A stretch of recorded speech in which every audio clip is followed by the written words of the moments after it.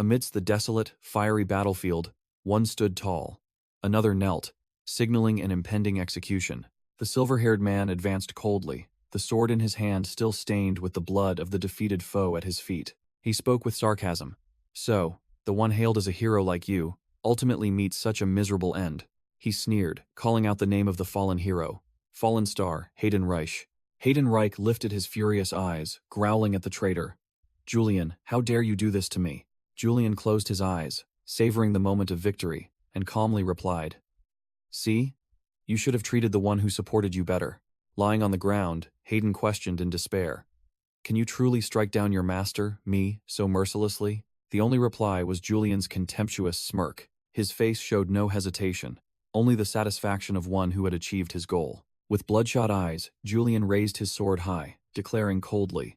That was no difficult feat at all. Thwack, a clean finishing blow, fresh blood splattering, ending the hero's life. The scene shifted to a dark room, where a young man wearing glasses suddenly screamed. He clutched his head, utterly panicked by the scene he had just witnessed, muttering, "No way." The gamer, hidden behind his computer screen, was drenched in sweat, unable to believe his eyes. He couldn't accept the truth. I can't believe Hayden died in such a ridiculous way.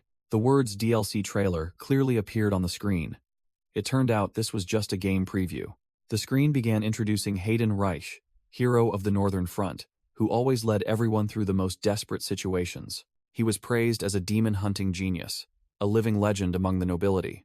The gamer roared in his mind, because the most important thing was, he was the main character of this game. He gritted his teeth, unable to stomach the main character being killed by a treacherous villain, and Julian at that. Lee Si-Hu slammed his fist onto the table, his face etched with extreme anger. He cursed the game company Fromwell for stabbing dedicated gamers in the back. The screen clearly displayed the profile of a true gaming addict. Lee Si-Hu, rank 1, who had spent 38 million won and 100,000 hours on this game. Scrolling through the comments, he was speechless to see a bunch of fans hailing the villain Julian as the main character. Typing furiously, he growled, "Cool my ass, he's just a traitor." Without further ado, Lee Si-Hu posted a scathing comment. "I don't understand how a squinty-eyed guy can be the main character.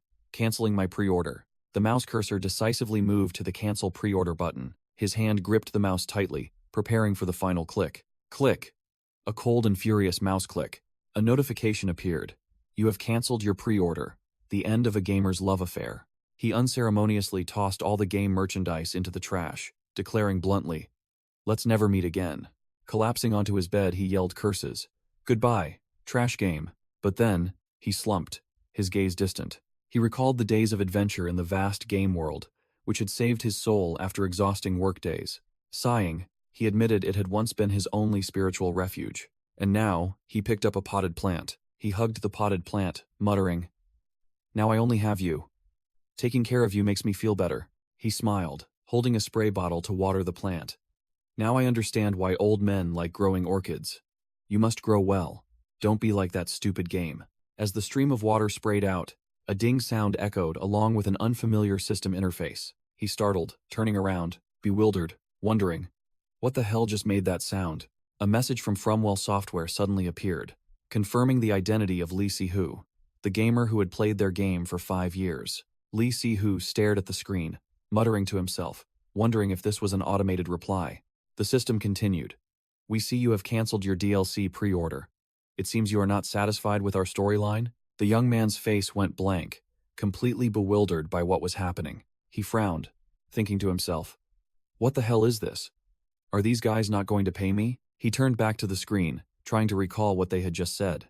A ding sound echoed, and a link appeared on the screen. Without a moment's hesitation, his hand moved the mouse and clicked decisively. Immediately, a blinding light burst from the screen, making him cry out in astonishment. A terrifying suction force pulled him forward, his glasses flying off. His entire body twisted and was sucked straight into the computer screen, as if swallowed by a whirlwind. He screamed in panic, trying to find a way to turn off this cursed thing. In despair, he reached out, trying to press the computer's power button. He yelled in helplessness, "Damn it, I can't turn it off!" His desperate scream echoed even outside the building. Everything fell silent. The computer screen went black, with only a faint glimmer of light remaining before it completely extinguished. Lee Si-Hu fell freely in a dark space, the potted plant also floating beside him, bewildered, wondering what the hell was happening. He continued to fall through a strange spatial vortex, completely disoriented. I'm falling, but where am I falling to? His vision gradually cleared. Below was a desolate, barren land. Thud. He landed roughly amidst a scorching, rocky terrain, dust flying everywhere. Lee Si-hu scrambled to his feet after a face-first landing, bewildered and wondering where he was. He recognized the familiar desolate landscape. This was the final battlefield of Reich and Julian in the game. Before he could collect himself, a giant scorpion lumbered into view, brandishing its venomous tail. Whoosh! The tail plunged down like a dagger, and Lee Si-hu only managed to let out a desperate scream. In his moment of peril, he immediately recognized this creature. This was the scorpion demon from Kill, the Demon King now. Ping! A system panel appeared, announcing that he possessed the traits of an outstanding swordsman and incredible instinct, capable of seeing demons' weaknesses. Lee Si-hu froze, staring at the green panel. A game status panel? In utter panic, he yelled and decided fleeing was the best option. I need to run first. He ran headlong for his life, while the scorpion demon lumbered after him. Crash! Its tail slammed into the ground, creating a small explosion, making him realize one hit would instantly obliterate him. It swung its tail to attack again, and Lee Si-hu barely managed to dodge. Damn it! He was caught by the venomous tail, and only one thought remained in his mind. Am I going to die? But strangely enough, he gripped the venomous stinger tightly and felt no pain at all. With unimaginable strength, he easily pushed away the monster's giant tail. Lee Si-hu landed lightly, neatly dodging the attack from the scorpion demon's pincers. The fear had vanished, now only anger remained, and he gritted his teeth. Damn it! He charged forward, delivering a devastating punch straight to the glowing weak point on the monster's head. The monster staggered, and Lee Si-hu stared in astonishment at his fist. Did it really work? He still couldn't believe what had just happened to his body.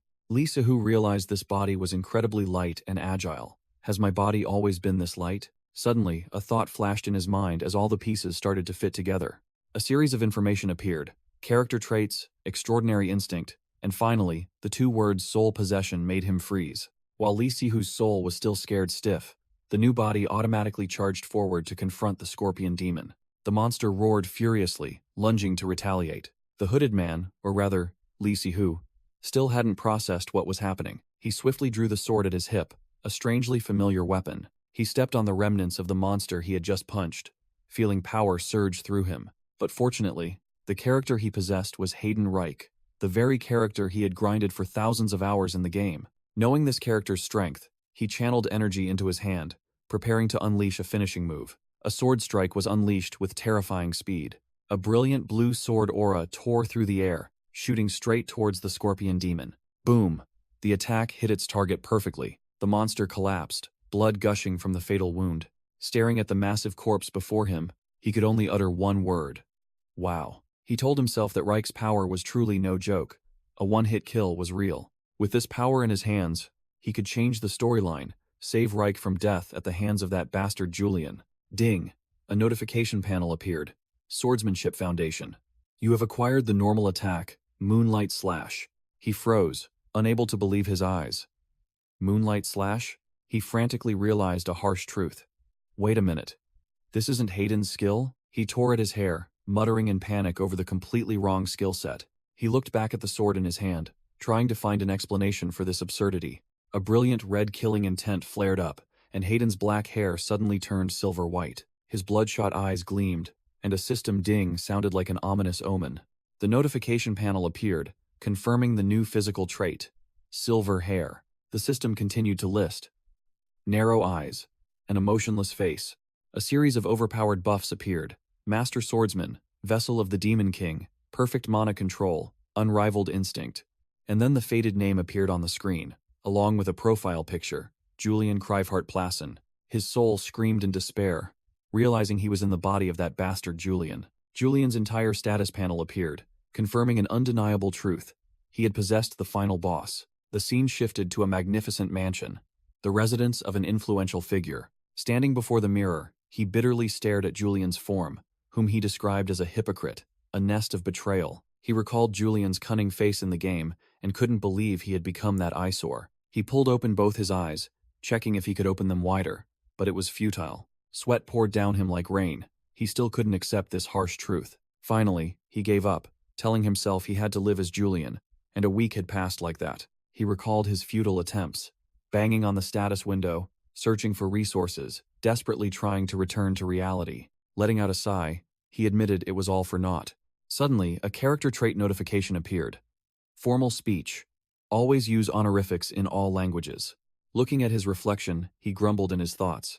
This is so annoying. Even talking to myself requires honorifics. Shaking off those absurd thoughts, Julian adjusted his collar and thought to himself. But still, he smirked smugly in his new body. I have to admit, I'm quite handsome.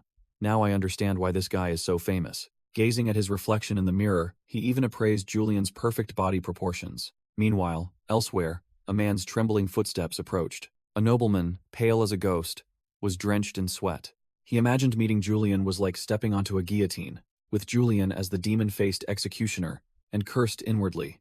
I don't want to go. I don't want to meet him at all. It feels like I'm walking into my own grave.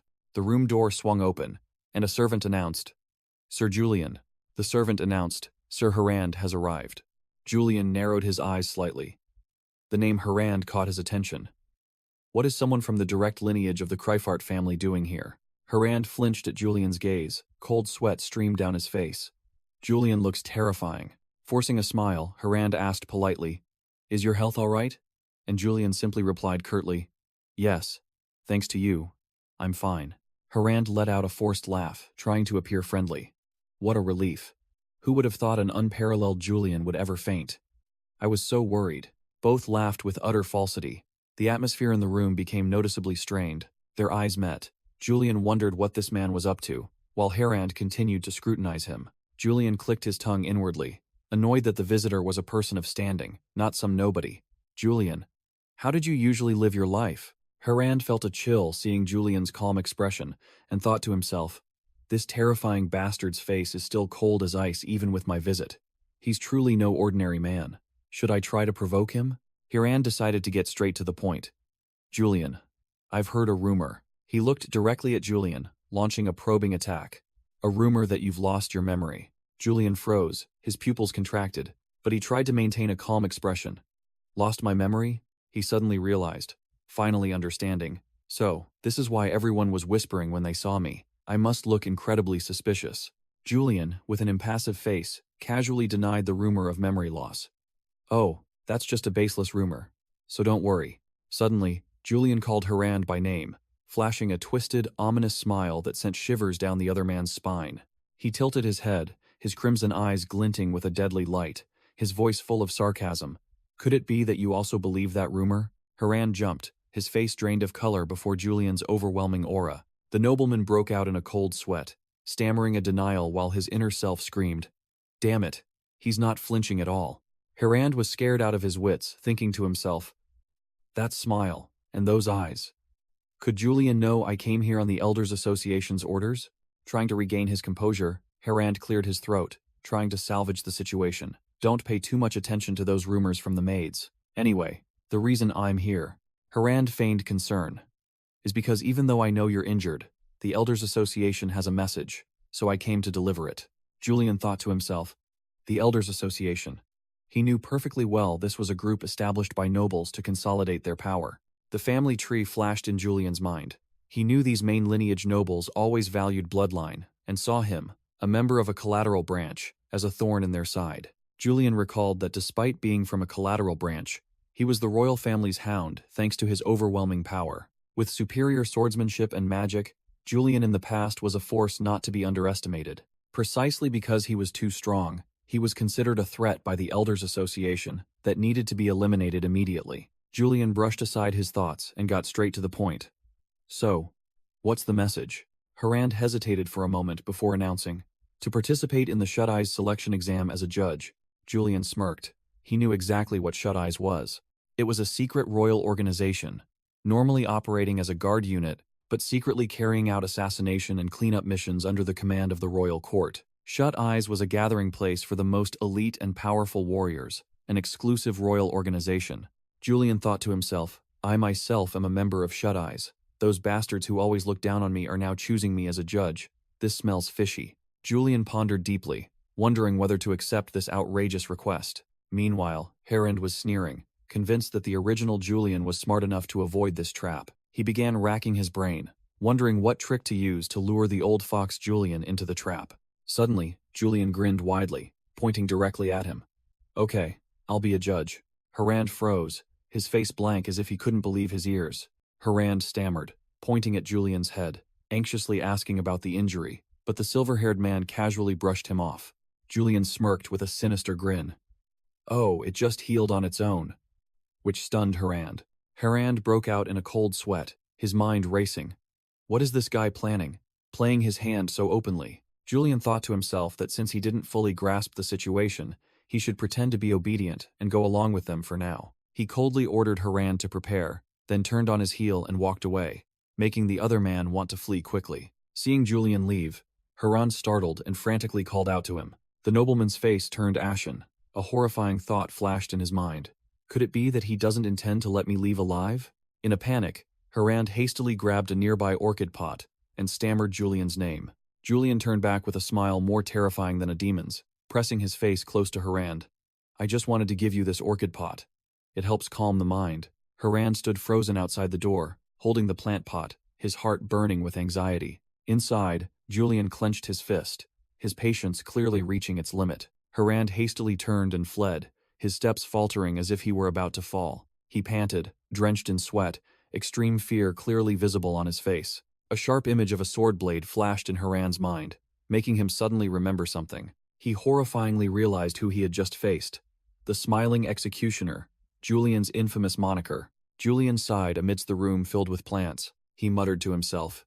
One guy down. Julian was speechless, recalling how he had carelessly asked for orchids, turning the entire room into a botanical garden. Anyway, he must be waiting. It's time to get ready to leave. Julian grabbed his sword, telling himself that someone like Julian would certainly not go out empty-handed. Opening the wardrobe, he froze. What the hell is this? The entire wardrobe was a gaudy mess, especially the leopard print jacket that looked like cheap market wear. "Ugh, I hate this," Julian mumbled, his hand touching the colorful outfit. But to avoid being exposed, he had to fully play the role of Julian, donning the flamboyant attire. "Harand, I'm ready," Julian called out, making the other man, who was hiding behind a potted plant, jump in surprise. With a perfect executioner's smile, Julian declared, "Let's go. I'm eager to see the interview." The scene shifted to a colossal, magnificent academy. The four-horse carriage rumbled along the forest path. Inside the carriage, Harand reported, "The Shut-Eyes entrance exam will take place at Veal Academy's training grounds." Julian frowned. In the game, this was just a minor location, but he still vaguely remembered it. He feigned ignorance, asking, "What kind of place is that?" Which left Harand bewildered. Harand was utterly shocked, his voice confused. "You're not familiar with the academy, sir?" The nobleman emphasized. "After all, you also graduated from Veal Academy." Julian played along, feigning surprise. "Oh, I didn't know that. It must have been too long ago." He snapped his fingers, covering up. "It must have changed a lot by now." Julian feigned understanding, successfully covering up his amnesia act, which made Harand sigh in relief. In his mind, Julian secretly worried, hoping no one at the academy would remember the old Julian's face. Screech! The carriage wheels stopped, signaling their arrival. The coachman informed Julian and Harand that they had reached their destination.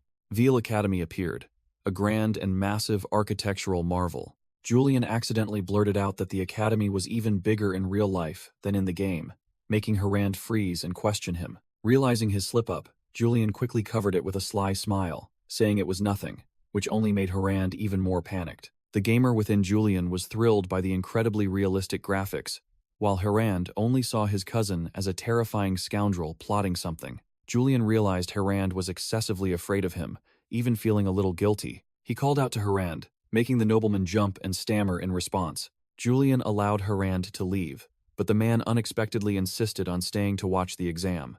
Harand's sudden change of mind greatly surprised Julian.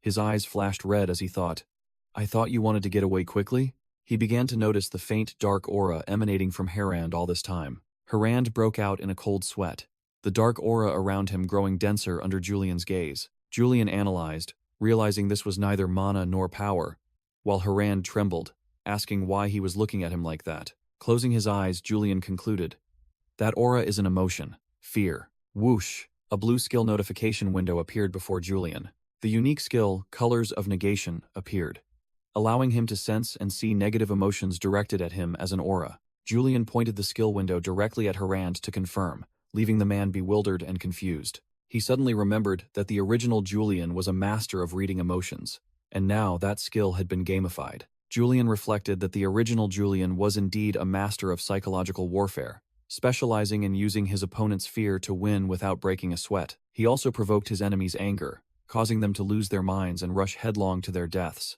Julian concluded that all those tricks were thanks to some overpowered trait of the original Julian. He glanced at Harand, speculating why the guy was scared stiff yet still clinging to him. It must be because the Elders Association ordered Harand to monitor him closely. Julian knew full well that the Ancient Council regarded him as a thorn in their side. They were certainly trying every means to send him to his grave. He smirked, thinking, the rumor of my amnesia must also be spread by those old geezers to probe me. But Julian was determined. He couldn't let that happen. He had to survive to return to the real world. Thump! A dazed noble boy bumped hard into Julian's shoulder. The boy quickly turned to apologize, scratching his head with an awkward smile. But upon seeing Julian's stone-cold face, the boy was so terrified that he let out a piercing scream and fell backward. He stammered Julian's name in extreme panic. The surrounding crowd began to notice his presence. They whispered, "It's Julian the Fox-Eyed. Why is the royal mad dog here?" The entire crowd looked at Julian with terrified eyes, while the boy remained seated on the ground. A noblewoman frantically pleaded, "Julian, calm down. Hez just a child." Even though Julian hadn't made a move, Julian clenched his fists, veins bulging, cursing inwardly. Damn it. I sympathize with you guys too. He was so exasperated he just wanted to shout, I hate this Julian guy too, you know. The colors of negation, skill activated. Julian sensed a surging sea of fear from the crowd, but hidden deep beneath it was anger. Julian grumbled inwardly, cursing the wretched reputation of this body. Julian, why couldn't you have lived a more decent life? Just then, a long-haired beauty appeared, telling herself she had to calm the situation because she was too conspicuous. The girl stepped forward, breaking the tense atmosphere with a polite greeting. Greetings, Sir Julian. Julian and Harand both turned to look, Harand openly displaying his surprise. The two faced each other. Julian maintained his cold expression, but his mind was rapidly processing information. He froze, blurting out the girl's name in astonishment. Eileen? Here she was, a formidable figure. Eileen Donatian, one of the main characters from the game Demon King Slayer Begins. She was an instructor at Veil Academy, affiliated with the Mage Tower of the Adrathon Empire, a genius mage capable of controlling the metal element, reaching level 5 at just 24 years old. Truly a top-tier talent. Julian recalled that in the game, Eileen was the one who had given the protagonist Hayden Reich countless valuable pieces of advice during the Academy arc. But something felt off. Why would a righteous character like Eileen proactively greet Julian? Julian began to doubt their relationship in the original storyline. Were they acquainted? He thought, oh well, it's good to have someone defuse the situation. It should make the atmosphere less tense. At that very moment, Julian's Color of Negation skill automatically activated, and a gloomy purple aura emanated from Eileen. Julian frowned, realizing he was perceiving her emotions, and they were far from pleasant. Was it fear or anger? No, not those mundane things. Eileen's eyes glowed with a deadly purple hue. The emotion Julian sensed was seething resentment. Julian broke out in a cold sweat, screaming in his mind, holy hell, what did the original Julian do to this woman? He realized he was facing a top-tier mage and couldn't act carelessly. He had to find a way to de-escalate the situation immediately, and his solution was to flash a crazed smile, growling, Donatien half-blood, who permitted you to speak to me? Julian grabbed the noble kid's collar, sneering, that's a bit much. Are half-bloods also half-deaf? The surrounding crowd fearfully recoiled, while Julian muttered to himself, well, since I already have a bad reputation, I might as well play the villain to the fullest. He flashed a crazed smile, his eyes bloodshot, and whispered a deadly threat into Eileen's ear. Do you know what the scream of a dying person sounds like? Julian stood tall with his sword in hand, his overwhelming aura silencing the entire crowd behind him. He chuckled inwardly, smugly thinking his intimidation tactic had succeeded. Heh. Scared now? Aren't you? Finally, I've managed to shut this woman up. Unexpectedly, a hand radiating a brilliant golden magical energy appeared, and Eileen coldly spoke. Did you just draw your sword? Without another word, Eileen unleashed her magical power, golden lightning enveloping her body, and she growled. This is an act of violence against the entire Veil Academy. I cannot forgive you. Julian broke out in a cold sweat, his face blank. completely unprepared for his prey to fight back. With a fierce gaze, Eileen declared bluntly, "Get ready. I am not an easy opponent." Julian screamed in his mind, his plan completely ruined. "Wait. I only intended to scare you off and then escape." With that, Eileen charged forward at terrifying speed, the ground beneath her feet cracking. The girl's entire body was enveloped in brilliant golden lightning magic, hurtling straight towards Julian like a bullet. Julian hastily raised his hand to block the attack, the dazzling golden magic about to collide. Clang! Eileen's golden magic collided with Julian's sword, which was enhanced with blue magic, creating an energy explosion. He broke out in a cold sweat, unable to believe his eyes. "Damn, is she really fighting?" Eileen glared at him fiercely, growling, "How dare you look away?" Immediately after, she turned and shouted to the stunned crowd, "Students, evacuate this area immediately." The noble crowd's faces turned ashen, and they began to frantically search for an escape route. Harand was dragged away, his face drained of color, screaming in despair, "Run! What the hell is happening? I should have fled from the start." Eileen could only force a wry smile. Perhaps the situation had spiraled beyond her control. Julian seized Eileen's wrist amidst the brilliant golden magical energy, warning her face to face. "Don't. Look away." He leaned in close, smirking provocatively, right in the middle of the battle, which flustered Eileen slightly. Caught off guard by the sudden closeness, Eileen's face flushed crimson with embarrassment. She let out a confused cry, and the golden magical energy around her body erupted even more fiercely. Julian deftly dodged Eileen's recently unleashed magical burst. Landing safely, Julian mused that Eileen's attacks were quite formidable, and it felt as if she was channeling her emotions into them. Eileen gritted her teeth, telling herself that she had no intention of delivering a finishing blow. She grudgingly admitted in her mind, "But he dodged all my attacks. Julian truly is different." A flashback began, as Eileen recalled a time when she had considered Julian an ideal noble. In the past, Julian was a perfect senior, shining brightly in the eyes of the students. Other female students were also captivated, gossiping that he was even more charming than the nobles of the main lineage. Eileen de Donatien, then a freshman at Ville Academy, was no exception. The young girl with glasses looked up at Julian's back, secretly admiring his coolness. Not only did he have extensive connections, but Julian was also a rising star of the Empire with his unparalleled swordsmanship.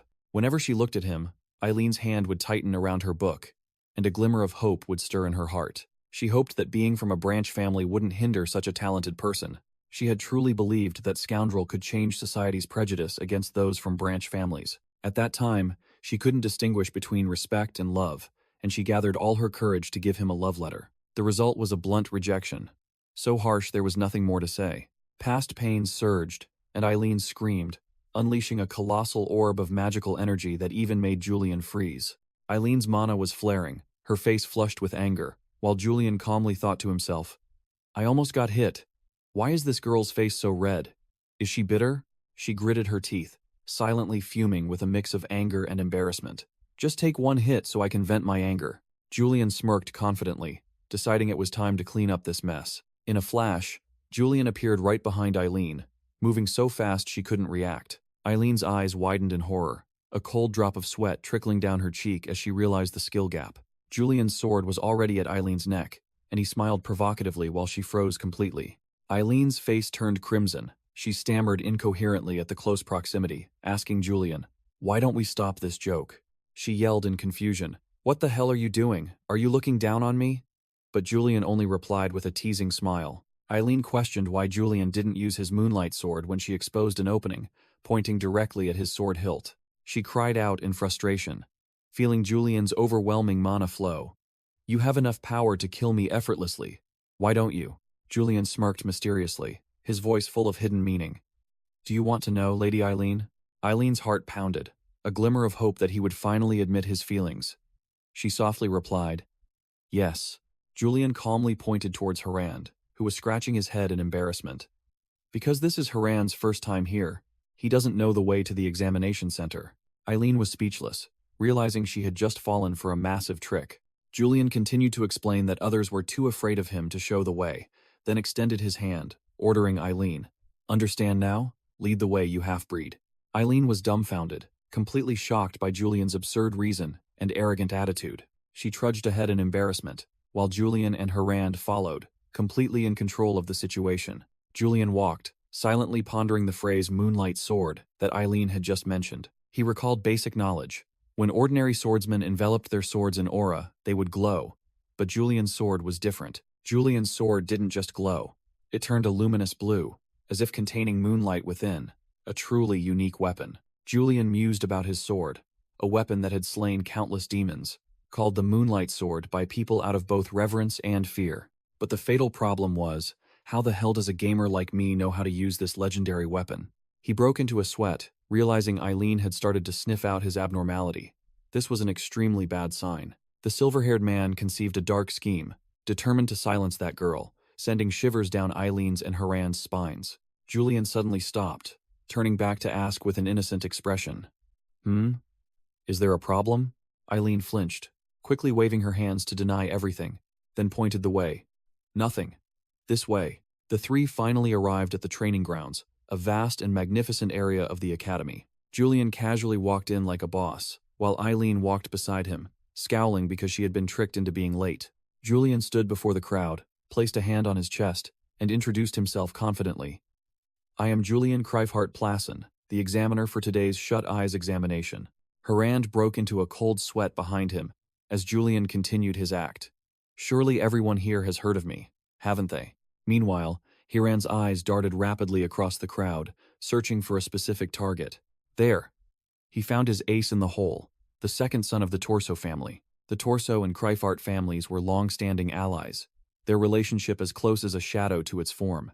Joining Shut Eyes was a great honor, but it also meant extremely fierce competition, as the entrance exam was a solo battle between the examiner and the applicant.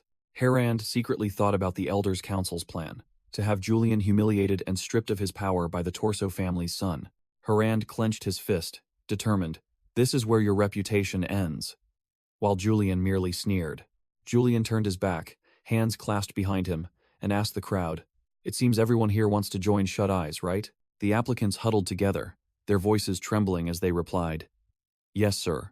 Ha, Julian scoffed contemptuously. I only see a bunch of cowardly trash. He continued to taunt.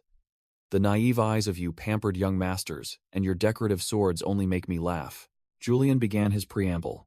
The Shut Eyes you wish to join is the bloodiest slaughterhouse in this empire. He extended his hand, his voice full of challenge. And as your senior, I will let you taste that flavor. Suddenly, Julian grabbed an applicant by the collar, declaring, the Shut Eyes entrance exam begins. The passing criterion is, with a crazy smile and glowing red eyes, he held a knife to his own throat, to kill me. All the applicants froze, completely shocked by the examiner's audacity. Harand stood beside him, his face pale, sweating profusely, secretly thinking he had misheard. The noble muttered in panic, it's over. Meanwhile, the soul of Lee Sihu inside Julian was screaming, damn it, I just found out the exam is a solo battle? You want me to take on this whole crowd? Julian recalled the scene where he could only run for his life when facing Eileen's magic. He also knew full well that if he fought fair and square in a duel, he would immediately be taught a lesson by some small fry. Two applicants began to whisper, suspicion rising. Huh? Could he really be weak? Another chimed in. He doesn't even bother to use his moonlight sword. Are all those rumors just hot air? Harand gritted his teeth, wondering if Julian had truly lost his memory, and secretly hoped this would be his end. Julian let out a sigh, carrying his sword on his shoulder, looking tired. He glanced towards Eileen, calculating silently. Furthermore, if I act suspiciously, that girl might attack me. Eileen stood from afar, her pink eyes gleaming with vigilance, clearly observing Julian's every move. Julian tightened his grip on the sword hilt. He had made his decision. He spun around with a sneer. If that's the case, the best way is to provoke them right from the start. What's wrong, everyone? Julian's aura erupted, and he declared the simple rules. The exam will only end when I die, or when not a single applicant remains standing. The pampered young masters' faces drained of color, trembling before the declaration of war. Julian carried his sword, facing the entire group of applicants alone, his aura absolutely overwhelming. Immediately, a coward tremblingly raised his hand. I give up. The domino effect began. A series of hands shot up, as the pampered young masters vied to surrender. Amidst the collapsing crowd, the Torso family's son still stood firm, his face scowled, showing a stubborn resolve. He gritted his teeth, sweat pouring down, clearly trying to hold on until the last moment. But in the end, pride could not overcome fear, and he bitterly raised his hand. I also give up. Harand and a noblewoman watched, wide-eyed and open-mouthed, shouting in despair, "You're lying!" The entire arena was empty, all applicants kneeling on the ground, surrendering unconditionally to a single individual. Julian covered his mouth, laughing with delight. They were nothing more than a bunch of small fry. He swept his cloak, the aura of an absolute victor enveloping the entire space. Julian coldly declared, "The exam is over," as no one dares to stand anymore.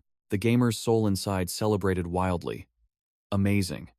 This is Julian. This thuggish demeanor is incredibly useful. Julian turned to Eileen, his eyes burning red with provocation, thinking, "Well, Eileen, has fear overcome your hatred yet?" Contrary to his expectations, Eileen merely blushed in confusion, looking completely flustered like a young maiden. Julian froze. He couldn't sense any negative emotions from her. He frantically ruffled his hair, thinking, "Is my color of negation broken? If such an overpowered skill suddenly fails, I'm doomed." Eileen smiled faintly, as if she had known his trick all along. She recalled the past, when Senior Julian also used this very aura to intimidate opponents, avoiding unnecessary conflict, and the system explained that this skill could only read negative emotions. Inside the Shut Eyes building, Harand rushed over, calling Julian's name as if he had found a savior. Julian turned back with an indifferent expression, while Harand's voice trembled as he offered a forced compliment. "Well done, Julian." Julian sneered disdainfully, adopting a superior air. He suddenly grabbed Harand's collar, making the nobleman flinch. Harand's face went pale, utterly panicked. "What's wrong?" Julian chuckled, thinking that his color of negation was still perfectly fine, then released his grip. "Nothing. You've had a tough time." Suddenly, a young man with reddish-brown hair rushed over, greeting loudly. "Good evening, sir." The young man's eyes shone brightly, showing fervent admiration. "You were incredibly cool just now, sir." He introduced himself as Razlot, the administrative officer of Shut Eyes, and considered meeting Julian a great honor. Razlot prattled on endlessly, dismissing the rumors of Julian's amnesia as nonsense. He continued to praise, "You finished the exam without having to lay a hand on any of the applicants." Julian began to feel annoyed, secretly cursing the fanboy's tireless mouth. Razlot continued to add fuel to the fire by mentioning the Torso family's second son, praising Julian for showing no mercy. Truly a class act. Hearing this, Harand became furious, growling at Razlot. "You scoundrel. Are you implying that the Torso family's son failed the exam?" Harand pointed directly at Razlot, yelling at him for daring to be arrogant as merely an intern, especially knowing the relationship between the Torso and Kreifhart families. Julian coldly interrupted. "Harand, I think you're misunderstanding something. Or perhaps it's the Torso family that's misunderstanding." With a cunning smile, Julian extended his hand and declared chillingly, "Shut Eyes does not accept nobles." Harand and Razlot froze, completely shocked by a rule they had never heard of. Harand stammered a retort, pointing at Julian. "Aren't you a noble yourself?" Julian calmly explained that his status was merely from a collateral branch, a dog of the royal family, not of the main Kreifhart lineage. He laid his cards on the table, questioning why the Torso family would send their son to the exam, knowing he would surely be eliminated in the second round. Julian turned away, leaving a loaded question. Or perhaps there's some pre-arranged conspiracy? Then smirked sinisterly. Julian muttered to himself, the image of the Elders' Council appearing in his mind.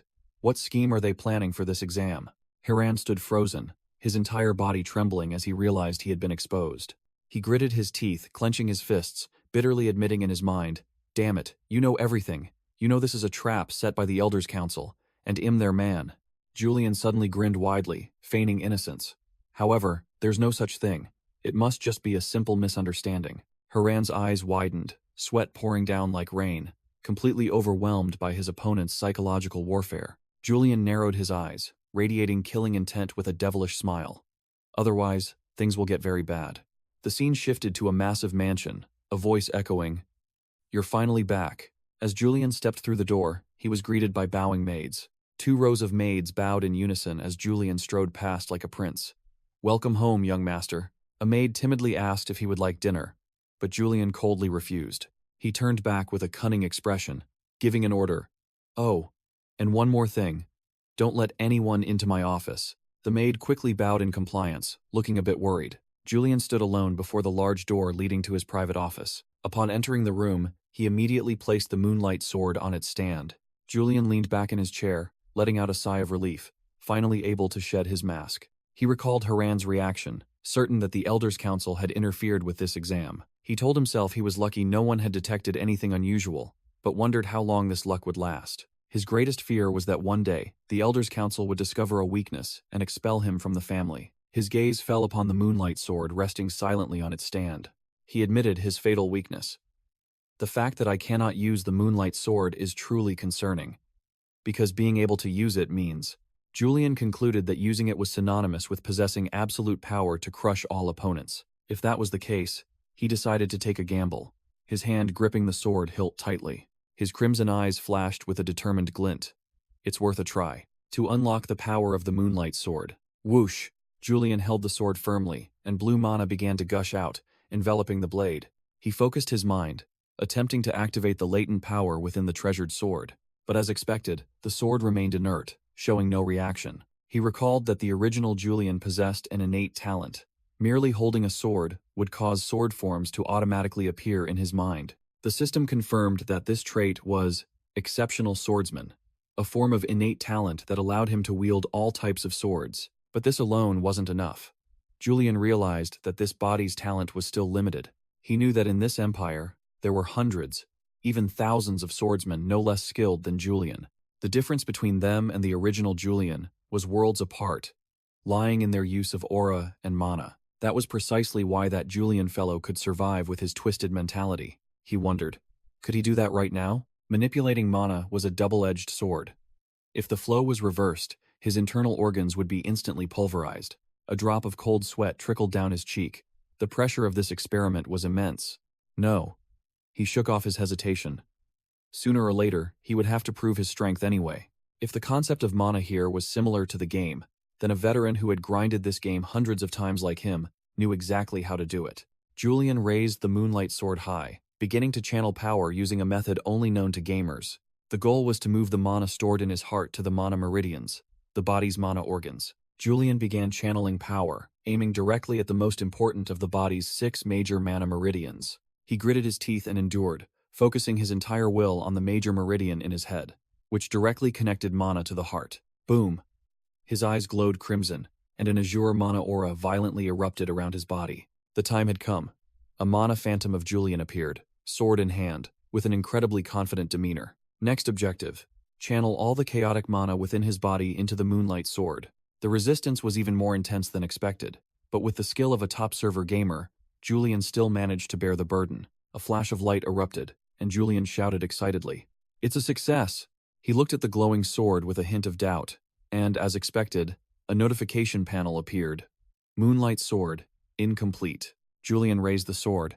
It had materialized but still looked feeble. He examined the sword hilt closely, only to see a crude crescent moon symbol. Nevertheless, he smiled contentedly. At least the first day had yielded results. Scene change.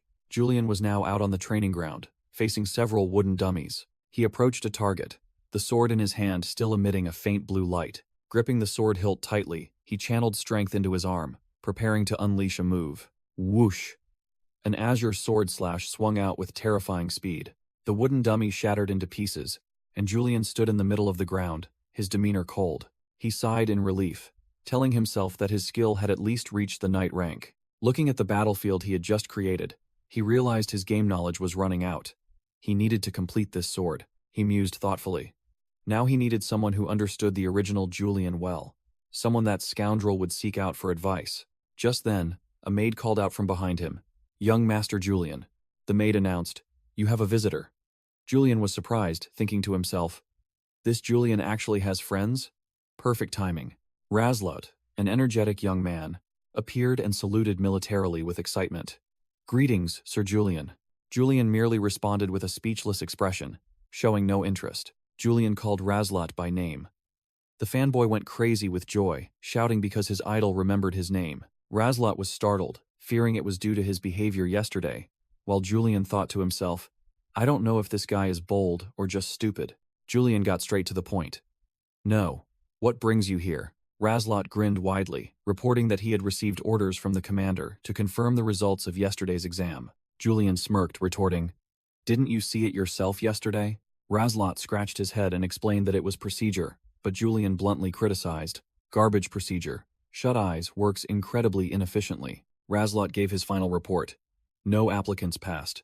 He said he would report back to the commander. Julian silently turned his back and walked away, seemingly calculating something in his mind. "Wait," Julian suddenly called out, startling Razlot. Julian reconfirmed. "You said you would report to the commander, right?" Julian turned back with a malicious smile, his eyes glinting crimson. "Then I'll do it myself." Razlot was utterly shocked, stammering. "Excuse me? You will do it yourself? Sir Julian?" "That's right," Julian confirmed, placing a hand on Razlot's shoulder and inviting him. "Come in my carriage. I'll give you a ride." Razlot screamed in terror. Razlot trembled like a leaf, asking in a panicked voice, "Sir Julian, did I do something wrong?" Julian denied curtly and coldly. "No," Julian explained with feigned concern. "I just thought you'd be uncomfortable going back alone." He thought to himself, "Julian, you should live a little more decently." Julian mused, making a final decision. "Anyway, since it's come to this, should I go ask for his opinion?" Julian set his sights on a new target. The commander of Shut Eyes, who surely knew everything about this body. He calculated that just one word from this commander would be enough to put the entire Criffart family in their place, silencing them permanently. The group arrived at a magnificent building, gleaming gold from roof to foundation. A subordinate soldier rushed in, shouting loudly. "Commander, Commander, something's happened." The commander grumbled, annoyed at the interruption, but the soldier stammered the news. He has come here himself." The soldier shouted the shocking name. "Julian Criffart Plassen has here to see you." The pen in the commander's hand froze. The commander looked up, repeating in utter astonishment. "He came here himself?" The commander's purple eyes flashed with a meaningful glint. "Is that Julian?" The Adrathan royal palace appeared, majestic and magnificent like a newly launched game server. Julian, or rather, the gamer's soul within him, secretly marveled. "Wow, I never thought I'd see this place with my own eyes." The map of the Rosenda continent appeared. The game world divided into 3 major nations. The Carpathian Empire was the strongest overlord, where Julian resided, built upon the ruins of a nation once devastated after sealing demon god Barbatos. The symbol of the Empire's power was a magnificent warhorse statue, and this splendid palace too. It was truly the real deal, not just graphics. The gamer's soul within was crying tears of emotion, but on the outside, Julian maintained his poker face, utterly devoid of expression. Julian let out a chuckle of delight, making Razlot, standing beside him, turn pale with fear. Why is he laughing? So scary. Razlot broke out in a cold sweat, unable to comprehend what on earth his boss was thinking. The low-ranking soldier thought, normally, to meet the commander, one had to go through his subordinates. Yet today, Julian demanded to report directly. And why drag along a small fry like himself? The low-ranking soldiers of Shut Eyes were whispering and gossiping. What's going on? Why did Julian suddenly show up here? One whispered to another, suspecting the rumors of Julian's amnesia were a hoax, while the final boss with a brand new eye patch strode past with an imposing aura. Razlot was sweating profusely, his inner self screaming, "Why is he laughing? It's an honor, but I might just die of a sudden heart attack." Julian smiled, looking at the scenery, and uttered a very boss-like remark.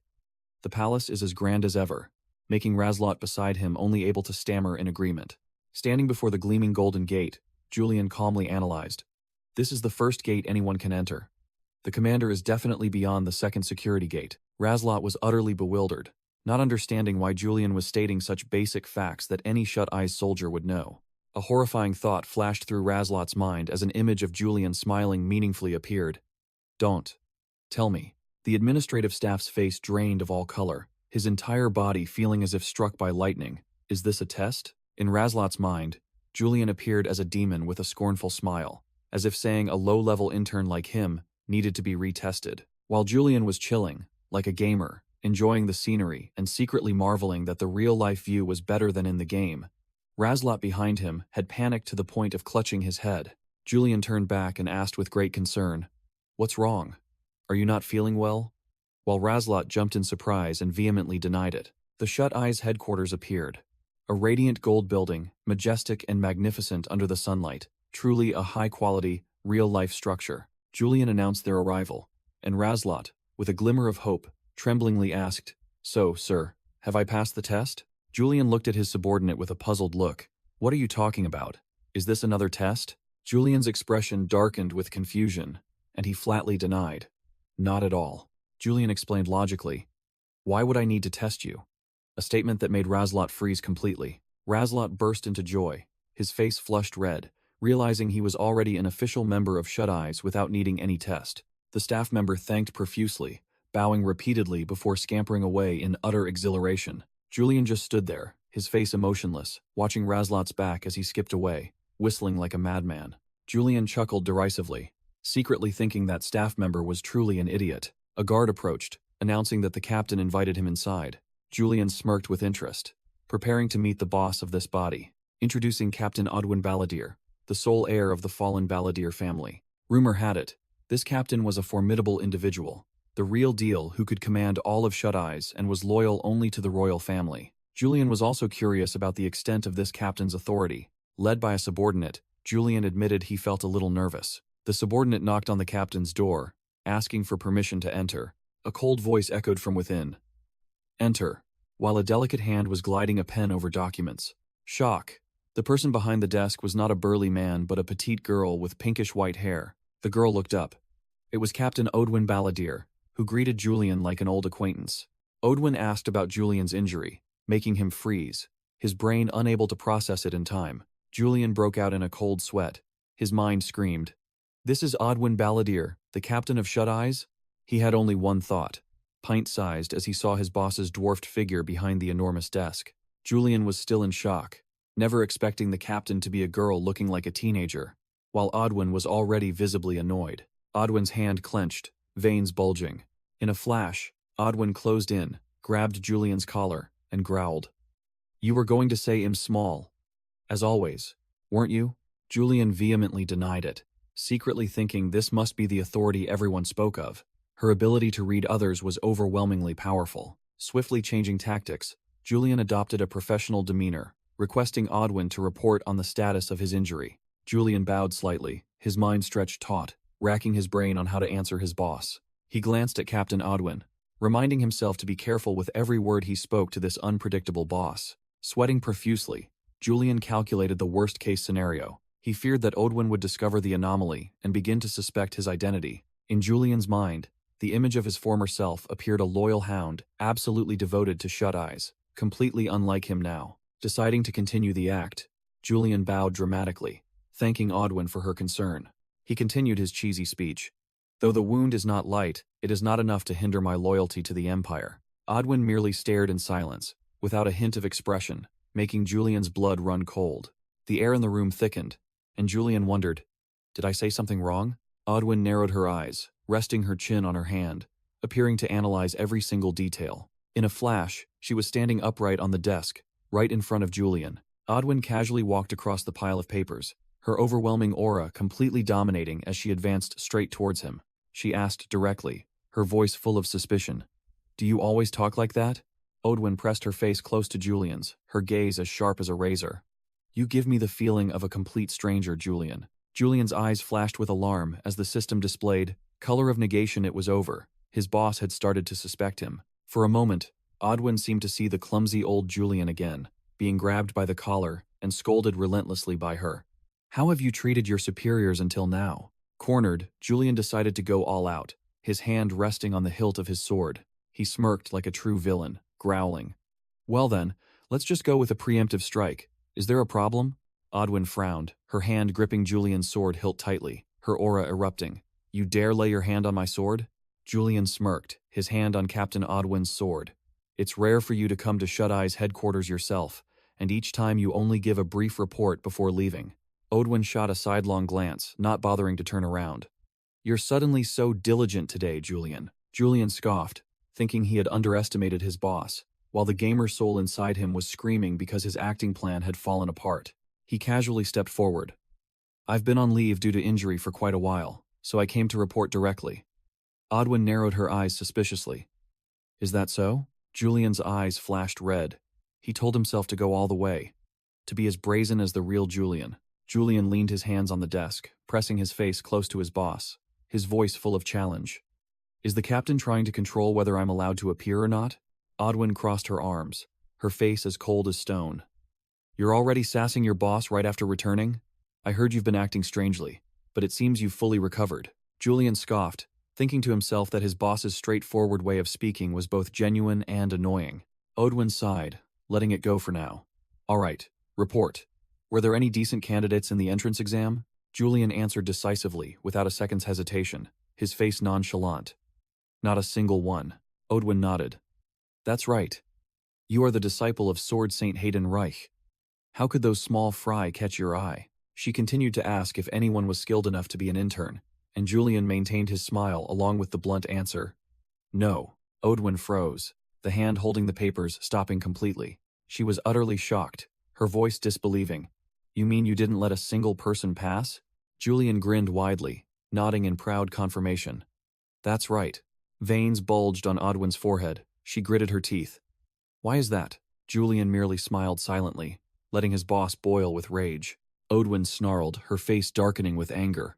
Why? Finally, unable to bear it any longer, the captain slammed the table and roared. What the hell are you doing? Are you crazy?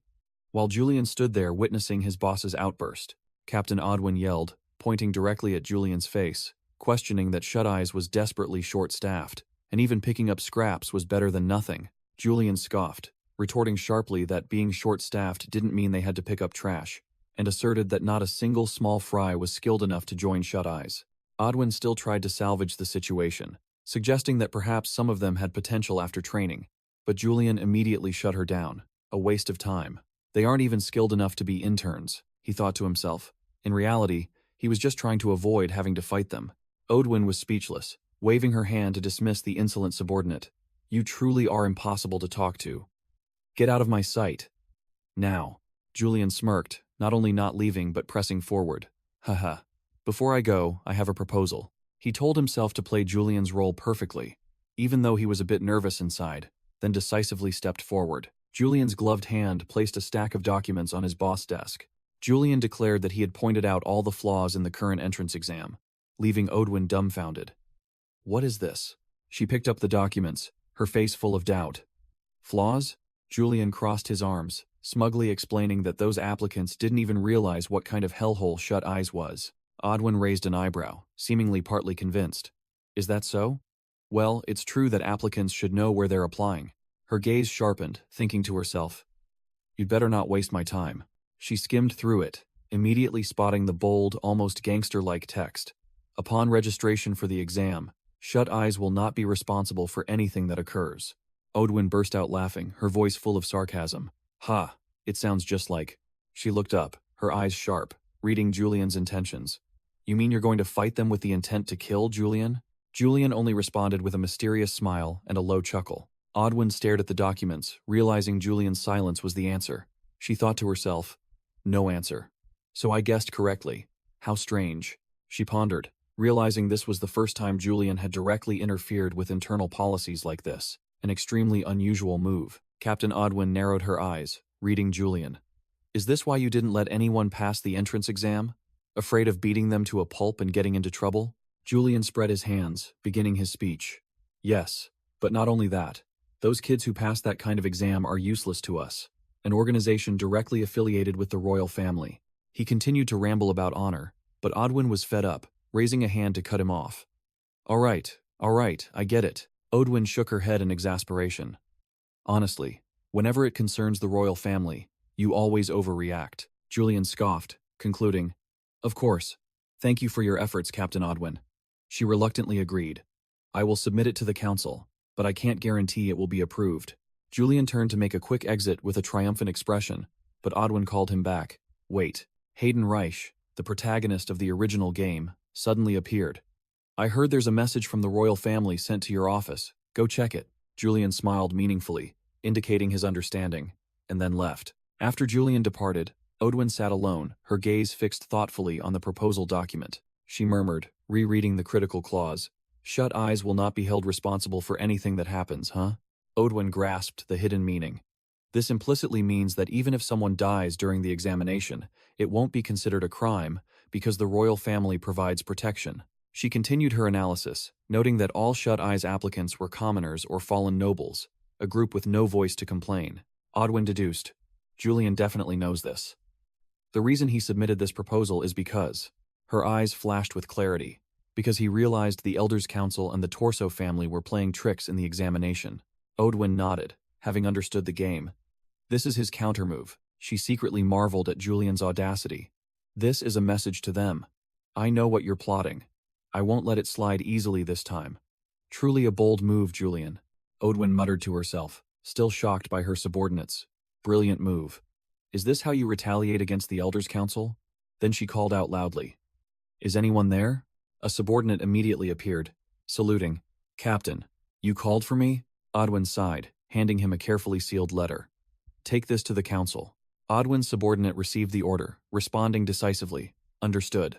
Odwin mused, realizing Julian had completely changed since that incident. Before, he was merely the royal family's hound. She envisioned the wild beast Julian roaring, breaking the chains that had bound him for so long. The female captain smirked, muttering that this could become a major affair, and she needed to keep a close eye on him. Meanwhile, Hayden Reich, with a confident smile, had successfully infiltrated the Shut-Eye's headquarters. He thought to himself that he couldn't believe he had made it all the way into Julian's office.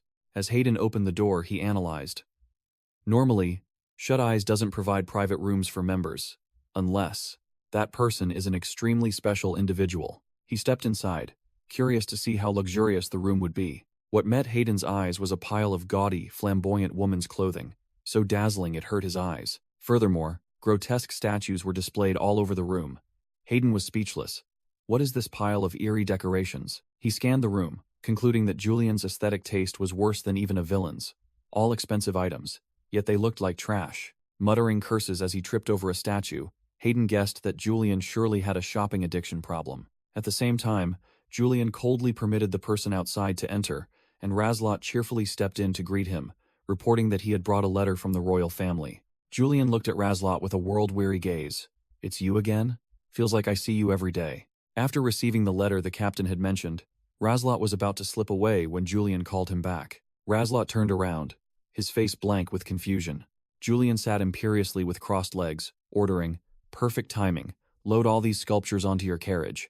Razlot broke out in a cold sweat, his voice trembling as he asked if it was all of them, and Julian simply replied with a concise yes. Razlot broke out in a cold sweat, unable to believe Julian's order, but immediately after, he was as delighted as if he had struck gold, deluding himself that the big boss had given him a task, and his promotion day was not far off. He aggressively accepted the order to clean up immediately, while Julian merely stood with his arms crossed, secretly thinking that this guy was making that strange face again. Razlot eagerly picked up a decorative item, grinning widely. Suddenly, a chilling surge of killing intent emanated from Julian, making Razlot freeze, his face pale with terror. Julian silently watched as Razlot, startled, stumbled backward, dropping his belongings.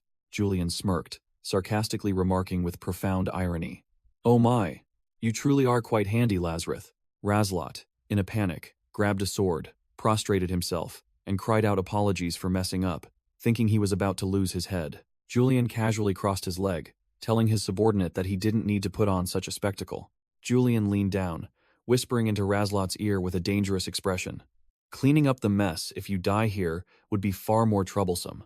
Razlot froze, his face drained of color, only able to stammer out his obedience, as Julian ordered him to continue his work. Julian turned away, holding the letter in his hand, telling himself he had given that guy quite a scare, then decided to read the letter while waiting. The royal red wax seal was clearly visible, authentic just like in the game. The letter was addressed to Sir Julian of the Greifhart family and an officer of Shut-Eyes. The letter's content was simple.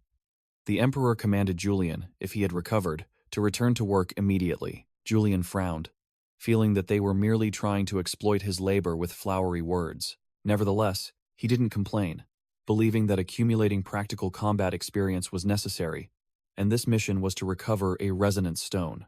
This mission involved destroying demons, remnants of the deceased demon god Barbatos, creatures born from his resentment, and to suppress them, special items activated by a complex magic circle needed to be used.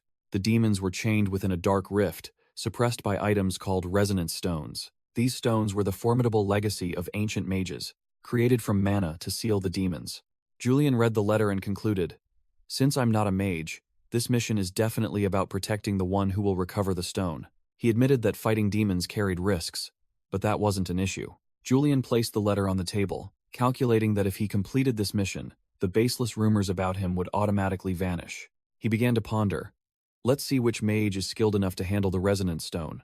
I hope it's not some small fry. The scene shifted to Adrathan Royal Palace, where Eileen Donatien was stretching tiredly amidst a pile of documents. She complained, "Why do I still have to grind through theses like this even after becoming a professor?" Eileen felt helpless, believing that a mage's life meant constantly proving oneself. But the royal family was truly exploiting labor. Suddenly, a hand gently tapped her shoulder. A girl with moss-green hair appeared, cheerfully asking Eileen what she was doing at the palace. Her friend, Diana, was delighted to see Eileen again, teasing that ever since she became the youngest professor, she had been incredibly busy and hard to meet. Eileen gave a wry smile, while Diana immediately invited her to a tea party. The genius mage quickly refused, her face contorted as she made an excuse about having to work on her thesis. Diana found it strange when Eileen suddenly fell silent, her expression becoming unusually tense. Eileen didn't answer, merely pointing a finger towards a distant direction. She pointed directly at a luxurious black carriage approaching on the main road. The emblem on the carriage door appeared, a sword piercing a rose, the symbol of the Prayson branch of the Criffart family, Julian's carriage. Diana was utterly shocked. "I heard he was on the verge of death, didn't I? As truly as tenacious as a leech." Meanwhile, Eileen crossed her arms, her face scowling with clear annoyance.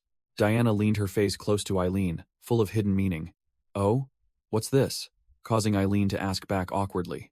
Diana directly teased, asking Eileen if she still harbored feelings for Julian, making Eileen blush and vehemently deny it. Diana continued to be playful, teasing about a past, well-behaved Eileen.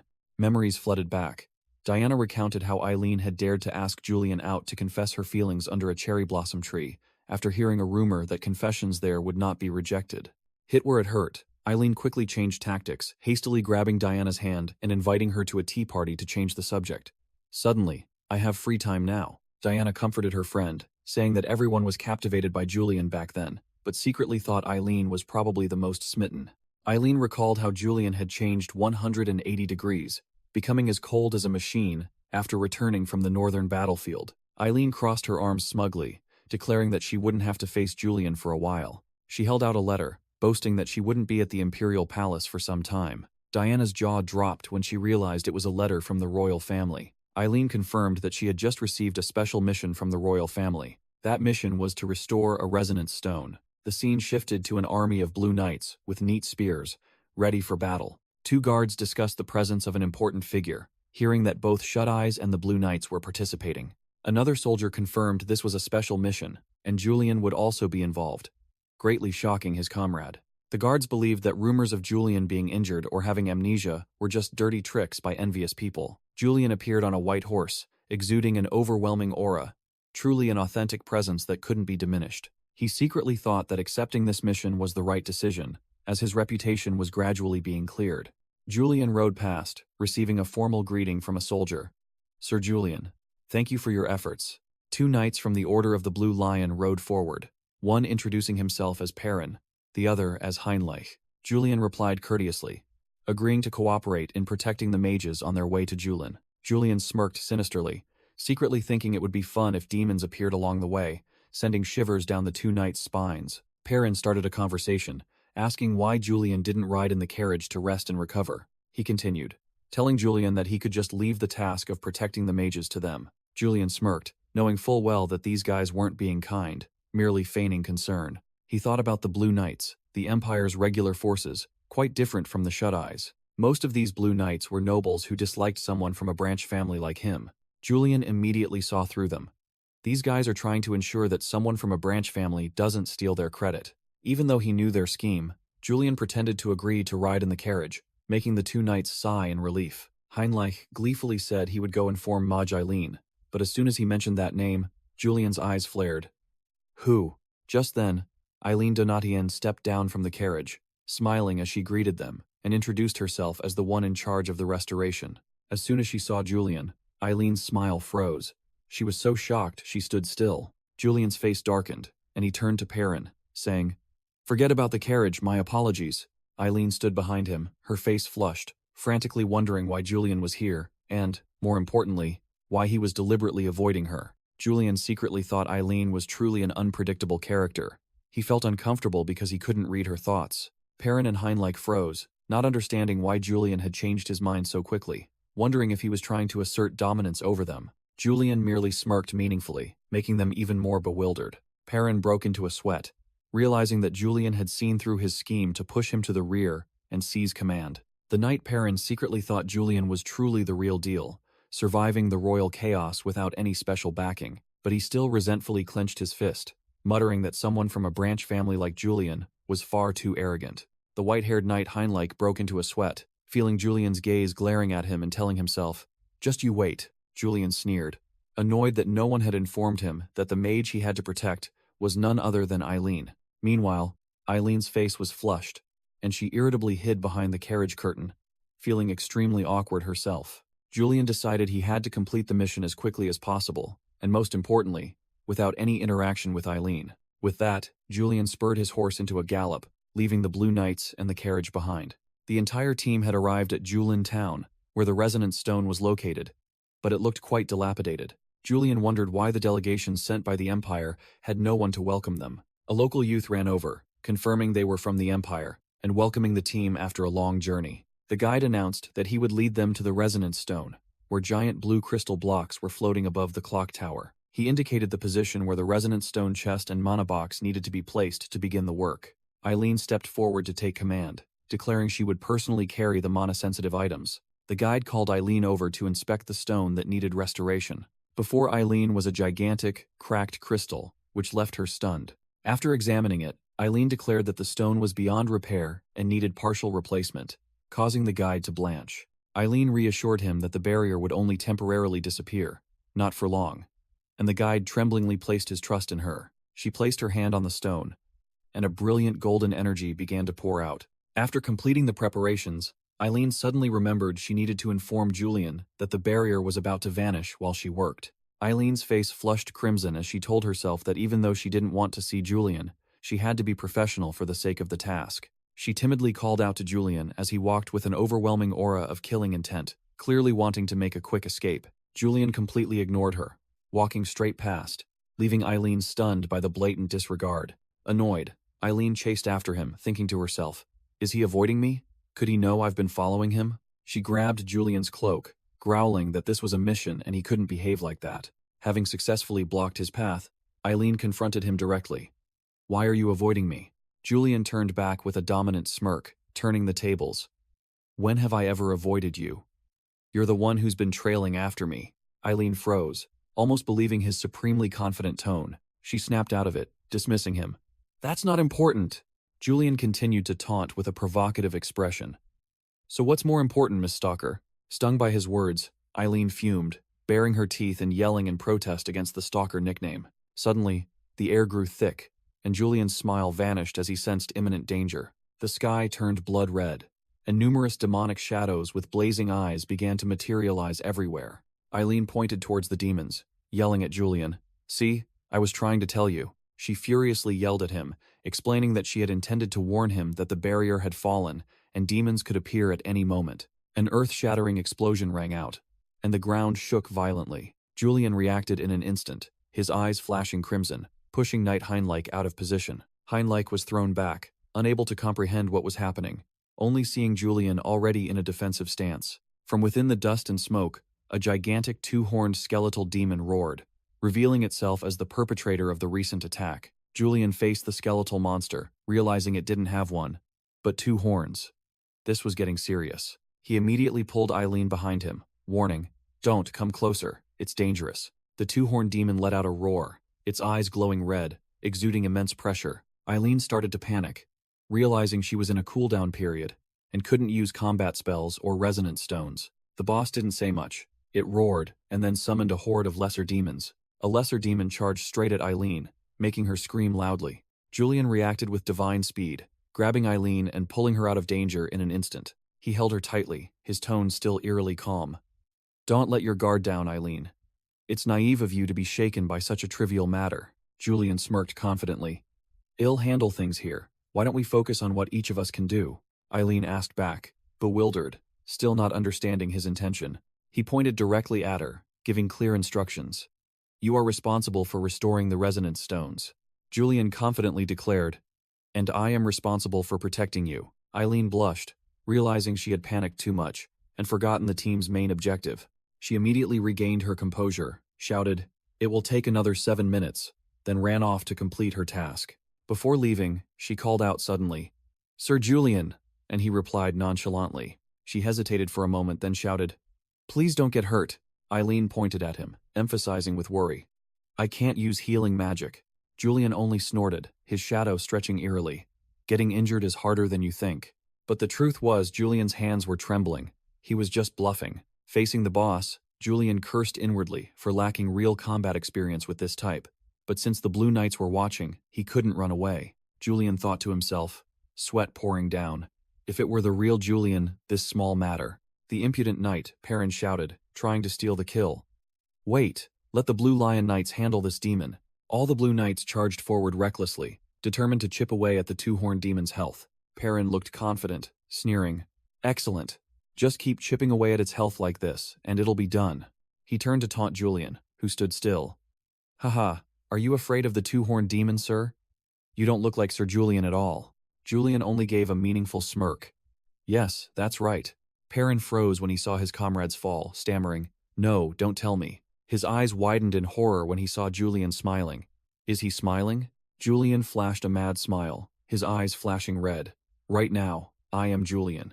And if it were Julian in this life-or-death situation, he would enjoy it, wouldn't he?" Julian decided to go all out, facing the monster head-on. The system panel popped up. A new trait was activated, Master Swordsman. Julian soared into the air, his sword radiating a stream of azure energy, slashing directly at the demon's skeletal hand. Perrin couldn't believe his eyes, shouting in despair. "Sir Julian, a single slash caused that much damage? Impossible." Blood splattered onto his face. But Julian only laughed savagely, looking utterly satisfied. He took a stance, sword energy erupting. "Excellent! It worked!" With a whoosh, Julian moved with incredible speed. He effortlessly dodged the two-horned demon's devastating swing as if it were a joke. Julian unleashed a storm of sword energy, spiraling azure slashes completely overwhelming the monster. Every muscle in his face tensed. Julian poured all his strength into the attack. Crack! The demon's glowing red eye cracked open, signaling a critical hit. Julian realized he had miscalculated a step, a hint of panic flashing across his face. Damn it! A devastating blow from the two-horned demon sent Julian crashing to the ground mercilessly. Julian coughed up a mouthful of blood, his bloodshot eyes wide with shock. He clutched his chest, gritting his teeth against the bone-piercing pain. "It hurts so much I can't breathe." The two-horned demon looked down, thinking contemptuously, "A mere worm dares to defy me? If that's the case." The demon's glowing red eyes flashed. It prepared to unleash its finishing blow. The monster's skeletal hand rose. The ground around it cracked from the pressure. The Knight Perrin gloated upon seeing Julian defeated. "Impossible! Even Sir Julian was defeated? Haha, there's no way he could defeat the two-horned demon by himself. It's my turn to take command now." Another Blue Knight cried out in panic. "Look!" making Perrin turn back in surprise. Amidst the dust and smoke, Julian's silhouette stood up straight, his aura completely transformed. His sword began to emit a brilliant azure light, accumulating a terrifying amount of energy. Another Blue Knight stammered in horror. "That blue light." Julian raised his head, his entire body enveloped in a blue aura. The system announced, "Incomplete Moonlight Sword activated." He smirked arrogantly, realizing this was the legendary Moonlight Sword. Julian swung his sword, thinking to himself, "It's not even half the power of the real thing, but it's more than enough to handle this situation." A powerful azure slash was unleashed, tearing through the air and shooting straight towards the two-horned demon. Julian laughed maniacally, completely immersed in his new power. The two-horned demon could only brace its skeletal face for the impact. Julian glanced, analyzing the monster's attack. Sharp attacks, despite its seemingly slow body. "But I've seen through all your moves," he confidently declared, "because I am Julian." Simultaneously activating a new ability, the system panel displayed the words, "Innate ability is less than. Clairvoyance is greater than." Julian activated True Sight mode, his smile like a demon reveling in new power. With True Sight, Julian dodged the two-horned demon's attacks like a god, rendering all its blows a mere joke. His crimson eyes, with the True Sight symbol glowing, read every movement of the enemy. The Blue Knights could only freeze, mouths agape, shouting, "He dodged everything!" Perrin, who had boasted earlier, was now pale as a ghost, stammering in realization, "That's Julian of Shut Eyes." A colossal crystal wall began to form from the ground. Eileen completed the magic circle, declaring, "It's done." She clung tightly to the railing, hastily announcing, "The barrier will soon be reactivated." The two-horned demon was neatly trapped within the crystal cage. completely losing its ferocity. The demon turned its head to look towards the barrier. A fatal mistake, Julian smirked, his voice full of sarcasm. Oh dear, carelessness in battle, truly a foolish act. The demon's crimson eyes constricted, realizing it had fallen into a trap. Julian swung his sword, unleashing a crescent of brilliant blue, pure energy. The moonlight sword slash tore through space, hurtling straight towards the demon, while Eileen could only watch in stunned silence. The Blue Knights were once again stunned, speechless, each face as if they had just seen a ghost. A perfect slash cut across the two-horned demon's head.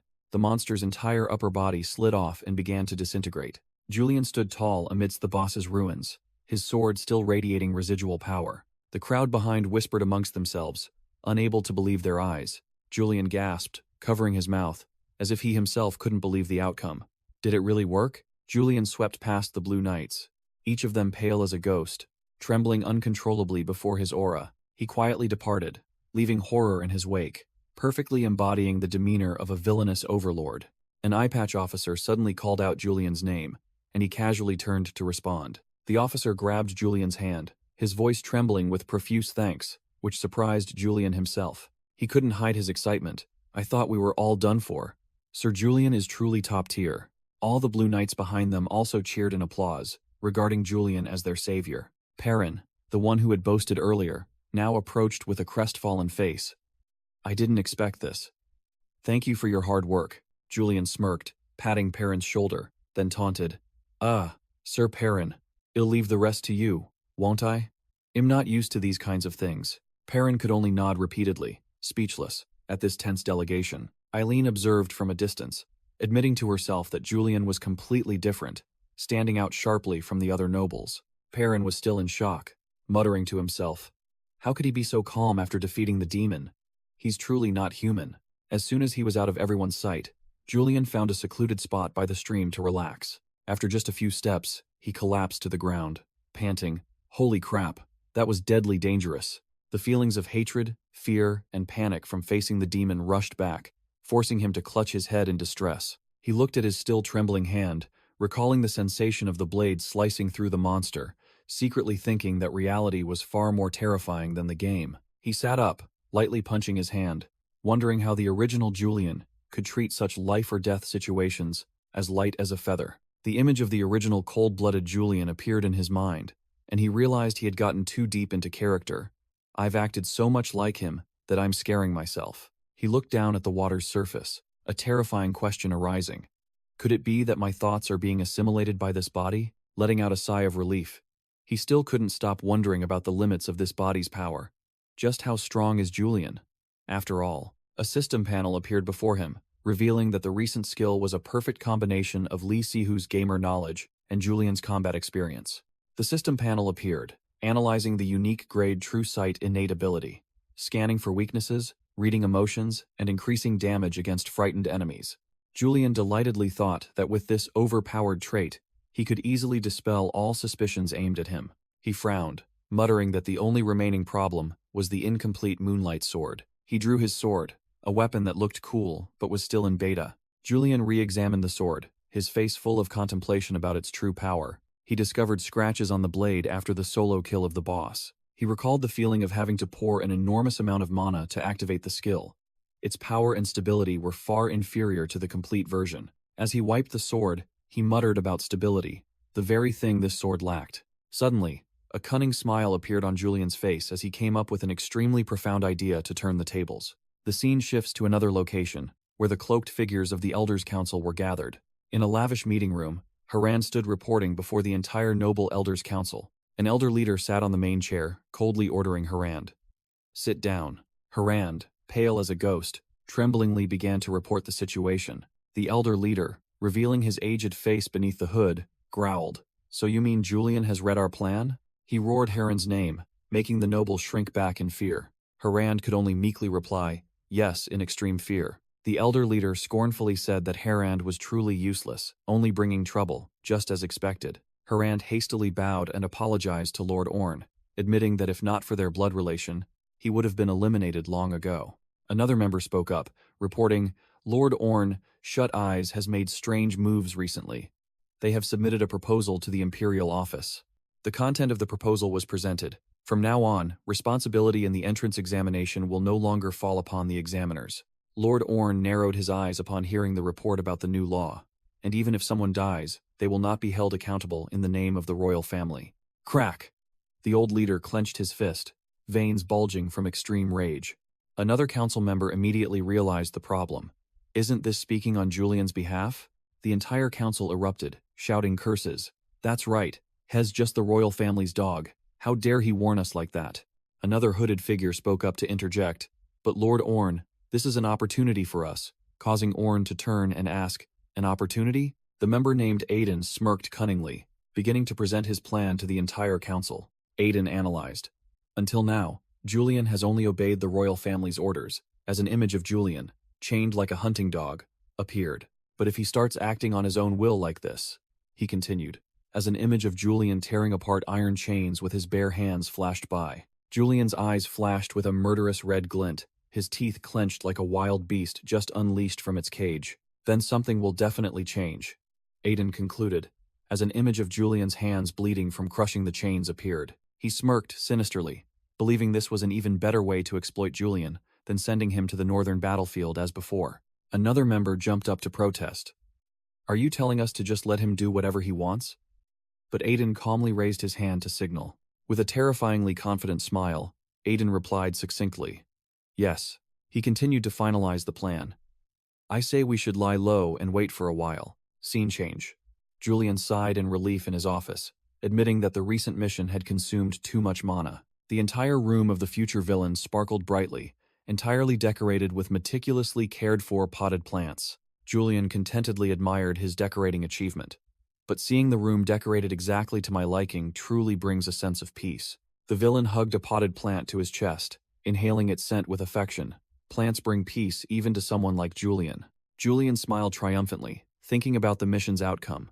I not only dispelled those ridiculous rumors, but I might have also. He opened a treasure chest, and the brilliant red light of the item inside shone out, signaling that a valuable loot item had just arrived. The valuable loot item just received was a brilliant red gemstone, sparkling and indicating its rarity. Julian held the stone, his mind racing rapidly. I found a way to complete the Moonlight Sword. He affirmed his plan would rely on this gemstone.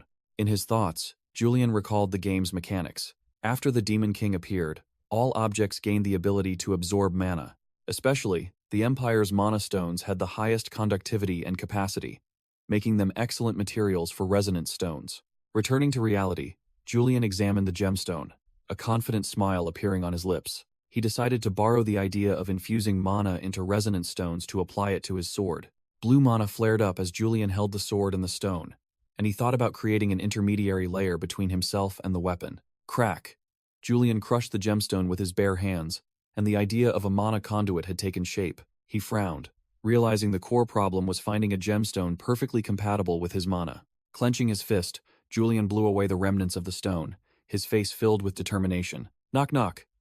The sound of knocking echoed, and Julian guessed it must be time for dinner. He called out loudly, his tone somewhat impatient. Butler, come in. The door opened, and Razlot entered, his face pale, raising his hand in a mechanical salute and stammering as he greeted Julian. Julian frowned in annoyance, secretly wondering why he kept running into this Razlot, while Razlot conveyed an order from the captain, requesting him to go to the royal secretary's office to report. A report? Julian smirked, showing suspicious interest. He stood up decisively. Is that so? Julian slung an arm around Razlot's shoulder with terrifying familiarity, asking him to store the pile of gemstones in the vault and telling himself he would complete the Moonlight Sword later. Julian's gaze sharpened. He knew full well that the royal secretary's office wanted to probe him and that the rumors of his memory loss had not yet subsided. Seeing Julian about to leave, Razlot hastily called him back in a panic, causing him to turn back with a "what now" expression. Razlot awkwardly asked Julian what to do with the broken gemstones, and received a cold reply. Throw them away. The subordinate's face turned pale, stammering a protest because they were too precious, but still not daring to defy the order. Julian strode in with an imposing aura, entering the royal secretary's office. He secretly remarked that this place was far more luxurious than the shabby Shut-Eye's headquarters. Julian introduced himself as being from Shut-Eye's and wished to meet Sir Sidon Orby. The secretary announced that his boss was busy with a guest and asked Julian to go to the waiting room. Julian smiled and agreed meaningfully. knowing full well this was a test from the royal family. He told himself that the other guest surely held a higher status than the original Julian, which was why they were prioritized.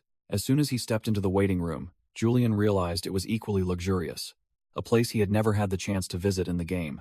His gaze immediately fell upon a sword resting on the sofa. Julian picked up the sword, assessing it as a high-quality item belonging to a skilled swordsman, but wondering why it was lying carelessly here. He ran his hand along the scabbard and suddenly recognized a familiar motto. A strong body houses a strong spirit. A cold female voice echoed from behind, ordering, "Put that sword down, you lunatic." Julian flinched. He didn't even need to turn around to know the owner of this voice. It was a female knight from the prestigious Ronbell family, one of Heidenreich's disciples. He immediately recalled that in the game, the original Julian Kreifart Plassen had personally ended her life. Memories of the bloody scene in the game resurfaced when the female knight fell beneath his blade. The blonde knight, Rinna Ronbell, appeared with an imposing aura, her hand resting on her sword hilt. Julian immediately realized she was also Hayden's disciple and could be a crucial factor in helping him conquer this game. Rinna Ronbell, the young lady of the royal knight family and also one of Heidenreich's students, stood there proudly. Julian secretly assessed Rinna Ronbell, a genius swordswoman, skilled enough to one day surpass him, possessing both beauty and talent. In the game, this girl was extremely loyal to the main protagonist, Hayden Reich, and was thus immensely pampered by players. Even Rinna's wedding dress skin was a hot item, always topping the popularity rankings. But now it was different. He was Julian, not Hayden. Rinna glared, the system signaling a negative aura, hatred, as she questioned, "What do you intend to do with my master's sword?" Julian smirked, calmly replying, "Just taking a look." He began to provoke, mocking Hayden for carelessly discarding his sword. But Rinna retorted in a low voice that her master was not as careless as him. Julian continued to add fuel to the fire, reminding her that he, too, was once Hayden's student, making Rinna even more furious. He sneered, feigning curiosity about his old teacher, secretly thinking this was a good opportunity to test the extent of her hatred. As soon as he finished speaking, Rinna gripped her sword hilt tightly, and killing intent flared up. A crimson killing intent enveloped Rinna, the system confirming a negative aura, anger, as she roared. "What did you just say? How dare you say that?" Julian grinned widely. Just as expected, he felt the surging anger directed at him, though he secretly wanted to apologize on behalf of the old Julian. Click. A door suddenly opened, interrupting the tense confrontation. A man appeared and called, "Lady Rin, please come this way to the secretary's office." Rinna coldly turned away, tossing back a remark. "Well then, farewell, Sir Julian." She told him directly that she hoped they would never meet again. Just then, the man announced that Julian was also summoned. Rinna smirked scornfully, saying that was in the past, but not anymore. She turned and walked away, warning Julian never to mention her master's name again, leaving him standing there with complex thoughts. An imperial clerk, holding a sealed letter, stepped out and bowed to both Rin and Julian.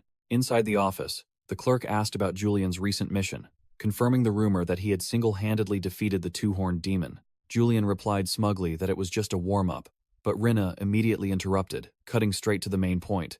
"Where is my master?" The imperial clerk announced. "Sir Hayden Reich left after assigning you the mission, Lady Rin, and I think Sir Julian should accompany you." Rinna immediately snapped. "The two of us? Why should I go with this traitor?" The clerk, sweating, explained that Hayden warned it might be dangerous, so someone from the Empire was needed to accompany her, and Julian happened to be present. The mission was announced. "Please investigate the capital's slums." Julian continued his villainous act, smirking. "The slums? Why should we care about that filthy corner?" Rinna glared daggers at him. The clerk stated that there were reports of demons appearing in the area, and the royal family did not want to get directly involved. That was why it was the perfect mission for both of them. The clerk gave a wry smile, as both had connections, but were not officially part of the royal family. The slums came into view, a dark place, a remnant of nations annexed by the Empire, harboring the outcast. Julian's red eyes gleamed. He knew full well this was a pre-arranged play. Julian calculated. If Rinna completed this mission, her path to inheriting the title of Sword Saint would be wide open, and he couldn't refuse because he was currently the royal family's hound. With a smug smile, Julian declared, "I understand. I accept the mission." Rinna's jaw dropped in astonishment. "I refuse!" Rinna yelled, while Julian feigned helplessness. "Oh dear, I really want to refuse too, but..." The clerk delivered the final blow. "Lady Rin, Your master personally requested you to take on this mission. Julian seized the opportunity, leaning in to provoke. Are you going to defy his wishes? Rinna was speechless, stammering wordlessly. Cornered, the blonde knight reluctantly gritted her teeth and conceded defeat. I understand. Rinna told herself that as Hayden's disciple, she could not disobey her master's words. Julian thought to himself, during this mission, that girl will definitely try to restrain me. But the problem is, I'm not strong enough to resist her right now. If only there was a gem that resonated with my mana. Julian suddenly noticed the moon-shaped gem on Rinny's neck glowing. Julian's eyes blazed. Blue mana surged around him as he realized the power-boosting item was right in front of him. Julian snatched Rinna's gem, startling her. What is this gem? Rinna replied. That's a moonstone. Julian's mana exploded, resonating with the moonstone on Rin's neck, causing it to glow brilliantly and startling her. Rinna yelled, What the hell are you doing? While Julian calmly replied, Haha, it just lit up on its own, looks pretty cool. Julian grinned sinisterly, thinking to himself, in just an instant, it resonated with my mana. The answer is right before my eyes. I need this gem. Some time ago, Julian, in a hooded cloak, entered a jewelry store and was warmly welcomed by the shopkeeper. Julian got straight to the point. I'm looking for a gem that resonates with my mana. Do you have moonstones? Leaving the shopkeeper dumbfounded. The shopkeeper explained that moonstones were rare, difficult to mine, and had no demand, so the store didn't stock them. Julian growled, radiating killing intent, making the shopkeeper turn pale with fear. So you mean they can't be obtained? The other man frantically realized he had misspoken. Julian softened his tone slightly, but still full of pressure. That's good then. Can you find them for me? The sweating shopkeeper promised to search nationwide. Back in the present, Julian still didn't have a moonstone, and thought to himself, that girl Rinna will definitely realize my moonlight sword is incomplete. On the day of the mission, Julian provoked, Haha, you'll soon realize the beauty of gemstones, Lady Rin. Rinna irritably turned her back and walked straight ahead. Whatever, just follow me. But Julian called her back. Hey Lady Rinna, you're going the wrong way. She turned back, scowling, and asked, What? Julian put on the air of an experienced gamer. This slum is full of dead ends and illegal constructions. You can't just follow the map here, Rinna said scornfully. I'd rather trust the signs than follow you. Julian just chuckled to himself, knowing that girl was about to suffer for not listening to a pro. He thought, the eastern slums. That place is the Wailing Wall for noobs. Even the game developers admitted this was a difficult map. Rinna clenched her fists, asserting firmly, I won't fall for your cheap tricks. She pointed directly at Julian, her voice full of hatred. I'm sure a traitor like you is deliberately setting a trap for me, the disciple of the current sword saint, to make me fail, she declared boldly. But I am different from you, Julian. With blazing eyes and an explosive aura, Rinna affirmed, I will become the next sword saint. Rinna Ronbell walked decisively, determined to prove herself, while Julian ambled behind, secretly thinking this task wouldn't be easy. Julian began to tease. Are you sure this is the way? There's a reason the sign is placed here, you know. Rinna snapped back, suspecting Julian had never set foot in the slums, while he merely smirked, thinking to himself, Li Sihu has thoroughly explored this map, but Julian hasn't. She questioned how he knew the way, and Julian nonchalantly gave an extremely provoking answer. Just a hunch, I guess. Losing patience, Rinna suggested they go separately, but Julian immediately countered, Oh come on, the royal decree states we must go together, doesn't it? Julian delivered another critical blow. Or are you saying Haydenreich is more important than the Empire? Struck a nerve, Rinna flared up, growling, Don't you dare use that filthy mouth to utter my master's name. Julian maintained his defiant expression, retorting, If you have any decency left. Rinna was so furious she clenched her fists, surprised at how easily she was provoked. She reassured herself, admitting inwardly, I know Julian is stronger than me. They always compare us behind my back. The whispers haunted her. If it were him, it would be done already.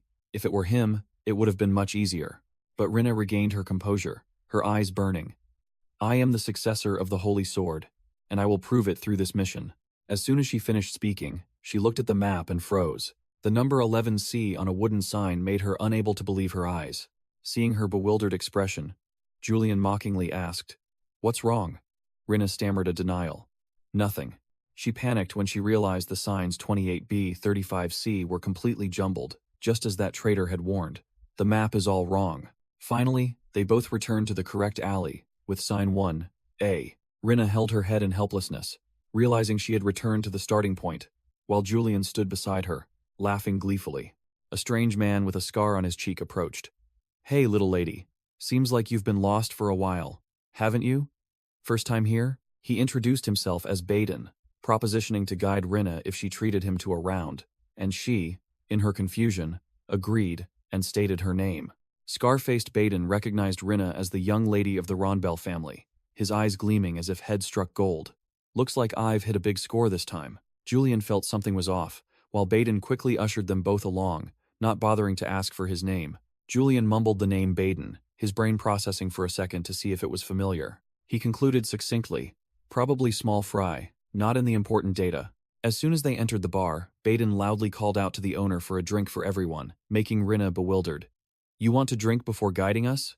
The bartender asked where they were from, and Rinna innocently answered immediately, "We're from the Royal Palace." The bartender held up 3 fingers, pricing it at 30 nars per person, making Rinna's jaw drop in astonishment. Baden scoffed, teasing Rin. "Prices are steep in these slums, little lady. Don't you have money?" Rinna quickly waved her hand, her face calm. "No, it's not that." With that, she poured out a bag of glittering gold coins, uttering a sentence that froze Baden. "I'm just surprised it's so cheap. Only 30 nars?" Baden gulped loudly, realizing he had just found a super-rich prey, and dark intentions immediately formed in his mind. He secretly whispered to the bartender, signaling him to mix a special, potent kind into the other two's drinks to easily rob them clean. The bartender quietly took out a packet of white powder and sprinkled it evenly into the 3 beer mugs. The 3 problematic beer mugs were brought to the table, looking like the best kind in the slums. Baden flashed a sinister smile as he saw Rinna innocently pick up her beer mug, preparing to drink. Rinna had just brought the beer mug to her lips, when a hand blocked it. Julian had intervened, his face cold as he looked at the bewildered young lady. Julian shot a sharp, dagger-like glance towards the group of swindlers, his voice full of challenge. "You put something in our drinks, didn't you?" Baden jumped, sweat pouring out, stammering a denial. "What the hell are you talking about?"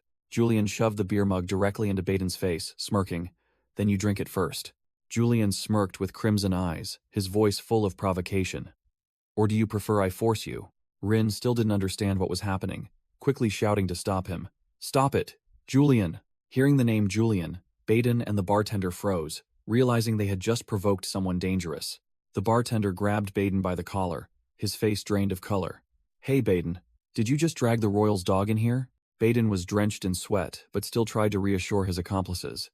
"It's fine." He confidently declared that he had a whole bunch of henchmen stationed in this tavern. His thugs, known as the elite of the slums, began to menacingly prepare for a fight.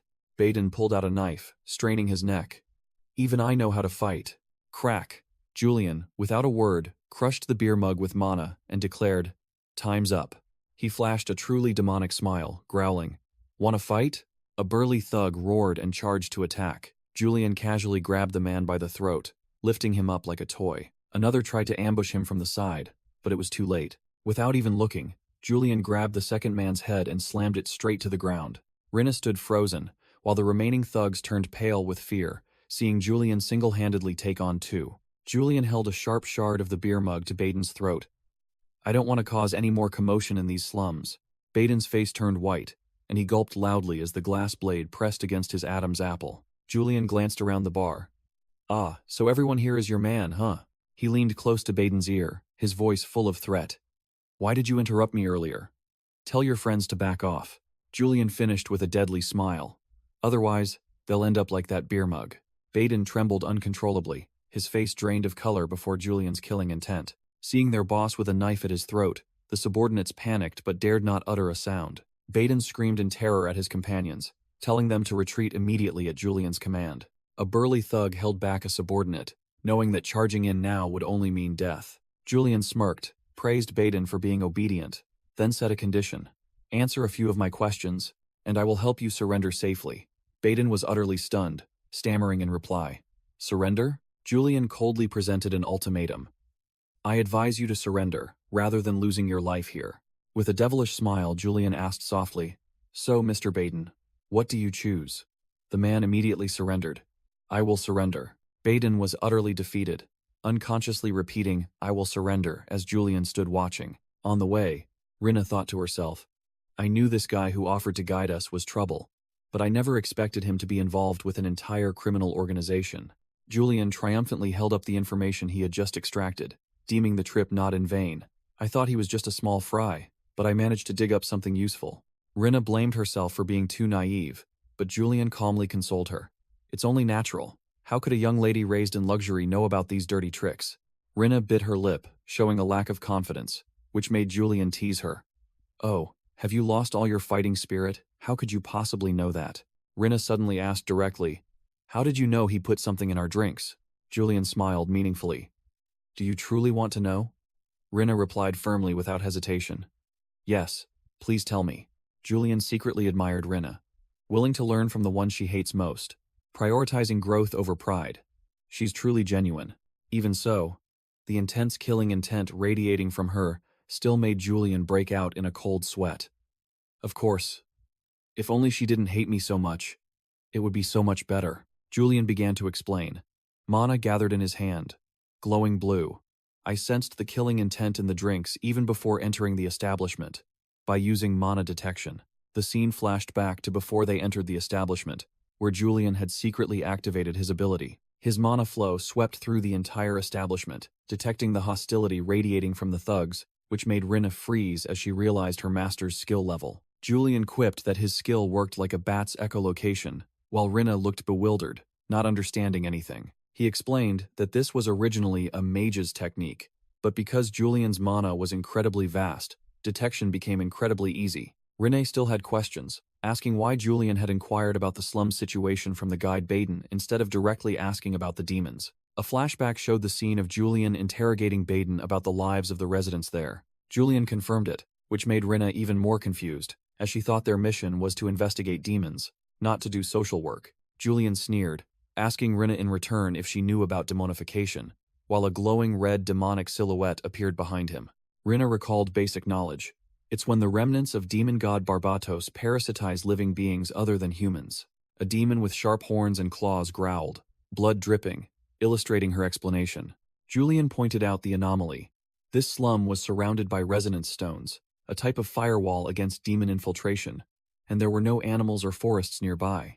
Rinna turned pale, stammering in horror as she realized the terrifying logic. Could it be that the remaining hosts are humans? Julian smirked, thinking to himself that this was exactly what happened in the game, and affirmed confidently, "That's right. I'm certain that human demonification is occurring here." Rinna clutched her head, feeling like an idiot for having mistakenly believed that insane logic, but Julian coldly raised 3 fingers. He declared that was the number of houses that had bought fever medicine in the past week, and fever was one of the first symptoms of demonification. Then proposed a deal. If I'm wrong, you can take command. Rinna froze, her mind torn between believing an absurd hypothesis and believing the one she hated.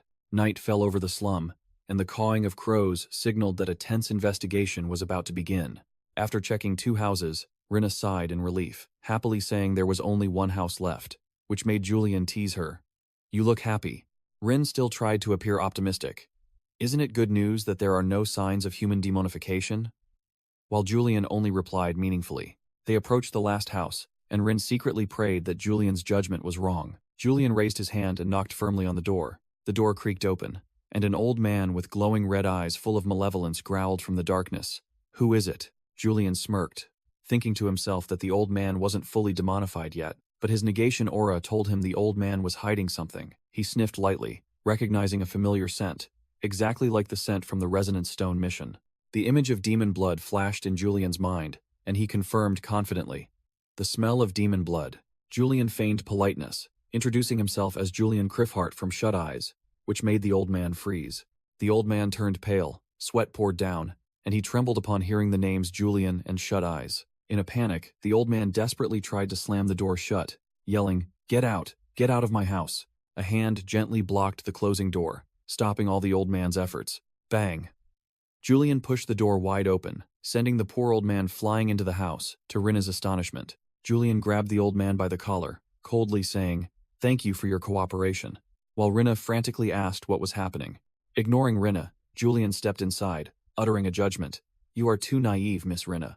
Julian's eyes flashed with a deadly red light, and he warned that such naivety would one day kill her. Julian walked straight into the house, ignoring Rinna outside, who was yelling that they were there to investigate, not to break in. From the darkness, Julian replied curtly, The royal family only cares about results, Miss Rinna. He glanced at the dining table and remarked, I see you're having a meal. According to the data, you live with your son. Julian pointed to 3 bowls of soup on the table, in a sarcastic tone. Yet, you've prepared a meal for 3 people. Cornered, the old man stammered in denial. I have guests. Julian calmly stirred the bowl of soup with a spoon, sensing something unusual. He smirked. This soup is strangely thick. I guess fever medicine wasn't the only thing they brought back. Julian turned around. His gaze, sharp as a dagger, pierced the old man. You gave your guests soup with sleeping medicine, then used them as food. For the demon behind that door, didn't you? Rinna froze, trembling in disbelief at the truth that had just been revealed. Exposed, the old man wailed in despair, urging his son to flee immediately. He frantically rushed to the door, trembling as he tried to unlatch the lock. As he ran, he loudly shouted, urging his son to escape quickly. He called out, Son? In despair. But his body began to grotesquely deform amidst the crimson demonic energy. A roar tore through the air. The old man had completely transformed into a hideous demon right before Julian and Rinna. The demon, with its blazing red eyes and jagged teeth, let out a savage roar. Rinna screamed in horror. A demon! Unable to believe that a human could transform into such a thing. Without hesitation, she drew her sword, declaring resolutely, We must defeat it first. Rinna charged with a powerful slash, her sword flashing as it aimed directly at the demon. Clang! Her attack was effortlessly blocked by the demon with just one arm. The incredibly strong recoil force sent both of them flying, and the surrounding earth and rocks shattered. Julian grabbed Rinna's arm, stopping her, and muttered as he looked at her sword. Is this Rinna Ronbell's sword before her awakening? He now understood why she had asked about mana. This situation was clearly beyond her current skill level. Rinna pushed Julian's hand away, stubbornly declaring, I don't need help. Julian ignored her, took off his cloak, and stepped forward, blue mana erupting around him. What are you saying? This is our job. He turned to look at her with confidence, declaring that the disciple of a sword saint could not be allowed to get hurt. Julian's eyes flashed red. He secretly thought he didn't want to get involved in silly rumors, but the problem was that the moonlight sword was still incomplete. Facing the demon, he was determined to eradicate it, even if it made Rinna suspect him even more. The system activated, and Julian used his is less than insight is greater than skill to analyze all of the enemy's weaknesses. Julian activated his skill. His is less than insight is greater than eye glowing brightly, scanning all of the demon's weaknesses. A surge of blue energy shot straight into the demon, causing its body to glitch like a broken TV signal. The demon froze, its entire body enveloped by Julian's skill effect. Julian smirked, secretly thinking the attack had hit its mark and now was Rinna's chance to finish it. But the demon recovered in an instant, swinging its arm to attack Rin while she was still stunned. Julian angrily shouted at Rinna to buy him time for another attack, as the demon had recovered too quickly. Rinna gritted her teeth in response, straining to fend off the demon's attack, looking quite desperate. She decided to take a risk, putting all her strength into a punch straight at the demon's face to create an opening. A mighty punch landed on the demon's jaw. Though not powerful, it was enough to make it stagger. The demon clutched its head, dazed and temporarily disoriented after the unexpected punch. Julian observed, realizing the demon had lost its bearings. This was the golden opportunity. He concentrated all his mana into his sword, preparing to unleash a single finishing blow. Suddenly, the demon located Rinna and swung a colossal slap towards her. Rinna coughed up blood, sent flying by the demon's overwhelming power. The demon seized Rinna. She realized it had found her by scent, and bitterly admitted she had been too careless. She was completely helpless, unable to buy Julian any more time. Her sword fell from her hand, and Rinna desperately thought she was too ashamed to face her master again. The demon opened its maw full of sharp teeth, preparing to devour the Nidus. Julian growled, his face darkening as he shouted Rinny's name. Rin, held tight by the demon, turned back in surprise upon hearing Julian call her name, not understanding what he intended to do. Julian praised Rin for buying time well, while simultaneously activating his is less than insight, is greater than skill. His eye scanned once, analyzing the monster's entire structure. The demon flinched, seemingly sensing someone scrutinizing it. The analysis panel appeared, 100% complete. The critical weakness had been exposed. Julian smirked, his eyes flashing with a deadly glint. Found it. In a flash, he was behind the demon, one hand piercing straight through its chest with no difficulty. The monster's hand went limp, and Rinna fell freely from its death grip. The grip that had held her tight finally became completely powerless. The demon was dying. Rinna landed safely, astonished to see the old man's body emerge from the disintegrating demon. The demon collapsed, Julian standing coldly like a god of death, ending the battle. He pulled his hand out, holding the monster's still beating heart. The colossal corpse lay motionless on the floor. The battle ended in an instant. Rinna gaped, unable to believe he had torn apart the demon without even needing the moonlight sword. Julian gave an arrogant half-smirk, enjoying her shocked expression. He coolly remarked, "Humph. It seems it wasn't even worth drawing my moonlight sword for," while internally worrying if he was overacting. The scene shifted. Both had arrived at the Imperial Palace, and Rinna informed Julian. Julian secretly thought, another mission neatly resolved. He let out a sigh of relief. It seemed this Nidus didn't suspect much about his true identity. Julian suddenly turned to Rinna and told her, "You can take all the credit for this mission." Rin froze, her face contorted in anger, because she clearly hadn't done a single thing. Julian began to mock, feigning sympathy that a proud Rinna had to let him save her life. He added a sarcastic remark that she truly couldn't do anything against the demon, making Rinna furious. Rinna didn't bother to hide her hatred, declaring bluntly, "Humph. I don't like you." Julian merely sneered, looking amused.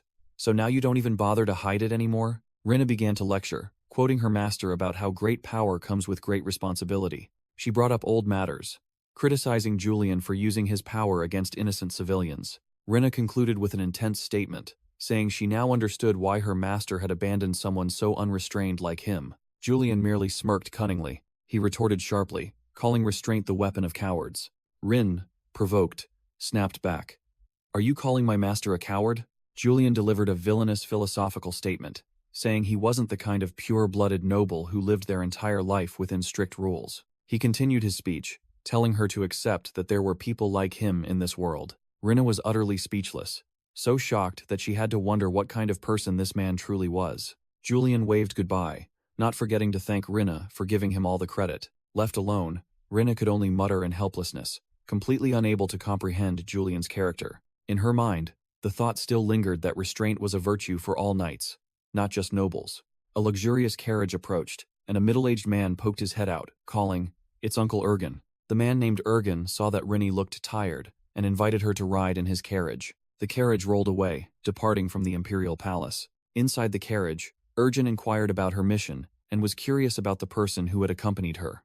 Rinna replied that it was Julian of Shut Eyes. Ergen sneered, revealing that the Elders Association was alarmed by Julian's recent actions, with rumors even suggesting he was challenging the entire council through the Imperial Court. Ergen showed disdain, finding it unbelievable that a noble would dare to defy the Elders Association like that, while Rinna pondered deeply. Rinna suddenly recalled Julian's words, that he wasn't a pure-blooded noble, and thus didn't need to live his entire life within strict rules. She finally realized, understanding the intention behind Julian's defiant attitude and arrogant actions. Ergen continued to lecture, advising Rinna to stay away from Julian because he was a dangerous individual, and sarcastically added that his power was probably just an exaggerated rumor. Rinna immediately dismissed her uncle's opinion. "That's not right," she asserted firmly, despite her annoyance, that she had to admit one truth. "He is very strong." Rinna clenched her fist in her iron gauntlet, gritting her teeth in acknowledgement of Julian's overwhelming power. At the Shut Eyes headquarters, a magnificent and splendid building appeared under the night sky. Inside, as Julian stepped into the room, Captain Odwin was already seated at her desk and immediately questioned him. Odwin growled, her face darkening with anger. "Julian, what the hell have you been doing?" Julian casually chuckled, feigning ignorance as he asked, "What do you mean?" Which only made Captain Odwin even more enraged. Odwin began listing a series of troubles. "Is the bartender suing us for property damage? Or did the slum dwellers report us for intimidation?"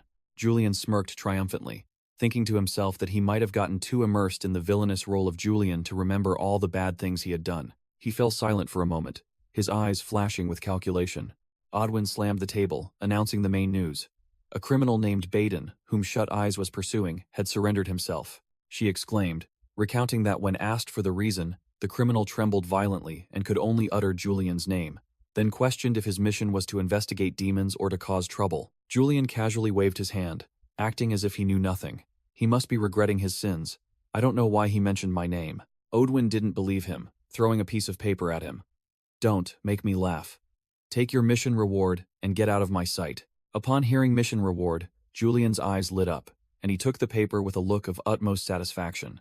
Julian was complaining about being broke when the butler announced a letter from the jewelry store. Julian's eyes gleamed as he calculated whether this amount would be enough to buy the Moonlight Stone.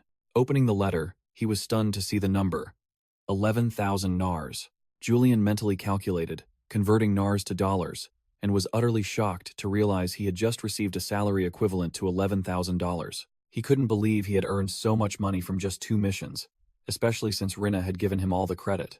Captain Odwin unexpectedly chimed in with a taunt, saying that amount was actually less than usual because he had been on leave for too long. Julian froze, secretly cursing that this captain was truly an outsider, knowing nothing about finances. Scrutinizing the payslip more closely, he discovered deductions for registration fees and maintenance costs, telling himself it must be because the old Julian liked collecting art. His eyes widened when he saw a series of unreasonable installment payments for all sorts of expensive jewelry and gemstones. He was utterly dumbfounded when his actual salary after all deductions was a mere 900 nars. Julian gritted his teeth, realizing that it wasn't Odwin who was financially clueless, but the original Julian, who was a true spendthrift. The situation was critical. He needed a huge sum of money to buy the Moonlight Stone. But the previous owner had burned through everything, leaving not a penny. Julian turned to Odwin, asking seriously, "Are there any other missions?" Odwin was visibly surprised. This was the first time she had seen him actively ask for work, and she immediately guessed. "You need more money?" She flatly refused, saying there were no new missions, and didn't forget to rub salt in the wound. "I told you not to waste money on useless things, but you didn't listen." Julian was so bitter he wanted to scream that he hadn't bought those things, but still had to suppress his anger and reply, "I understand." Odwin smirked, dropping a deadly hint. "If you sell those items to an art gallery, you could buy an entire castle." A crazy idea flashed in Julian's mind. He sprang to his feet, his eyes sharp. "That's it." Julian grinned like a true villain, finalizing his plan. "I just need to sell all of them." After Julian left, Captain Odwin sat frozen at her desk, her mind unable to process. She muttered with a scowl, unable to believe his 180-degree change. He's become too strange. In a dark room, 2 members of the Elders' Council were holding a secret discussion. Elder Ergen reported in a panicked tone, "That demon has defeated a demon without using the Moonlight Sword. He's too dangerous." The other man, Aiden, merely sneered contemptuously and challenged, "Is that so?" Seeing his subordinate arrive, Aiden interrupted the meeting. "I have matters to attend to with my subordinate." He coldly turned his back and left, leaving Ergen still fretting with worry. Alone in his office, Aiden mused. It was clear the elders were still deeply resentful of Julian. He recalled the report of Julian's latest feat, a wicked smile appearing. "Defeated a demon without using the Moonlight Sword, huh?" His subordinate stood at the door and confirmed, "Yes, sir." Aiden broke into a cold sweat, admitting Julian's power had far exceeded expectations. Truly a monster. The subordinate asked if other plans needed to be executed. Aiden pointed forward, his eyes glinting with greed. "Go ahead. I will make that monster my own." The scene shifts to the ED Cosmos Art Gallery, where the upper class was gathered. Julian appeared, his overwhelming aura making a boy accompanying him tremble and greet him in fear. A man named Pierso, the gallery's appraisal expert, rushed to shake Julian's hand, looking extremely honored. Pierso, while leading the way, was drenched in sweat. The pressure of working with an infamous figure like Julian was immense. The appraiser pointed to an object covered with a white cloth. "This must be the painting to be appraised." Julian confirmed and decisively pulled off the cloth. A landscape painting of a golden wheat field under dazzling sunlight appeared, making Pierso exclaim in astonishment. The appraiser Pierso examined the painting through a magnifying glass, muttering that the brushwork was almost that of Corsius Vincent. Julian leaned in from behind, his voice icy as he repeated, "Almost?" The appraiser flinched, sweat pouring out. Julian's eyes flashed with a deadly red glint, clearly indicating some ulterior motive. Pierso recoiled in panic, screaming in his mind, "Julian, is your aesthetic sense flawed?" Julian thought to himself, "Should I have brought something else? I thought the painting displayed at the entrance was expensive." Pierso thought he had to accept it, otherwise Julian's honor would be damaged for displaying a fake painting, so he decided to go big. "I've never seen such an exquisite fake," he declared loudly. "Therefore, I want to buy this painting." Ignoring Julian's question of whether he was sure, given it was a fake, Pierso still settled on a price of 1,000 nars, considering it payment for the painting's good preservation. Julian breathed a sigh of relief. Money was flowing in. 1,000 nars was more than enough to buy all the Moonlight Stones. Pierso went to fetch the contract, telling Julian to feel free to look around the gallery. Just as he turned away, a voice echoed from behind. Are you sure you want to do that, sir? Eileen Donatien appeared with an air of confidence, asserting firmly, "It's genuine." Julian and Pierso were both utterly shocked, not understanding what was happening. Eileen explained she came because her cousin's work was on display, then pointed directly at the painting. Her sharp eyes had spotted the problem, making both men freeze. She pointed to the bottom corner of the painting and asserted, "This is definitely Corsius's signature." The entire gallery buzzed with excitement. The gossiping nobles couldn't believe this reversal. Pierso's face went ashen, stammering in disbelief that he had misidentified a work of this caliber. Julian spun around, his eyes blazing with murderous intent, growling, "So, you were planning to deceive me, Sir Pierso?" The appraiser was scared out of his wits, collapsing to the floor amidst the chilling purple aura of killing intent, hastily begging, I'm sorry." Julian emanated a chilling purple aura of killing intent, pointing his hand directly at the appraiser. Eileen hastily grabbed Julian's arm, her voice panicked. "Julian, please stop." She defended the appraiser. "Even appraisers make mistakes sometimes. Everyone makes errors." Julian thought to himself, "I almost lost control and eliminated this guy out of sheer annoyance." Eileen grumbled, thinking Julian was deliberately making her look bad by intervening, and he merely hummed in acknowledgement. Julian smirked slyly, his eyes glowing red. "So, will the price change?" The appraiser, Pierso's face turned pale, sweat pouring off him like rain. The appraiser kowtowed in apology, his voice trembling. I'm sorry." Pierso lay flattened on the floor, desperately admitting, "If it's genuine, my gallery wouldn't even have a chance to buy it." Julian could only offer a wry smile at the incompetence of the pathetic appraiser. He placed a hand on Pierso's shoulder, making the man flinch. Julian leaned down, his voice full of menace. "Sometimes uselessness harms oneself. But this is truly troublesome. What should I do with this painting now?" Suddenly, Julian helped Pierso up with a friendly smile. "I will help you." Eileen crossed her arms, sighing helplessly at Julian's sudden change of demeanor, while Pierso remained bewildered. She revealed, "I know someone who specializes in collecting all of Corsius's works." Julian showed obvious interest in this valuable information. He smiled smugly, but still laid down a counter-condition. But in return, Eileen raised 2 fingers, decisively presenting her 2 conditions. The first condition was not to punish the appraiser, and Julian smiled, agreeing instantly. Inside, Julian's gamer soul gloated, as he hadn't intended to do anything to that man anyway. Eileen, her face slightly flushed, covered her mouth with a fan and stated her second condition, "And help me with something. I need your assistance." Julian smirked confidently, accepting the favorable deal. "Of course, I'm free anyway." Both shook hands decisively, sealing the agreement. Eileen glared at Julian, warning him not to misunderstand her as being kind.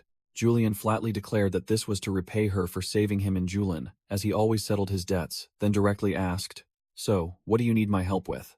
In a pitch-dark academy corridor, a fully armored guard patrolled with a flickering lantern.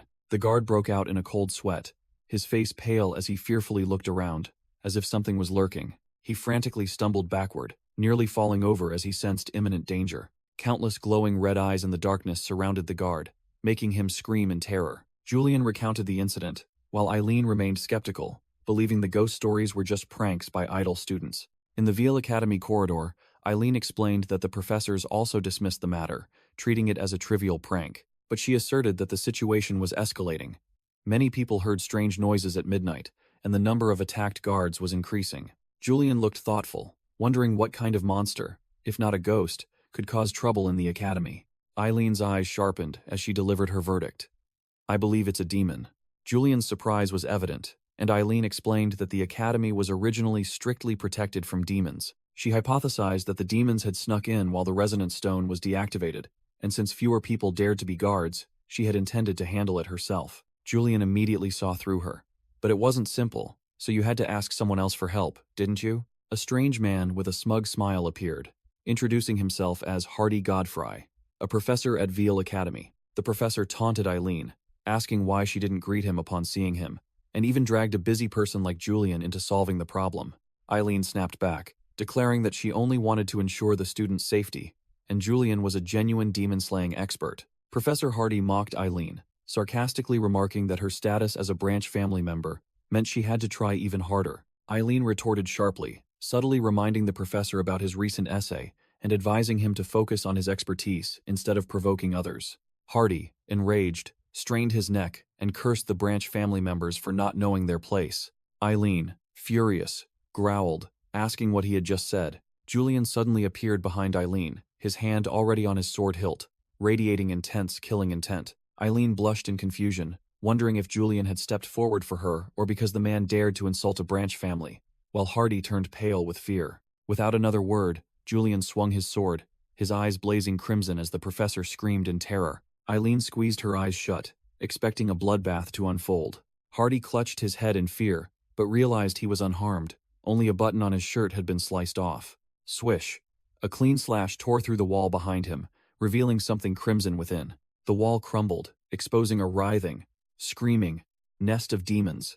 They were hiding right inside the wall. Julian glanced at them, his expression utterly cold as if he had known everything all along. He charged into the midst of the demon horde, purple mana and red evil energy erupting everywhere. Julian smirked with satisfaction amidst the demon's screams. A demon clung tightly to Hardy's back, making him scream for help in despair. The demon opened its maw and bit the professor's nape.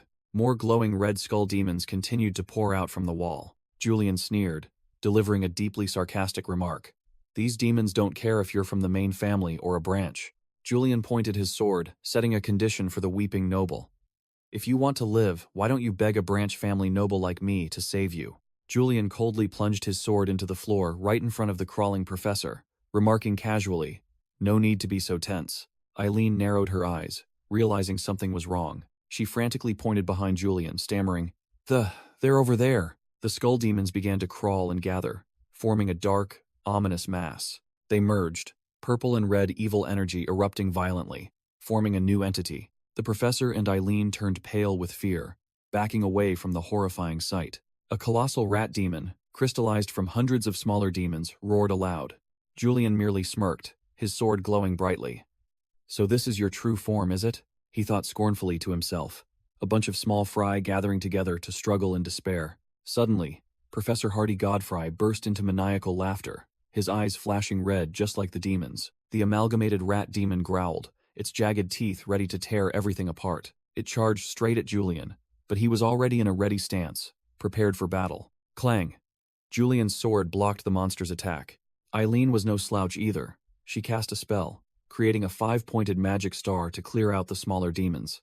She realized the main monster was shrinking, as the demons that formed it were destroyed. Seeing the rat demon attempt to escape, Julian hurled his sword straight at it. The sword pinned the remaining part of the demon firmly to the floor. Julian unleashed a massive wave of blue energy, sweeping away the monster's remnants. Meanwhile, Eileen had managed to erect a yellow hexagonal barrier to protect herself and the professor. The remnants of the rat demons were swept away by Julian's energy wave, turning to dust.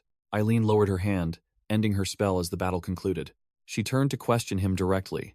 "How do you know where the demons are?" Julian smirked, casually replying, "It's a secret," while secretly thinking he couldn't explain the game system to her.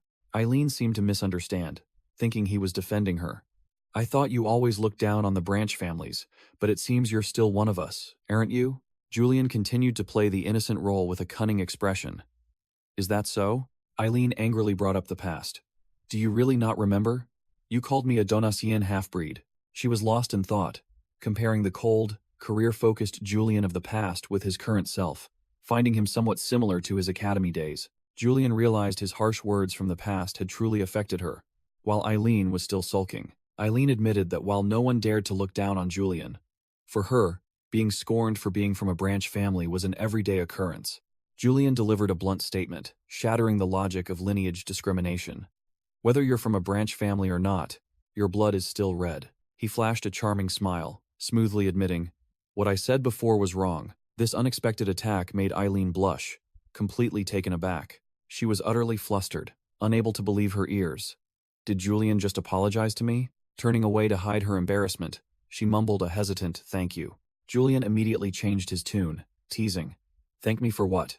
For doing all the heavy lifting for you?" He concluded his own joke with smug satisfaction. Of course. Eileen finally regained her composure, sighing in relief, and both acknowledged the mission was complete. His smile vanished. Julian returned to a serious expression, preparing for the next act. Now, after clearing out the demons, Eileen smirked, announcing she would introduce the painting's buyer. In a cluttered room, Julian and an old man were appraising the painting. The old man went wild with joy, exclaiming that he couldn't believe his eyes seeing this masterpiece. Julian leisurely sipped his tea, asking for the old man's thoughts on Red Grapefield, Corsius' final work. The old man, none other than Veal Academy's vice principal Alram Chorny, began analyzing the details in the painting. While Alram was engrossed in the scene of crows soaring, Julian secretly thought the painting looked rather ordinary. The painting depicted roads leading nowhere, a scene full of dead ends. Julian began his masterful bluff, explaining the artist's imagination. He declared that the painting was lonely because it contained the sorrow the artist wished to convey to his sibling. The artist had also included a letter, and Julian knew the very first words within it. Vice Principal Alram's jaw dropped, not expecting the painting to have such a profound backstory. Julian merely nodded, feigning understanding, and continued to enjoy his tea. Vice Principal Alram suddenly emitted an orange aura, his gaze turning sharp. Julian immediately recognized it as the color of negation. The system signaled color of negation, suspicion, and Julian immediately understood he was being scrutinized. Maintaining his calm expression, Julian asked directly, "Is there something wrong with the painting?" He ruled out the possibility of a fake painting, as Eileen's and Alram's initial reactions had proven it to be genuine. Julian broke into a cold sweat, his mind racing. Then what on earth is this old man suspecting about me? Without hesitation, Julian reached out and snatched the painting, preparing to reveal his hand. Julian maintained a poker face as Vice Principal Alram called his name. Alram questioned him directly, asserting that Julian knew nothing about the painting and was only there to make a quick profit. The old vice principal declared he only wished to buy paintings from those who truly understood their value, making Julian realize he was being tested. Julian smirked, thinking that if he sold it as is, he'd be pressured on the price. It was time to put on a show. He began his masterful bluff, bringing up the information that this was the artist Corsius's final work. Julian emphasized that the painting's value lay in its direct connection to the artist's death, drawing Alram's attention. Vice Principal Alram let out a profound chuckle. The old man nodded, admitting Julian was right, that Corsius had drawn his last breath at the very location depicted in the painting, and offered an apology for his earlier suspicion. Julian nonchalantly brushed it off and suggested discussing the price, secretly sighing in relief at his successful deception. Alram held up 4 fingers, naming his price for the painting. Julian mentally calculated 400,000 nars, wondering if he should haggle further, and spoke as if he deeply understood the artwork's value. Alram cleared his throat, stating that he believed Julian could discern its true value. Julian, still playing the role of a shrewd merchant, confidently raised the price by another 100,000 nars. 500,000 nars, Julian concluded, believing this amount was more than enough. Julian froze, his mind reprocessing the information. 500,000 nars? Wasn't it supposed to be in tens of thousands? He realized he had stumbled upon a gold mine when converting it to a familiar currency, the sum reaching hundreds of millions of won. Seeing Julian stunned, Alram called out, startling him awake from his daze. Julian immediately regained his cool demeanor, smirked, and sealed the deal. "I believe we have an agreement." In Eileen's thoughts, she silently apologized for ever doubting Julian's discerning eye. The scene shifted to Eileen, who was knocking on a door with a serious expression. "Vice Principal Alram, did you call for me?" Vice Principal Alram invited Eileen to sit, beginning their meeting in the room where the newly acquired painting hung. Alram went straight to the matter concerning the incident in the old hall, and Eileen confirmed she had found a clue. The vice principal sighed in relief, magically poured tea, and expressed joy at having worried needlessly. Alram inquired if Eileen had encountered any trouble during her investigation. Eileen smirked inwardly, recalling Julian's spectacular deception, and replied nonchalantly, "Nothing significant." The vice principal looked at his reflection in the teacup, thanking Eileen for handling the matter. A mysterious voice echoed in a dark room, demanding secrecy and revealing the Dawn Society as the mastermind behind the incident. Eileen appeared surprised, wondering why an organization like the Dawn Society would target the Academy. The mysterious voice explained that they had exploited the chaos caused by the resonance stones to act. Eileen frowned, realizing that the decision to keep this matter hidden from the students to prevent panic was entirely correct. She gripped her teacup tightly, her mind still analyzing the tense situation. Images of a demonic symbol and cloaked figures appeared as Eileen pondered the Dawn Society's objective. Alram reassured Eileen, asserting that security had been tightened to protect the students. He also mentioned that Eileen getting Julian involved was a wise move. Upon hearing Julian's name, Eileen showed a hint of embarrassment. Alram curiously asked if she had met Julian yet, taking the opportunity to boast that thanks to him, he now owned a rare painting. Eileen replied that she had intended to thank him, but Julian had already left, a knowing smile on her face. Alram confirmed that Julian had slipped away right after receiving the money, his silhouette striding confidently down the corridor. The vice principal casually remarked, "I heard he plans to use the money to buy moonstones in bulk," causing Eileen to choke on her tea. Eileen sprang up in a panic, shouting, "Moonstones?" Then quickly excused herself and rushed off, claiming urgent business. Vice Principal Alram sat alone, sipping his tea and muttering, "Everyone must be busy." Meanwhile, Eileen frantically ran to a jewelry shop, hastily apologizing for the disturbance. She questioned the shopkeeper with a panicked expression. "But you said there was still enough." The jeweler explained tearfully, "Miss, Sir Julian bought more than we anticipated."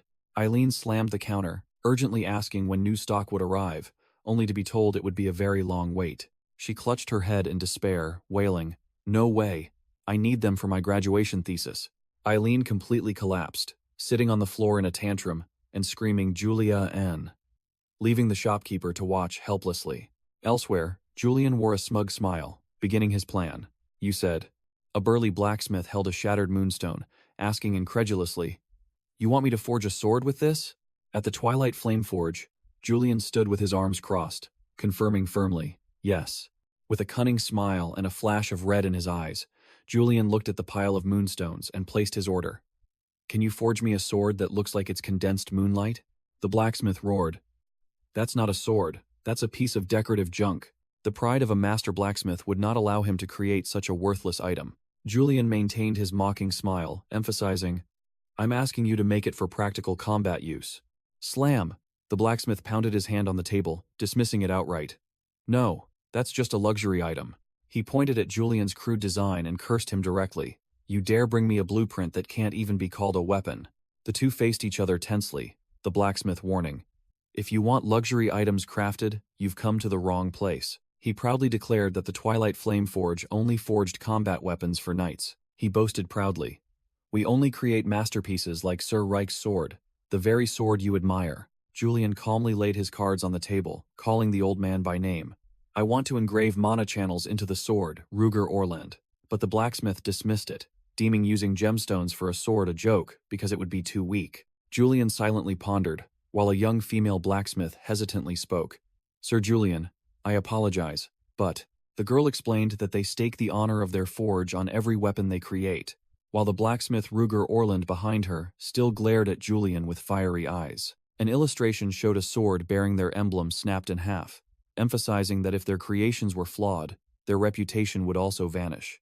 The female blacksmith affirmed, "Our forge's reputation will turn to dust." Julian smirked, thinking to himself that this was the very place that forged Hayden Reich's legendary sword, then decided to lay his cards on the table. "In that case," he nonchalantly replied, "I understand," leaving both blacksmiths dumbfounded. Then Julian scoffed defiantly, "Then I will ensure it doesn't break easily." Ruger Orland's eyes widened and he growled, "Ha, do you think that's possible?" Julian uttered an arrogant remark, his gaze sharp. "Yes, because I am Julian. If you don't believe me, just test my skill." True to his word, Julian grabbed a heavy pouch. He tossed the bag of deposit money onto the table, ordering, "First, just forge the sword." Both Ruger and the female blacksmith were speechless at the deposit bag, which contained even more than the standard cost. Julian leaned close to Ruger's face, growling, "If it breaks during the test, I won't demand my money or gems back." The blacksmith broke into a cold sweat at this insane confidence. Cornered, Ruger Orland gritted his teeth and accepted the wager. "All right. If the sword breaks during the test, consider this contract void." A few days later, a sword made entirely of gemstones, emitting an enchanting blue light, was completed and handed to Julian. Ruger Orland, looking haggard, recounted that their best team of blacksmiths had to toil day and night, failing countless times, to produce this item. Julian took the sword, his face utterly satisfied, ignoring the skeptical question, "Can this truly be used as a weapon, Sir Julian?" A system window appeared, announcing perfect sword technique, activated. As Julian prepared his stance, asserting confidently, "Of course. Shall we begin the test?" The sky was clear blue, signaling a perfect day for testing the item. Outside, a crowd had gathered to witness the spectacle, but Julian merely looked up at the sky, not bothering to pay them any mind. The female blacksmith anxiously asked if the crowd needed to be dispersed, but Julian coldly dismissed it. "No, let them watch." Ruger Orland patted the armor, calling out to Julian, "Here's the test item, sir." The old blacksmith scoffed, confidently showing off the armor, specially prepared for this test. The armor emitted a magical glow, clearly not an ordinary type, drawing the attention of the onlookers. Ruger challenged him directly. It's a 1 centimeter thick block of steel. Now, try to cut it. Julian chuckled with delight at the old blacksmith's grand gesture, the gemstone sword in his hand beginning to glow. Exactly. What fun is there in a weak opponent? Julian declared, as blue mana violently erupted around him. The crowd murmured, and Ruger Orland muttered, "It must be what the rumors spoke of." The onlookers remained skeptical, believing that the fragile moonlight sword could not withstand such an earth-shattering impact. Julian felt a completely new surge of power, a path that had formed within the sword. He closed his eyes, focusing all his spirit and mana into the impending attack. Whoosh! With a single slash, the toughest steel armor exploded into 100 fragments like fireworks. Ruger Orland and the female blacksmith gaped, their eyes wide with shock, stammering, "No. No way." Julian stood amidst the mana storm, explaining the overwhelming mechanism. The sword is channeling, binding, and maintaining a continuous mana vortex. He smirked with satisfaction. This is the true feeling of a genuine moonlight sword. The female blacksmith froze, realizing that all the forge's efforts had been rendered meaningless, and her opponent hadn't even needed to exert his full strength. Another blacksmith slumped down, looking at the pile of scrap metal on the floor, speechless. The armor is completely shattered? Julian glanced at Ruger Orland, who was drenched in sweat, his voice full of challenge. "So, what do you intend to do now?" A dazzling blue light enveloped Julian, signaling an important event about to unfold. The system panel displayed a magnificent notification. Trait: Imperfect Moonlight Sword has evolved into Moonlight Sword. Julian chuckled triumphantly as the new trait unlocked. Notification appeared, confirming the brilliant success of his power-up. Julian held the brightly glowing Moonlight Sword, declaring that he had infused it with aura without a single scratch. With a mad grin and bloodshot eyes, he growled, "This is the perfect Moonlight Sword, finally a success." The old blacksmith Ruger Orland cleared his throat, admitting, "It seems I underestimated you." Julian smirked, stating bluntly, "Sometimes, actions speak louder than 1,000 explanations." The old blacksmith warned sternly, "But remember well, if that sword breaks, my reputation will vanish with it, so use it carefully." Julian smiled confidently, raising a hand to reply sarcastically, "Yes, I will use it very well." A strange man walked to the scene, looking at the pile of scrap metal on the floor. He froze, muttering, "The custom-made armor from the Sunset Forge, yet the cut is so clean." The man looked up with a heavily shocked expression, wondering, was this done by Julian? Rinna Ronbell appeared beside her master, confirming, "So Julian was here?" Rin's master frowned, remarking, "But now I can't sense any of his aura." He still had to acknowledge Julian's skill, Hez as impressive as ever. The swordsmanship of one who honed his aura solely for killing. Rinna showed annoyance, while her master regretted, "I wanted to see how this armor was cut. What a pity." The man turned and asked Rinna directly, "You seem annoyed by Julian?" Rin's master continued to inquire, "That's right, you two just went on a mission together, didn't you? How was he?" Rinna lowered her face, sweat dripping, reluctantly admitting, "He is certainly very strong." The man narrowed his eyes.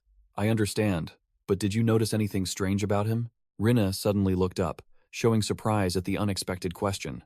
Her master looked directly into her eyes, his voice deepening, posing a critical question. "Strange, I mean."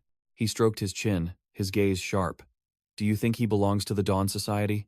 While elsewhere, Julian merely smirked mysteriously. Julian held the new sword, muttering something meaningful. He adjusted his gloves, admitting to himself that he was gradually assimilating with Julian's body. But he quickly reminded himself that his ultimate goal was still to find a way back to his own world. "I can't live forever as Julian," he sighed, determined not to lose his way. Julian's eyes sharpened as he calculated.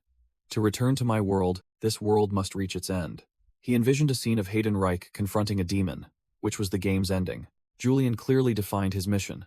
In other words, the game must end, and the demon god's resurrection must be stopped by Hayden, not by Julian killing him. He had to prevent that terrible ending, and realized he was at the exact moment the Dawn Society appeared in the storyline. A Dawn Society member smirked sinisterly.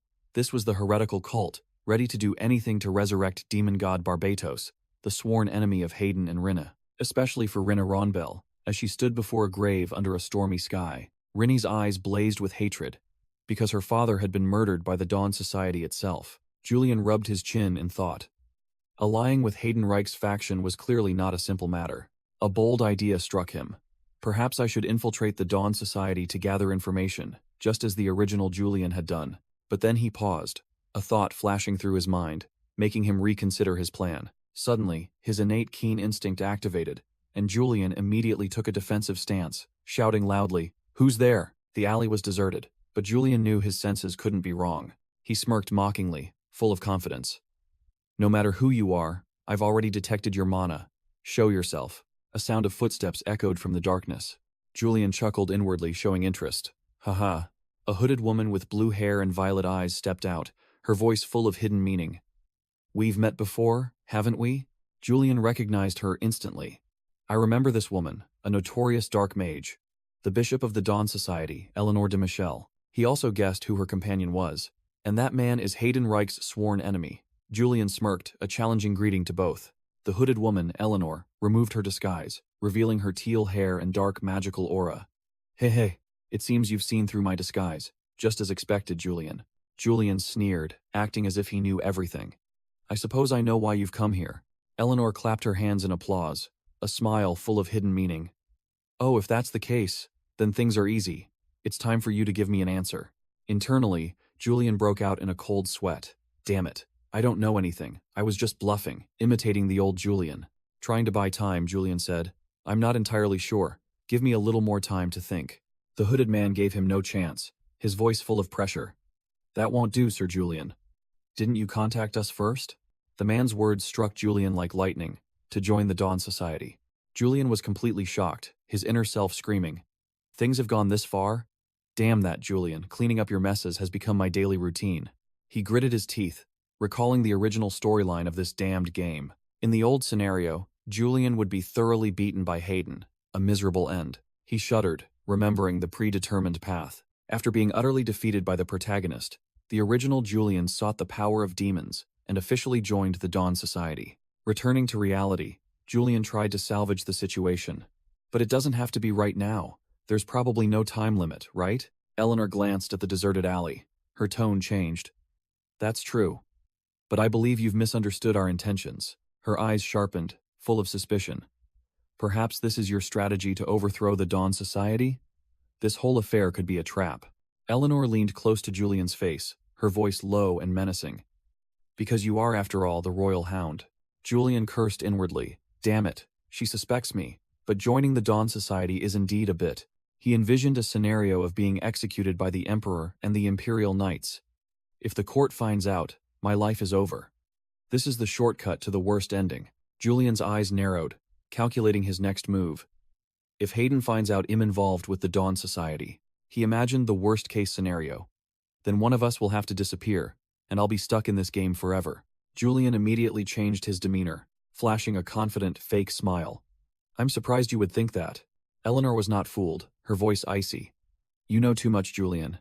What if you decide to withdraw now?" She and the hooded man stood side by side, smiles full of hidden meaning, clearly threatening. The hooded man landed with enough force to crack the paving stones, displaying his bishop rank, a combat unit superior even to knights. His fist clenched tightly, signaling an unavoidable battle. He pulled down his hood, revealing a ferocious face, and roared, "You'd better decide quickly, otherwise, I, Pelcor the Iron Fist, will crush you."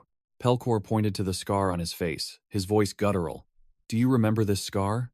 I can still feel the pain you caused." The burly man grabbed Julian's collar, but our protagonist merely sighed inwardly, tired of cleaning up the original Julian's messes. Julian sneered contemptuously, retorting nonchalantly, "Sorry, I don't remember, small fry." Pelcor burst into maniacal laughter at Julian's arrogance, while Julian also smirked, telling himself to stop playing the old Julian's role. In a flash, Julian vanished right before Pelcor's eyes, leaving the Guardian stunned. Pelcor quickly regained his composure, roaring a challenge.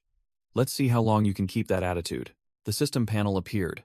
Activating his innate master swordsman ability, Julian got to work. Wham! Julian blocked Pelcor's devastating punch with his bare hand. Julian broke into a sweat, realizing he had mistakenly used the old steel sword instead of the new moonlight sword.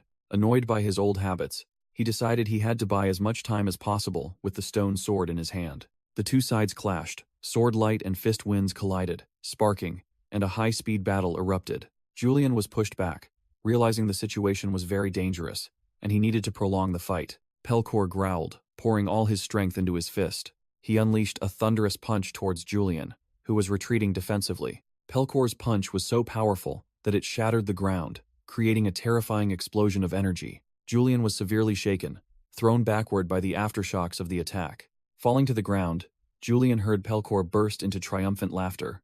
How does it feel to lose to a small fry, Julian? Julian drew another sword, a masterpiece with a blue gem on its hilt. He sighed, annoyed at having to clean up a mess he didn't make, as a red aura began to rise from him. Julian's entire body erupted in a blazing red aura, looking like a true demon. Pelcor was surprised to see Julian still moving, while Bishop Eleanor warned from behind that something was wrong. The system panel appeared, announcing, "Your emotional intensity has reached its peak," Julian muttered irritably. Julian's eyes flashed with a deadly red light as the system activated his unique trait, open eyes. Julian stood up. The sword in his hand now also glowed brightly with a surging red energy. Pelcor sensed the change in the atmosphere, stared at the new sword, and roared that he would destroy it. Julian charged forward with terrifying speed, swinging his sword towards Pelcor in a razor-sharp slash. Pelcor was stunned, completely unable to react to his opponent's lightning-fast attack. Blood splattered as the Guardian looked in horror at the deep wound on his body. Pelcor's arm was mangled by the slash, and he screamed miserably in pain. Julian flashed a sinister smile, his crimson eyes filled with cruelty and delight. Pelcor trembled with fear, stammering incoherently before Julian's overwhelming power. The Guardian frantically swung his fist in retaliation, but Julian easily blocked it with his sword, preparing for the finishing blow. Julian swung his sword, tearing through Pelcor's body, making the Guardian let out a miserable scream. Pelcor gritted his teeth, his voice trembling as he ordered, "Get off me." The Guardian screamed in panic, "I said get out." Julian lightly dodged Pelcor's desperate counterattack, then swung his sword in return. Pelcor staggered backward, trying to maintain distance from the monster before him. The Guardian looked at Julian with horror in his eyes, realizing his opponent's power far exceeded imagination. "Hez a monster." Julian laughed savagely, completely immersed in the thrill of battle. He relished the sensation of tearing flesh, and Pelcor's face contorted in extreme fear. The system panel appeared, explaining the passive skill, open eyes, only for those with fox eyes, activated when emotions peak, amplifying strength and vision. Pelcor trembled, his voice weakly pleading, "Stop." The Guardian had completely lost all will to fight, only begging for his life, while the system panel warned that this skill also made the user extremely aggressive. Julian smirked, his crimson eyes gleaming with cruelty, raised his sword and declared, "I don't want to." Slash. Another slash flew straight at Pelcor's face, and fresh blood splattered again. Julian stood behind the staggering Guardian, uttering a sarcastic remark. "Your Iron Fist nickname sounds pretty lame now." He grabbed Pelcor's hair and yanked his head back. The Guardian could only stammer a plea, "Don't kill me." Julian's dark silhouette with bloodshot eyes loomed over the Guardian, his heavy breath filled with killing intent. Suddenly, a slender hand from behind firmly gripped Julian's sword-wielding wrist, and a voice rang out, "That's enough, don't you think?" Julian froze.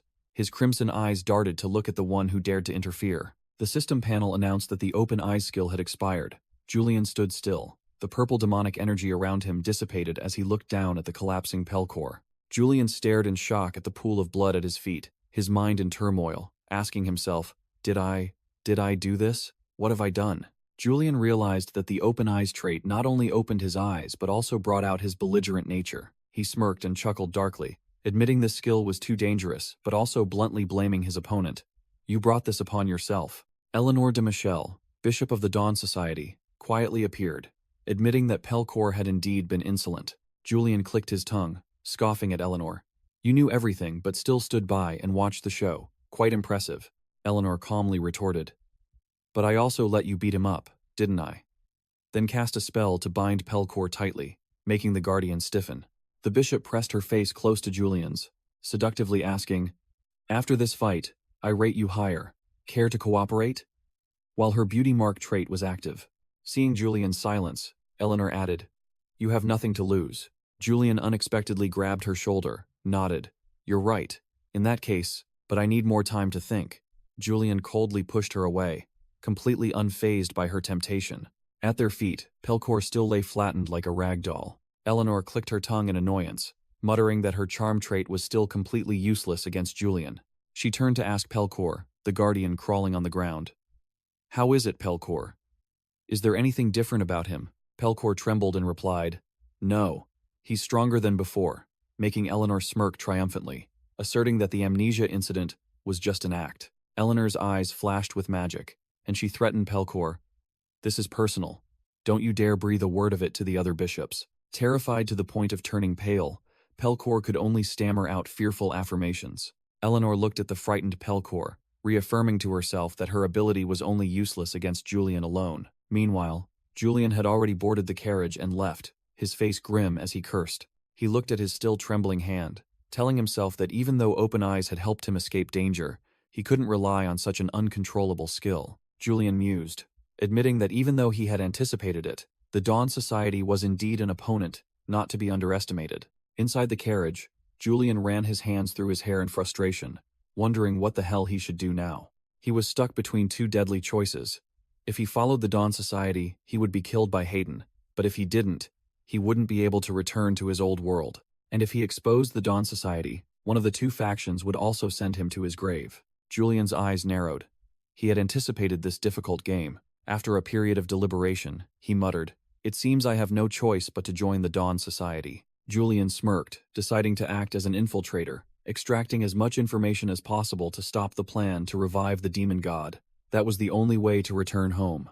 Night fell upon Genmul Monastery, an ancient and gloomy edifice. Julian, donning a white cloak, coldly strode inside, ignoring the gazes of the crowd. This place was a monastery affiliated with the Church of the Sun God, the most populous religious sect on the Rosenda continent.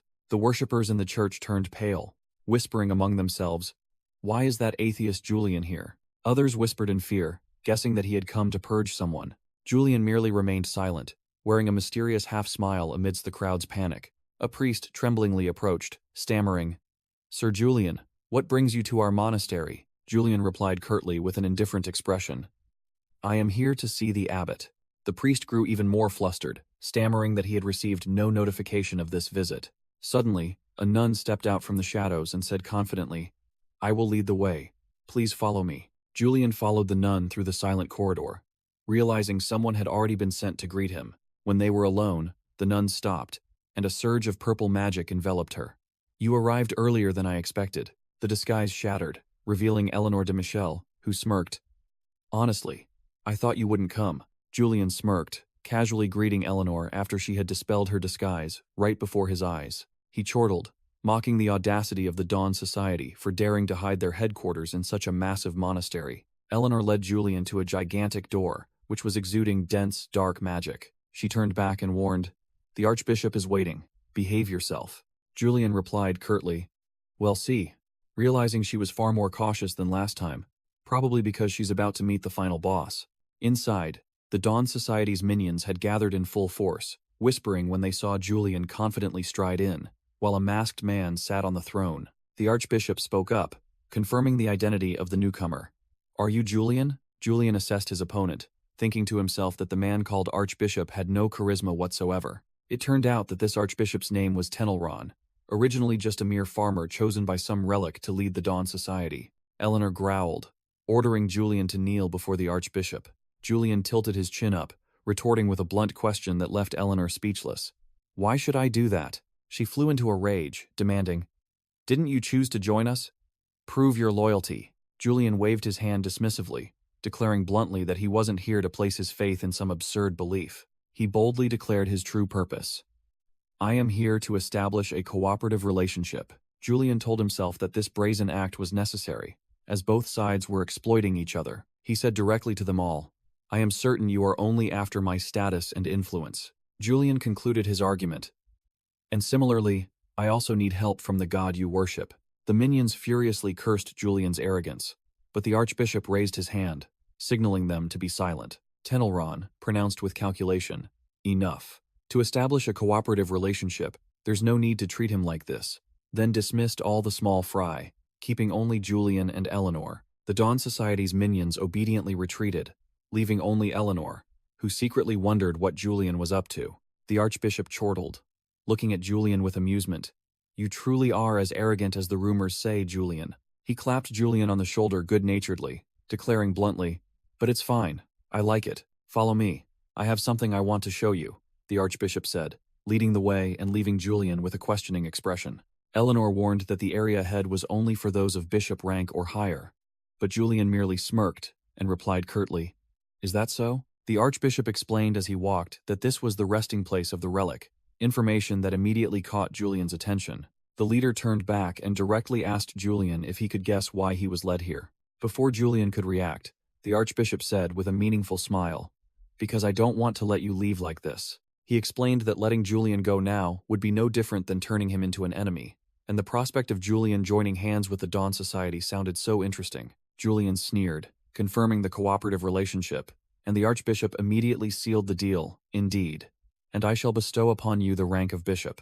Eleanor protested in alarm, but the archbishop brushed her off, stating that it was the treatment a hero deserves. The leader glared, growling at Eleanor, asking since when she dared to question his decisions, making her turn pale with fear. The archbishop pulled the blushing Eleanor closer to Julian like a gift and asked provocatively, "Well, Julian, satisfied?" Julian smiled and thanked him politely, while Eleanor could only glare helplessly. "Excellent," the archbishop said, then led them to a gigantic fountain filled with bubbling, blood-red liquid. All three approached the relic, which looked like a sculpted pillar with a human face constantly gushing fresh blood. Julian immediately recognized that the golden cup atop it was the legendary relic. The archbishop casually stepped into the pool of foul-smelling blood, declaring that this was the relic that had chosen him. He raised the cup high, while Julian had already realized its true nature.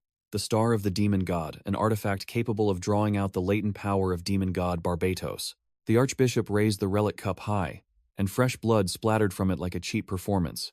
From within the cup, a pitch-black object, dense with dark energy, slowly emerged, looking like a genuine demon horn. Julian stared wide-eyed, immediately recognizing the item. A demon's horn? The leader laughed gleefully, showing off his trophy. "Indeed, using this relic, I can create demon horns, their source of power. Isn't it magnificent?" Julian's mind raced with information. He had never seen a horn created like this, but he knew exactly what this relic could do and how overwhelmingly powerful this horn was. Julian regained his cool expression, a smirk playing on his lips. "Ah, yes, creating demon horns. Quite interesting indeed." Julian feigned excitement, getting straight to the point. "So, you can wield demonic power through this horn? Then I've come to the right place. It's exactly what I need to fulfill my dream." Hearing this, the archbishop's eyes behind his mask gleamed brightly, just as Julian had scripted. The leader didn't say much, thrusting the demon horn directly into Julian's hand, casually pushing the bewildered Eleanor aside. "Keep it, and use it." Julian froze, a red glint in his eyes, unable to believe this man would hand him such a high-tier item so easily. He knew full well that creating a horn like this required sacrificing countless demons in exchange for an immense source of power. The archbishop leaned close to Julian's ear, whispering temptingly, "I wonder how powerful it will be in your hands. Perhaps you could even surpass the Sword Saint." Julian fully understood the price. Using this horn wasn't borrowing power, but transforming himself into a demon, a prospect he never desired. So how should he refuse now? Julian silently calculated, having received a scorching hot gift. Eleanor couldn't sit still, quickly calling her leader back. "Sir," she tugged at the archbishop's sleeve, whispering her objection. "I think it's too soon to give him the horn." The leader glanced at her, his voice full of authority. "Too soon?" Eleanor explained her reasons, her voice filled with worry. "That's right, he hasn't even decided to join yet. Furthermore, the horn is the source of our power. The other members won't be pleased." Julian still held the horn, a meaningful smile playing on his lips. "I can hear everything." Julian casually returned the demon horn, stating coolly, "For now, I'll give it back. This isn't why I came here." The archbishop gripped the dark artifact, smiling with satisfaction. "I see you're more sensible than I thought," Julian sneered, beginning his act. "But it seems it will take a bit more effort to convince Eleanor, so may I ask a favor of you?" The leader asked curiously. "What is it?" The archbishop explained about the core material. Spirit stones, taken from the hearts of three-horned demons, contain remnants of the demon god's will. Bring them back here to me. It won't be difficult for you. Julian looked troubled, immediately retorting, "Hunting three-horned demons without an imperial decree? That's a bit suspicious, even for me." The leader of the Dawn Society confidently declared, "You don't need to worry about that, Julian. We will handle it." A few days later, a train rolled into a large, bustling station. On the train, Julian pondered the information. What the hell is going on? The archbishop accepted me as a member, and even directly appointed me as a bishop.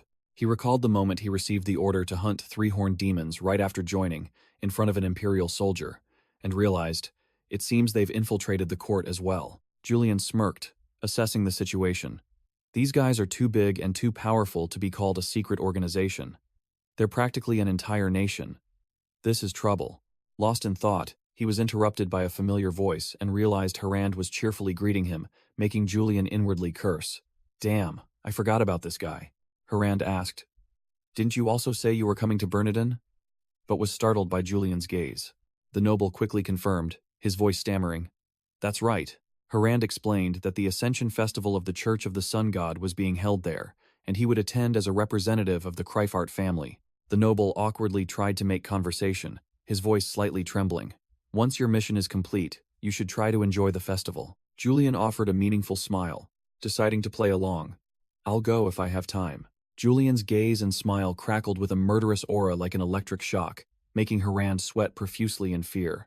Julian thought to himself, it seems he's still afraid of me. The train had arrived at Bernardin Station. Harand hastily asked to leave first, but was called back by Julian, who issued a warning. Don't provoke Marquis O'Neill. This made Harand tremble as he explained that the Marquis was a close friend of the Highland family, which Julian had wiped out. Julian muttered to himself, clearly annoyed at having to deal with officials instead of getting straight to his main task of demon extermination. Marquis O'Neill, an official with a stone-cold face, bluntly ordered, Please postpone your mission. Julian smirked defiantly, his tone clearly sarcastic. Excuse me? The Marquis explained that the Puran forest was under lockdown in preparation for the Ascension Festival, and only members of the Church of the Sun God were allowed entry. Julian laid his cards on the table, announcing that the three-horned demon was hiding in that forest, and warning that if it wasn't dealt with, the festival would become a graveyard. The Marquis began to sweat, trying to salvage the situation with a weak argument. But it hasn't appeared yet, has it? O'Neill began to invoke imperial orders to threaten Julian, but still only dared to request a postponement of the mission, not an outright prohibition.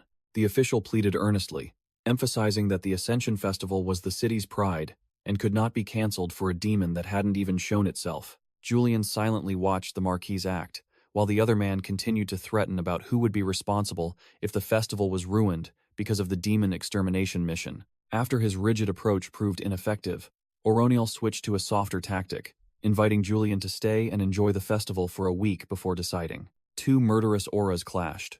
O'Neill tried to appear superior, while Julian merely sighed, speechless at this block-headed official. Suddenly, a clear child's voice rang out.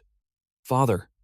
Cutting through the tense atmosphere, O'Neill's daughter, Tarina, peeked out from behind the door, startling the Marquis, who called her name. The little girl, without a hint of fear, ran straight to Julian and exclaimed that he was handsome, right in front of her pale-faced father. O'Neill panicked, frantically shouting for his daughter to stay away from Julian immediately, as if he were a monster. Julian looked at the Marquis shielding his daughter, thinking, Do you think I'd attack a child? Then coldly stated, I understand. A terrifying purple aura emanated from Julian, the skill color of negation. Fear was activated, making O'Neill clutch his daughter and tremble violently. Julian smiled triumphantly, having sown terror into the Marquis's mind, and gently said, Well then, we'll discuss this another day. Marquis O'Neill could only stand frozen in place, clutching his daughter in extreme fear, as Julian turned and walked away. Julian breathed a sigh of relief after intimidating the Marquis. Mission accomplished. Two Shut Eyes members ran over to ask Julian about the situation, their faces tense. Julian casually reported, He's very stubborn. He smirked, feigning calculation. So, I couldn't prevent the mission from being delayed. One subordinate anxiously asked if they needed to withdraw the troops hidden in the forest, while the other's face turned pale. No, leave them be, Julian dismissed, his gaze sharp. The festival preparations were underway, but Julian bluntly declared, The festival won't proceed as planned. The two subordinates froze upon hearing it, sensing something ominous. According to gamer knowledge, Bernardin was the first farming ground to encounter the three-horned demon, a formidable foe. Julian mused, the shadow of the colossal demon vaguely appearing behind him. He knew this festival was about to turn into a chaotic battlefield. Lore check. The more horns a demon had, the stronger it was, and the more unique skills it possessed. Those with 3 horns or more were all renowned threats, and one of them was Hamelin. The Hamelin demon was a parasitic type. It transformed the entire territory into its own fortress, with a labyrinth that constantly shifted its entrances and exits. What's more, it also had a poisoned swamp, Stepping into it meant instant death. Even if one escaped the fortress, the player was still not safe, because it also launched psychological attacks, driving opponents mad. All those traps made clearing this boss a nightmare. Back to reality. Julian calmly held a teacup, the water gently rippling. He confidently declared that Hamlin was about to finish preparing its fortress, and the timid Marquis Aureliel would soon come crawling to him. Just as predicted, the subordinate rushed in to report that Marquis Aureliel had invited Julian to the mansion immediately, making Julian merely smirk. Faster than I thought. The shut-eyes subordinate frantically apologized for interrupting his meal, but Julian coldly replied, "It's fine." Julian smirked, his face nonchalant, as if he had read everything. I knew this would happen. At the mansion, Marquis Aureliel trembled, sweat pouring down like rain when facing Julian. Julian entered, getting straight to the point. "Did you call for me, Marquis Aureliel?" The old Marquis stammered. "My daughter, Terina." The Marquis buried his face in the table, his voice filled with despair. "She hasn't woken up since last night." Marquis Aureliel's face was utterly panicked. He confessed that even doctors were helpless, and this condition was spreading throughout the city. Julian merely responded with a nonchalant sound, his mind already having completed its calculations.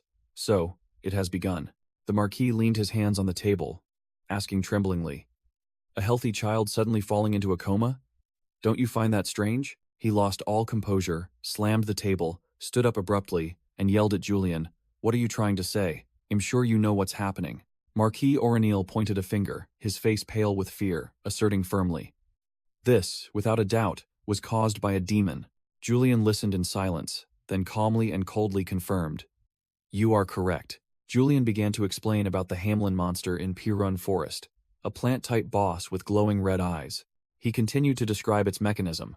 It sows seeds into living creatures and turns them into its minions. Julian emphasized that this attack did not affect adults but was fatal to children. They would lose consciousness before being fully transformed, and it might already be too late for his daughter. Marquis Aureliel was stunned, speechless, unable to believe what he had just heard. He stammered, "Impossible." He grabbed Julian's lapels, shouting in despair, "Then destroy it immediately. To hell with the festival or whatever. Save my daughter first." Julian replied with a sarcastic tone, "Oh, how quickly you've changed your tune, my lord." The Marquis still clung tightly to Julian, asserting he would do anything to save his daughter. Julian narrowed his eyes, growling a loaded question, cornering the Marquis. "Anything? Even if it might harm Bernardin?" Julian lightly brushed the Marquis's hand off his shoulder, adopting a superior air.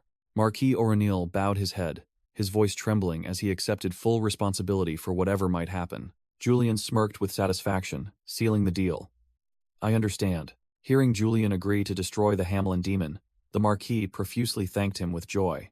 As ordered, the shut-eyes subordinates laboriously carried buckets of flammable liquid and poured them all over the edge of the forest. Streams of brown liquid were poured onto the ground, preparing for a massive blaze. A subordinate reported to Julian that everything was ready, but still couldn't help but wonder about the necessity of this action. Julian coldly replied succinctly, "Of course. Allowing a threat to persist is the act of fools." The subordinate still hesitated, asking anxiously, "But are you going to burn down the entire forest?" Julian confirmed firmly as the shadow of the Hamlin demon appeared behind him. "Yes. Burn it to ashes. We're not clearing its fortress, we're destroying it. That's the easiest way to defeat it in the game." The subordinate worried ahead, fearing Marquis Aureliel would go mad, but Julian reassured him that the Marquis had nodded, agreeing to sacrifice the festival to protect the people. Julian sneered, pointing and commanding, "Then, let's begin." The subordinate obeyed, throwing the torch into the kindling soaked with accelerant, shouting loudly, "Start the fire!" Another one also roared, fanning the flames larger. "Burn it all down!" Amidst the raging sea of flames, the Hamlin demon's glowing red eyes opened, filled with wrath. The demon's plant fortress was engulfed in fire. It let out a pathetic shriek before disappearing. Suddenly, another roar echoed, making the two subordinates turn pale.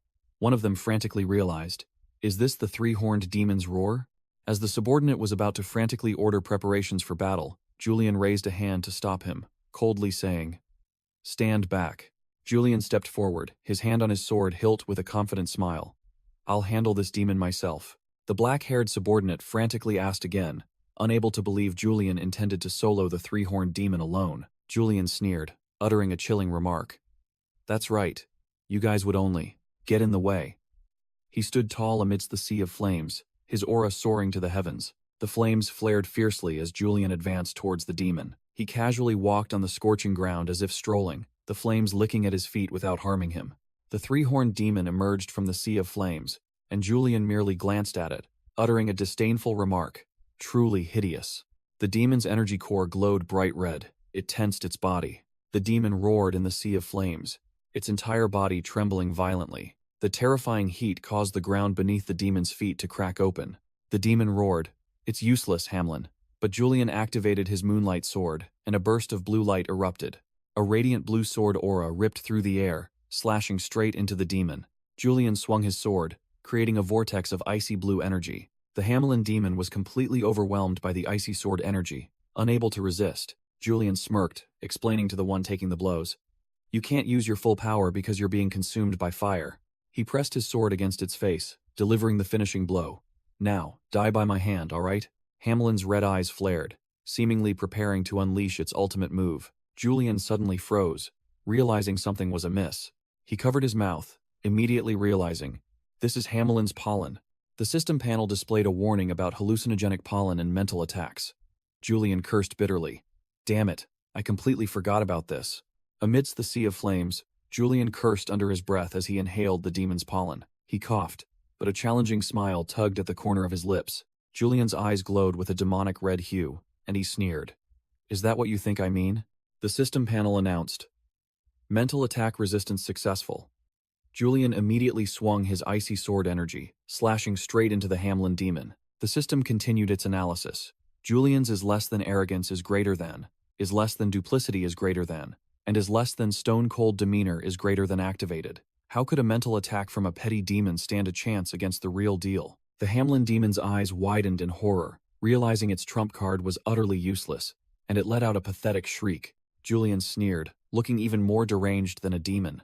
This guy's nature is already crazy enough. He gathered all his strength, spun around, and unleashed a sword strike that created a gigantic blue energy vortex. A terrifying energy explosion engulfed the entire forest, incinerating everything in a sea of flames. At the heart of the firestorm, the Hamlin demon was torn apart, its core exposed and shattering into pieces. Julian stood tall, sheathing his sword with a cold expression, confidently declaring, I suppose it's done. Several shut-eyes subordinates rushed over, one of them anxiously calling out, Julian, are you all right? Julian glanced at them, his red eyes not yet faded, and replied curtly, yes. He stood with his back to the blaze, a stream of red, malevolent energy escaping from the demon's corpse, and reaffirmed, I'm fine. In a luxurious room, Marquis O'Neill was drenched in cold sweat, his face as taut as a bowstring. The Marquis looked out the window, where the flames were still raging fiercely, his heart filled with anxiety. Julian suddenly appeared behind him, smiling sinisterly. Thank you for your cooperation. I'm sure the Imperial Court will acknowledge your courageous decision. He lightly patted the Marquis's stiff shoulder, getting straight to the point. Has your daughter woken up yet? Marquis O'Neill flinched, his voice trembling as he replied, still fearful. Ah, yes, she's recovering. Julian held out a glowing necklace, nonchalantly suggesting, in that case, please give this to her. Marquis O'Neill froze. Julian sneered, explaining, this is a necklace made from the remnants of the Hamlin demon.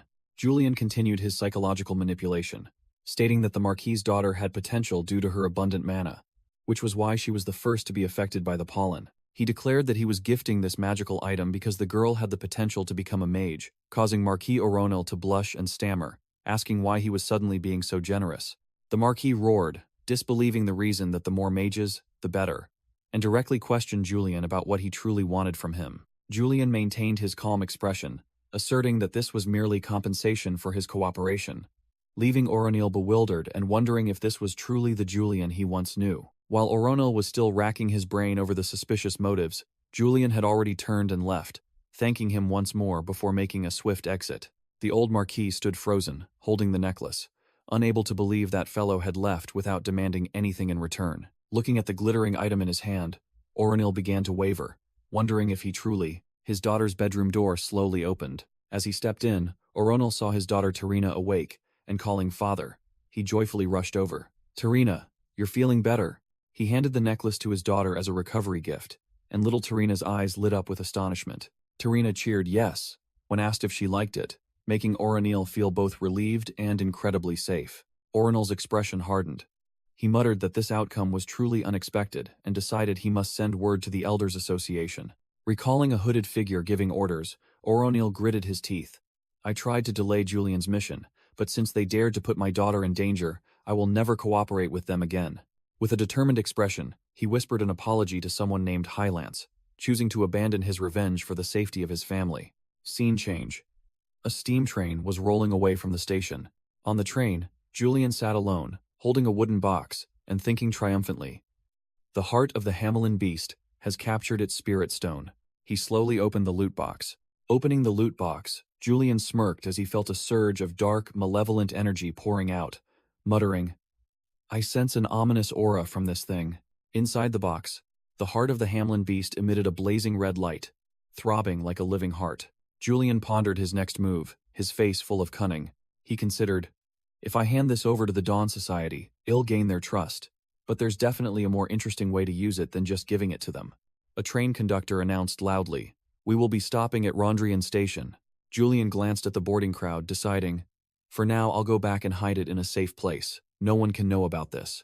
The clatter of high heels echoed as a woman walked down the train car's aisle. A blonde girl with a ponytail, none other than Rinna Ronbell, was looking for her seat. Rinna found her seat, but immediately froze when she saw Julian already seated right beside her. Rinny's eyes widened in horror, unable to believe the sight before her. Julian broke out in a cold sweat, screaming in his head, damn it, why is this girl here? He immediately recognized her as Rinna Ronbell, and having her or Hayden's subordinates discover this item would be even more troublesome. Julian quickly regained his composure, forcing a cunning smile.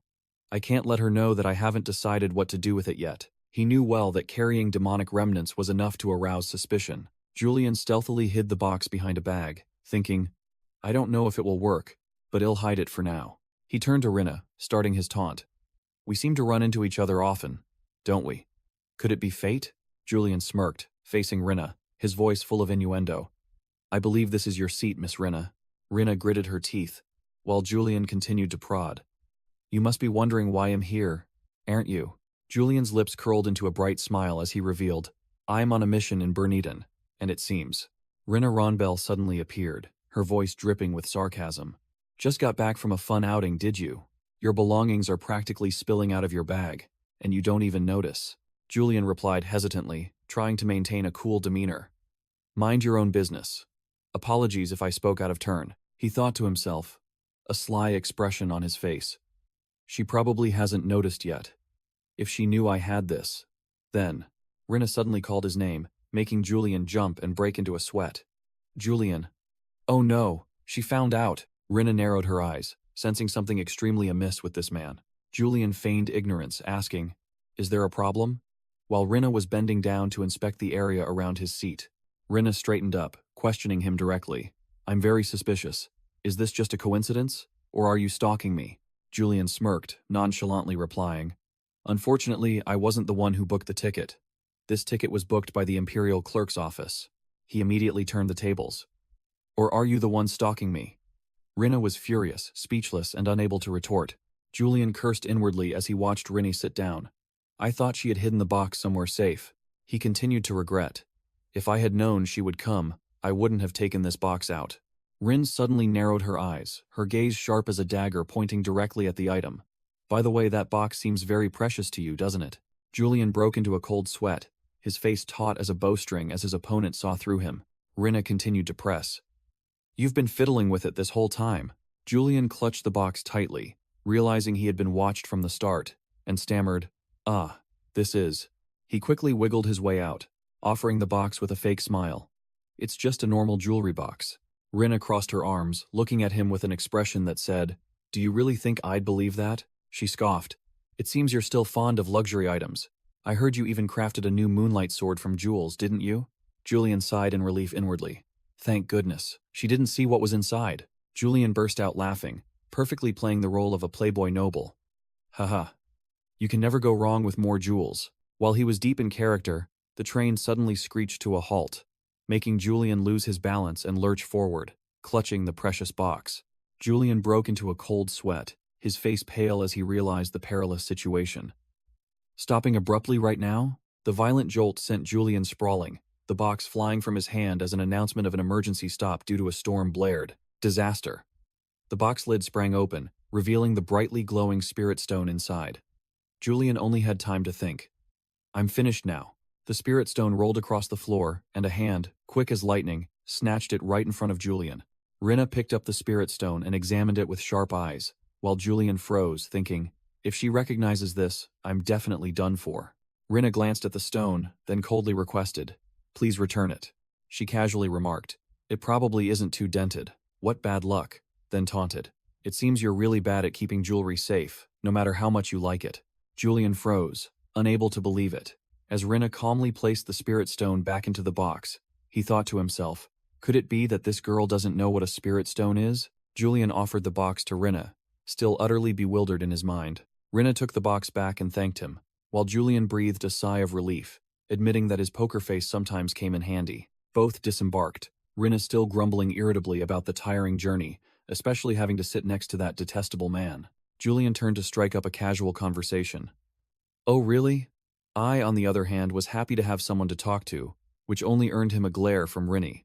A servant was already waiting, bowing to Rinna and announcing that the carriage to the academy dormitory was ready. Julian seized the opportunity to make a quick escape.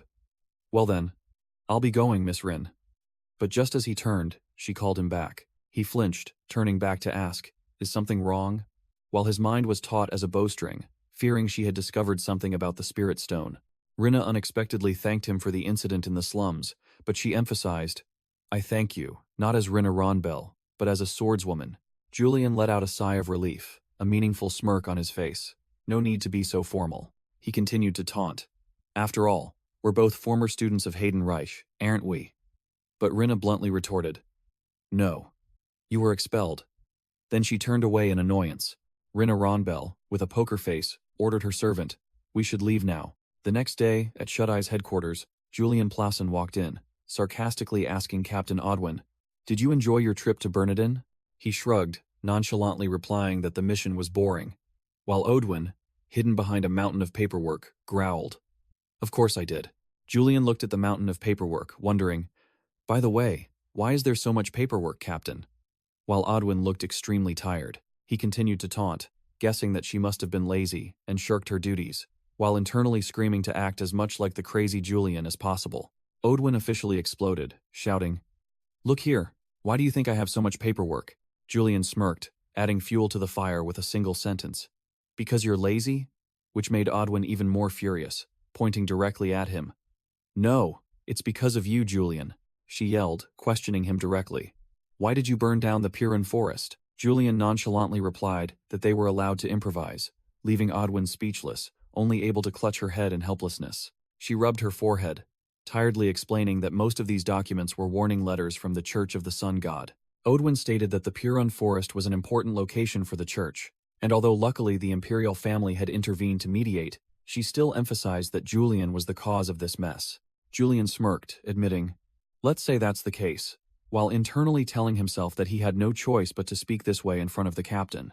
Odwin changed the subject, tossing him a few letters, saying there were letters from Veal Academy. Julian noticed a letter with an unusual golden seal that he had never seen before. He realized the letter was from Genmel Abbey, and his face immediately changed color, sweat beginning to pour. Memories of a meeting with a Dawn Society member flooded back when that man had promised, you won't have to worry about that, Julian. We'll take care of it. Julian broke out in a cold sweat, thinking to himself, don't tell me this is what he was talking about? Odwin, seeing his attitude, narrowed her eyes suspiciously. The Church of the Sun God should despise you, yet they sent you a letter of proposal. She looked directly at Julian, her gaze sharp as a knife. Do you know anything about this? This left him speechless, realizing the Dawn Society had made such a bold move that they sent a letter directly to Shut-Eyes. In the thick of it, Razlot rushed in frantically, his voice trembling as he called out, Sir Julian! He burst straight into the captain's office, stammering a report that the secretary's office wanted to know what had happened in Bernardin. Julian was secretly delighted to have an excuse to leave quickly, calling Razlot his savior, while Razlot awkwardly apologized for the disturbance. Captain Odwin waved her hand, tossing Julian a few letters. It's fine. You may leave now, Julian. Take these with you. As he turned and walked away, Julian sighed in relief, thinking to himself that he was glad to have escaped his strict boss's interrogation. Upon reaching the hallway, Razlot immediately followed closely, his eyes gleaming as he asked, The rumor of you single-handedly defeating the three-horned demon is spreading like wildfire. Is it true, sir? Julian coldly replied. It's nothing, though he secretly thought, I nearly bit the dust. Julian casually ordered Razlot. The Dawn Society just sent a letter, so that demon is a trivial matter. Meet me at the secretary's office after I've read the letter. Alone in the hallway, Julian let out a breath, clutching the letter that bore no sender's name. He narrowed his eyes, muttering, What the hell do they want, anyway? Julian opened the letter to read it, his face filled with deep suspicion. Immediately, he realized this was no ordinary letter. A dark aura in the shape of a snake with glowing red eyes slithered out from the words. The dark aura coiled and writhed, conveying a chilling message. The Archbishop wishes to meet Bishop Julian. Julian broke into a sweat, immediately recognizing the enchantment hidden in the letter. Eleanor must have written this. He gritted his teeth, clenching his fist until veins bulged, certain that their target was the spirit stone obtained from the three-horned demon. Julian began to piece the events together, realizing that the Dawn Society had calculated the timing of his return perfectly. There was definitely an insider among the high ranks. The scene shifted to an ancient and magnificent church, where a few people were silently praying. Julian, now donning the uniform of a shut-eyes officer, stood with his arms crossed, feeling uncomfortable with the curious stares around him. A nun approached, bowing in greeting. Welcome, Julian. Julian smirked, calling her by her true name. Long time no see, Eleanor. I'm feeling quite uncomfortable with so many people staring at me. Eleanor dropped her disguise, revealing her true form as a charming teal-haired sorceress, surrounded by a purple dark aura, and replied with a smile. How amusing. Didn't you yourself exude an aura to drive others away? Julian smirked as Eleanor recounted his feat. I hear rumors that I single-handedly annihilated the three-horned demon and burned down the entire Puran forest. Eleanor smiled meaningfully, wanting to hear the story from the person involved himself. Julian replied sarcastically, Bishop Eleanor, you flatter me too much. However, his gaze turned icy cold, his hand holding the enchanted letter. Please don't send me these troublesome things directly anymore. They could put me in a difficult position. Eleanor feigned innocence, claiming no one could see the enchantment. But Julian warned that there was always a risk, and hoped this wouldn't happen again. Eleanor narrowed her eyes and asked directly, So how do you intend to contact us? Do you have any other methods? Julian smirked cunningly, a red light flashing in his eyes. Perhaps I'll pay you a visit from time to time? He held out the letter, stating firmly, Exactly. Why don't we meet in person? I don't want others to discover my connection with the Dawn Society. Eleanor was slightly flustered by his confidence. You speak as if you know exactly where I'll be, she muttered to reassure herself, believing Julian was just bluffing and couldn't possibly know her true identity. Having said his piece, Julian turned and walked away decisively, leaving Eleanor in a jumble of confused thoughts. At another location, a red-masked figure gleefully welcomed Julian. Bishop Julian, you've finally arrived. Do you know how much I've missed you? Julian stood on the steps, looking down at the members of the Dawn Society, and coldly ordered, Then show me the item. The spirit stone from the three-horned demon that you single-handedly annihilated. A cunning smile appeared on Julian's lips. He calmly dropped a bombshell. I couldn't bring the spirit stone. The masked bishop was speechless, asking again in shock. What? The other man still couldn't believe his ears, pressing him.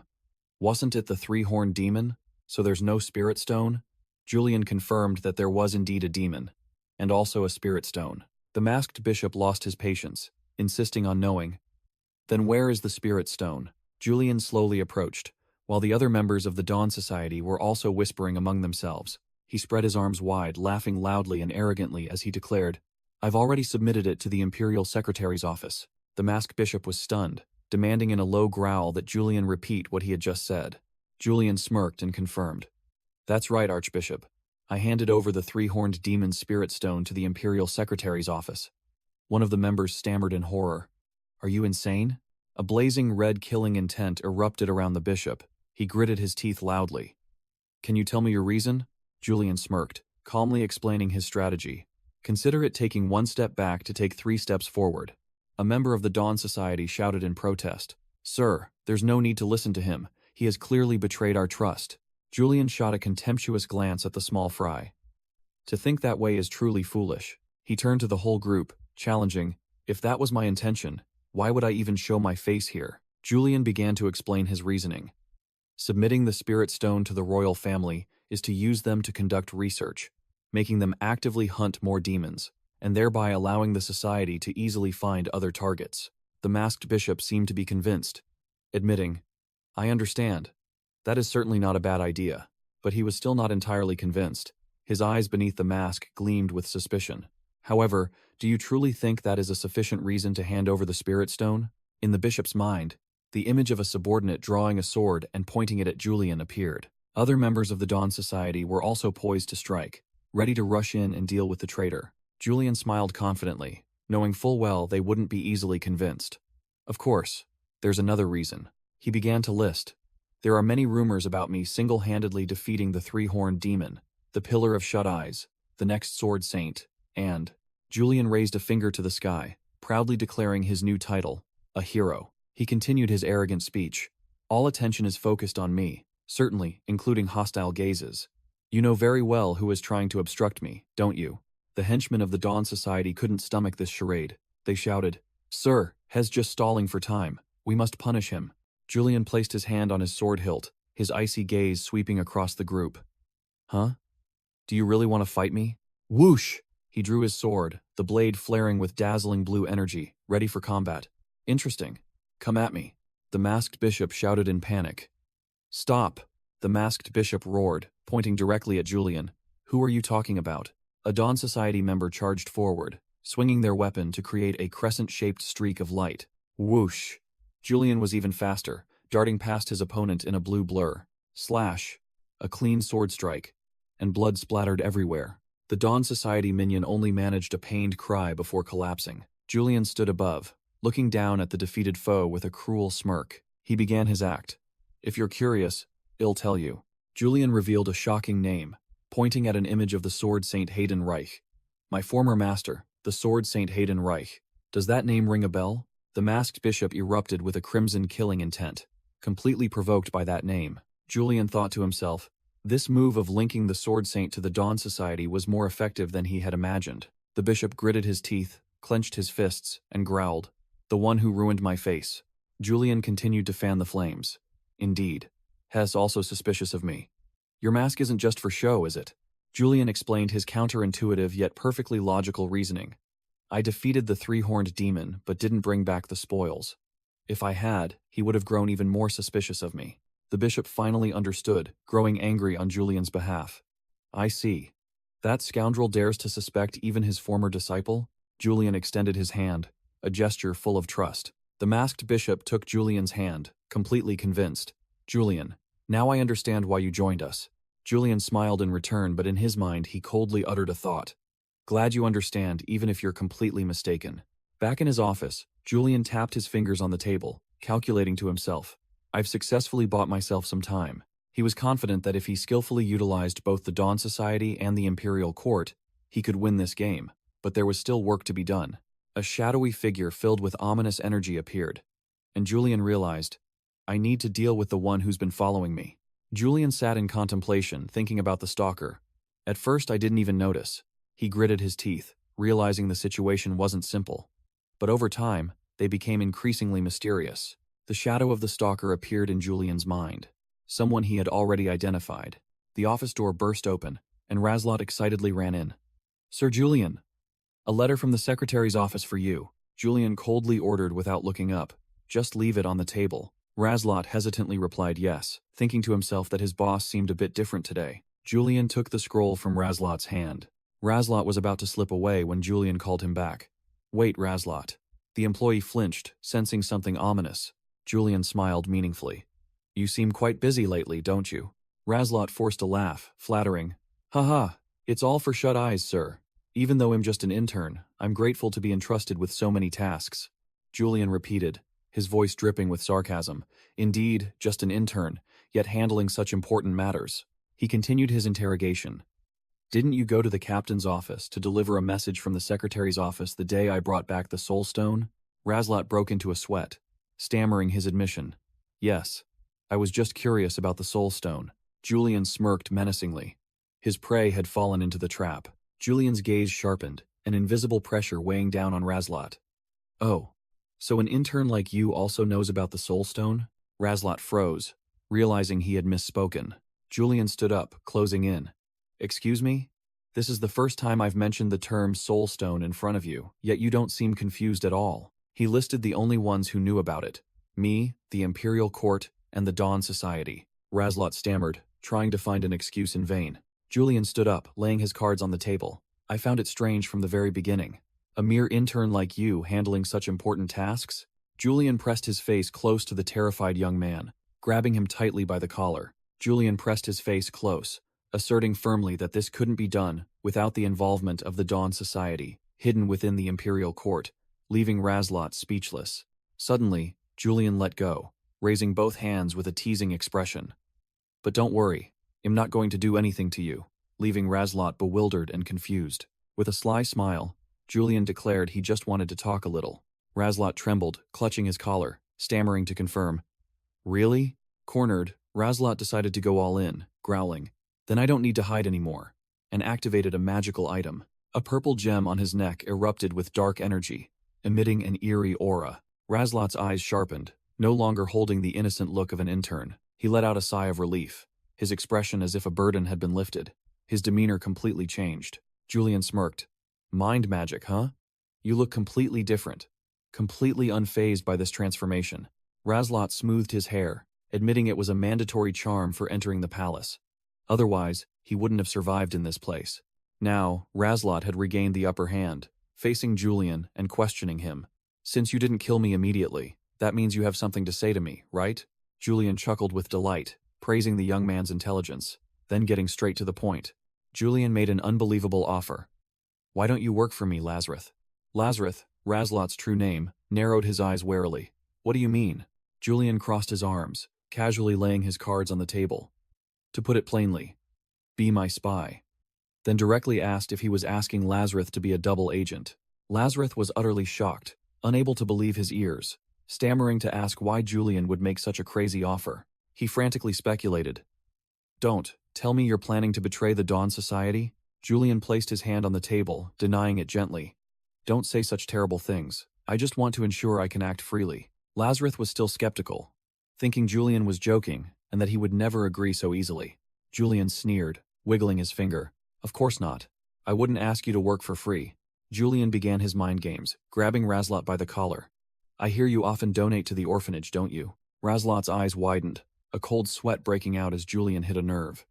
Julian pressed further. Where does a lowly intern like you get so much money? Julian waved the paper, a calculating smirk on his face. This place must be very important to you, isn't it? He concluded with a blatant threat. It would be terrible if something unfortunate were to happen to it. Razlot gritted his teeth, speechless and unable to utter a word. Julian burst out laughing, feigning reconciliation. Haha, I was just kidding, don't be so tense. Then he placed his hands on the table, getting straight to the point. If you help me, I will give the orphanage an extremely generous gift. Razlot looked up, wavering slightly. A generous gift? Julian smirked, clasping his hands together. Indeed. I've suddenly become interested in doing good deeds. Razlot narrowed his eyes, beginning to weigh the pros and cons, his expression less panicked and more contemplative. A few days later, a carriage stopped in front of a luxurious building. Aiden, a high-ranking member, called out to Lazarus. Lazarus, have you brought what I asked for? Lazarus respectfully handed him a scroll. Yes, Bishop Aiden. Aiden took the scroll, confirming the information. This is the next destination of the Sword Saint, Hayden Reich. Anything else? Lazarus further reported on a petition from a member of the Elders Association. Aiden dismissed it, deeming the petition a trivial matter. Hayden is what's important. Report his next destination to the Archbishop. Lazarus bowed in obedience. Yes, I understand. Aiden suddenly noticed something unusual. Say, you don't look so good. Lazarus was startled and hastily denied it. Internally, Lazarus was screaming, standing at a crossroads. Should I tell him, or should I hide it to the very end? Even if the Dawn Society protects me, my sister Chernia. Julian's offer echoed in his mind, an offer too good to refuse. I will write letters of recommendation for your sister and the other children at the orphanage to enter Veal Academy. Aiden stared intently at Razlot, asking suspiciously, Lazarus? But the double agent could only stammer out denials. No, nothing at all. The moment Julian set foot back in the mansion, a line of maids bowed deeply in welcome. Welcome home, young master. A maid timidly reminded him. Young master, your coat. While Julian merely scoffed, replying absently, I was a bit distracted, he muttered to himself with a sinister smile. a cold sweat running down his back, asking if I'm all right. I feel like things shouldn't be going this smoothly. In his train of thought, Julian recalled the moment he discovered Razlot. His first instinct was to act just like the original Julian, using the information he had to blackmail him. He scoffed mentally, thinking about the naivety of his prey. If Lazarus had been a little more careful, he would have realized that the paper I was holding had nothing to do with the orphanage. A trick on a completely different level. Returning to reality, Julian became aware of his own transformation. Li Si-hu would never have thought of such a trick. The maid timidly spoke up. "Young master, there was a message from the main house today." Julian showed obvious disgust upon hearing about the main house, muttering, "Those people, the ones who despise Julian for being from a collateral branch, are they seeking me out again?" The maid explained that it was a wedding invitation from Renia Kreifart, Julian's older sister, and that they had only sent it out of courtesy. Julian coldly ordered, "Just tell them I'm busy and cannot attend." The maid sighed in relief, but just as she was about to turn away, Julian called her back. "Wait." With a cunning smile, he completely changed his mind. "Report back that I will attend this wedding," then muttered to himself, "I forgot a few things at the Kreifart estate." The maid asked bewilderedly, "Do you mean that outfit?" And Julian wondered, "Which outfit?" The maid innocently replied, "Yes, the pink tuxedo you always wear," which made Julian freeze on the spot. He forced a smile and suggested, "How about choosing something a bit more elegant?" But the maid delivered another fatal blow. "Didn't you once say that was the most luxurious outfit?" The soul of Li Si-hu screamed inside. "You bastard, Julian. Why would you do that to me?" And the scene shifted to a luxurious fashion store. At the White Atelier, the most exclusive fashion store in the empire, the female staff all bowed in unison to the esteemed guest. Why is Julian in a place like this? Julian stood confidently in the middle of the store. He knew this place had many quality outfits and a host of staff ready to advise him. Julian flashed a friendly smile, thinking to himself, "Perhaps I should gently ask for a little help?" He grinned, his tone like an order. "Can anyone here help me choose a few outfits?" The female staff were scared out of their wits, hastily bowing deeply and profusely apologizing. Julian sighed, speechless, wondering why simply buying a few clothes had to be so difficult. Scene change. At another shop, a red-haired shop owner warmly welcomed a regular customer. "Welcome, Miss Eileen." Eileen smiled back in greeting, and the owner remarked that she had been too busy with research lately to drop by. Eileen replied wearily that it was the burden of a professor, while the owner listened dejectedly. She bitterly complained that her research had almost gone to waste because someone had completely plundered all the moonlight stones, and she roared the culprit's name, Julian. But fortunately, the royal family requested an investigation into a new type of material called spirit stones. Thanks to this, Eileen not only saved her research but could also elevate it to a new level. Her will ignited, her eyes blazing, as she thanked whoever that guy was for discovering this material. Back at the shop, the owner asked Eileen what kind of outfit she was looking for. Eileen explained she needed a dress for Renia Kriffart's wedding party. As they were a prominent family, she needed to invest a little. The shop owner showed surprise upon hearing the prestigious Kreifart name.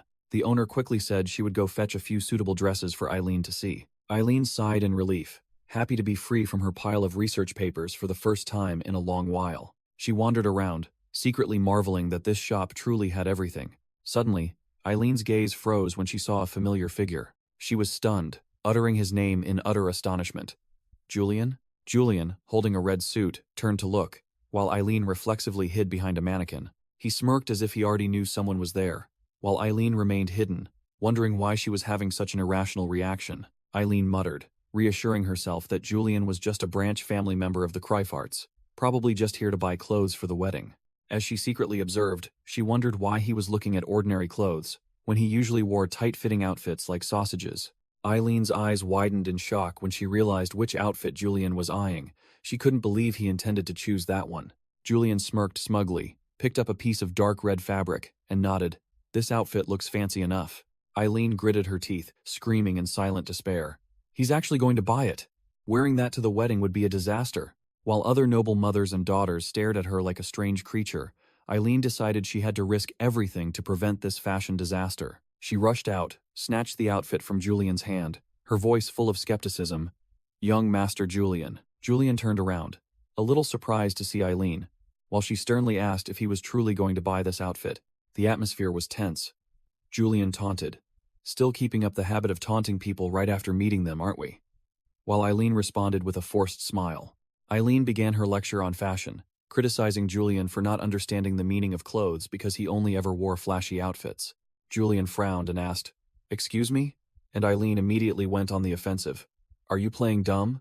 She stepped closer, her eyes sharp, questioning whether he still held a grudge against the Kreifart family.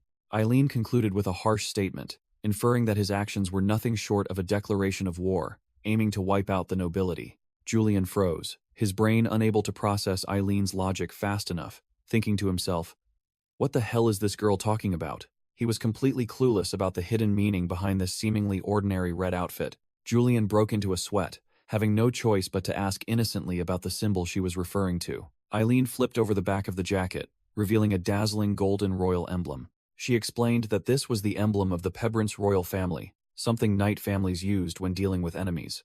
Eileen scoffed, saying that even though it was just an ornament now, for a notorious person like him to wear this to a wedding would be like slapping his entire family in the face. Julian finally understood. He covered his mouth, forcing a laugh, telling himself, "There's no way I would have known. I never played Julian's route." Julian was speechless, complaining that choosing clothes was exhausting, especially when the original Julian's instincts kept calling for disastrous fluorescent pink outfits. He smirked, turned to Eileen, and admitted defeat, saying he had no choice but to ask for help. "Well then, I guess I have no choice." He grinned slyly, pulling out an even more horrifying rainbow-colored outfit. "So, I guess I'll have to take the second outfit I had in mind." Eileen was so shocked her face contorted, unable to believe her eyes, while Julian secretly gloated, knowing she wouldn't be able to sit still. Eileen shrieked when she saw him hold up the garish pink suit. "Are you seriously going to wear this to the wedding?" Eileen gritted her teeth, clutching her dress until it wrinkled. "I can't take it anymore." Eileen exploded, pointed directly at him and declared, "In the name of the Donatian family, I will find you a decent outfit."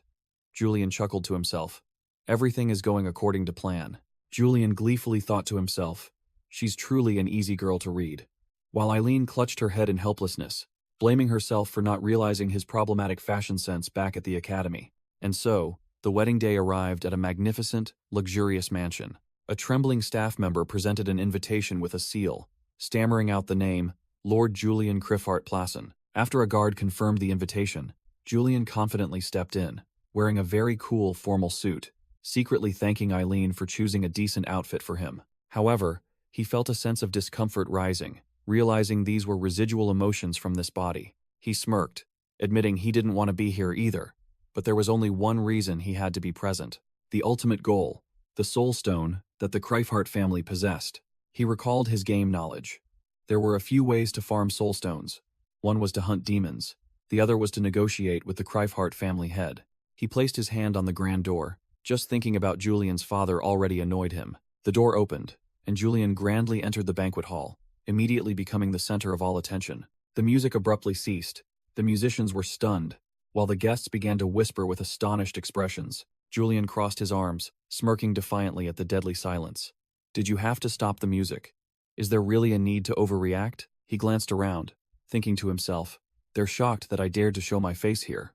Well, it would be strange if they welcomed me." A white figure rushed over and embraced Julian, calling his name to the protagonist's astonishment. It turned out to be Renia Kreifart, Julian's older sister. She smiled brightly. "You're here, thank you." Renia clasped her younger brother's hand tightly, openly delighted because it had been too long since they last met. Julian thought to himself that this was the first time someone had treated him kindly, but then accepted it. "We are siblings, after all." Renia turned to apologize to Eileen for being overly excited, while Eileen merely replied politely to dismiss the matter. The older sister curiously asked about their relationship, guessing that they knew each other from their academy days. Julian confirmed, but his mind was blank because he had no idea that he and Eileen were in different classes. Renia continued to expose Julian's fashion sense, praising his current outfit and asking if Eileen had chosen it, making her flinch. Julian immediately felt Eileen's fiery gaze from behind him. Eileen gritted her teeth, silently commanding, "Tell her who chose that outfit for you." But Julian nonchalantly took credit. "That's right. I chose them," leaving Eileen completely shocked. When asked what was wrong, Eileen had no choice but to change the subject, pretending as if nothing had happened. Renia happily invited them both to meet her husband, while Julian secretly thought this atmosphere wasn't as bad as Head imagined. A tall figure approached as Renia called out. The man with ash-gray hair was introduced as Joshua Kreifart, Renia's fiancé. Joshua was about to take Renia's hand to greet her when another hand blocked him. Julian's hand tightly gripped Joshua's wrist, stopping his action. Joshua growled, his eyes filled with killing intent. "What the hell are you doing?" While Renia froze in shock, Julian spoke coldly, mocking Joshua for wasting time greeting a foolish, peripheral family member in such an important place. Renia hastily explained that she was just happy to see her brother again, and asked Joshua to at least offer a greeting. Joshua's face turned crimson, and he pointed directly at Julian, shouting, "Who said he's my brother?" Julian merely smirked, thinking to himself, "Yes, this tense atmosphere is exactly what I want." Joshua stepped closer, growling, "Hey, you branch family member. I don't know why you're here, but don't think that makes us family." Julian sneered, holding up the invitation card to provoke him. "I only came because I was invited, didn't I?" "Rip!" Joshua snatched the invitation card from Julian's hand. He furiously crumpled the card in his hand, veins bulging. The crowd of guests around them began to whisper and gossip at the entertaining spectacle. Joshua exuded killing intent, gritting his teeth as he ordered, "As a member of this family, I'm telling you to leave." Julian remained unfazed, smirking as he retorted with a cutting question. "What if I don't leave?" Joshua placed his hand on his sword hilt, his voice full of challenge. "Then I'll show everyone." Swish. He drew his sword, its gleaming blade pointing directly at Julian. "The fate of a branch family member who dares to defy me." Julian coldly stared at the sword, his expression completely unwavering. Memories of Joshua Kreifhart began to resurface. He was once the ringleader, the most notorious bully at Veal Academy. He specialized in forming cliques and bullying weaker commoner students. He even disrupted the lectures of lower-ranking professors. Back in the present, Joshua, with an arrogant expression, roared, "Come here, you royal dog." Julian merely sneered, secretly assessing. Is this guy serious? Is he brave or just foolish? Whoosh. Julian vanished in a blur of blue light, moving too fast for the naked eye to follow, and seized Joshua's face. Joshua's eyes widened, completely frozen by Julian's terrifying speed. Joshua roared, swinging his sword to strike, but Julian simply raised his hand and easily parried it. Crack! Julian gripped Joshua's sword-wielding wrist tightly, his overwhelming strength rendering his opponent immobile. Joshua broke out in a cold sweat, his face flushed red with shock and anger. What kind of monstrous strength is this? He gritted his teeth and cursed, but Julian maintained a cold, sarcastic expression. To dare to commit such a despicable act as grabbing Renia's wrist, even a mere branch family member wouldn't dare to do that. Clang! Joshua's sword clattered to the floor, completely disarmed in a humiliating manner. Julian leaned close to his opponent's ear, his voice full of contempt. "You should be ashamed." Harand rushed over to intervene, his voice hesitant. "Stop it, Julian." Julian glanced over, giving Harand a sharp look that silenced him. Harand tried to persuade him, while Joshua was still held firmly by Julian. "I understand how you feel, but the guests are watching." Hearing that, Joshua once again spoke with a foul tone. "That's right. How dare you forget your place?" Harand turned and yelled directly at Joshua, exposing his true colors. "Joshua, don't bring us any more shame. Weren't you the one who provoked Renia and Julian first?" Julian released his grip, uttering a sentence that extinguished all of Harand's efforts. "My brother is here as our father's representative. Don't act so thoughtlessly anymore." Julian calculated inwardly, realizing the situation had changed. Father's representative, huh? He deduced. So, the head of the Kreifhart family isn't attending this wedding. Julian frowned, his initial plan ruined. If that's the case, acquiring the soul stone here will be difficult. Julian turned towards his older sister, his voice calm as if nothing had happened. "Renia, are you all right? I apologize for causing a commotion." Renia smiled, her sharp eyes seeing through everything. "Don't worry. You did it for me, didn't you?" "Amidst a den of such depraved individuals, your composure is almost frightening, Renia." The bride waved cheerfully. "It's all right. Don't worry about it." Julian decisively turned on his heel. "In that case, I'll take my leave." The entire banquet hall buzzed with whispers about Julian's actions as he turned to Eileen and said, "And thank you, Lady Eileen." Julian gave a self-satisfied smile, complimenting Eileen. "The outfit you chose suits me well." Eileen's face flushed crimson, completely flustered by the unexpected compliment, wondering why she reacted that way. In a flashback, Eileen had secretly admired Julian's formal attire, believing it was as beautiful as if woven from stars and a worthy work of art. Back in the present, Eileen buried her face in her hands, groaning in embarrassment, while Renia could only watch her helplessly. Renia hurriedly ran after Eileen to intervene, while Julian walked away coldly, secretly cursing himself for remembering such a trivial matter. As Julian strode out of the banquet hall, Renia suddenly called out his name loudly. Julian turned back to see his older sister panting as she chased after him. Renia, still breathless, chided, "You walk too fast. I almost couldn't give you this." Renia looked directly into her younger brother's eyes, immediately seeing through him. "Tell me the truth.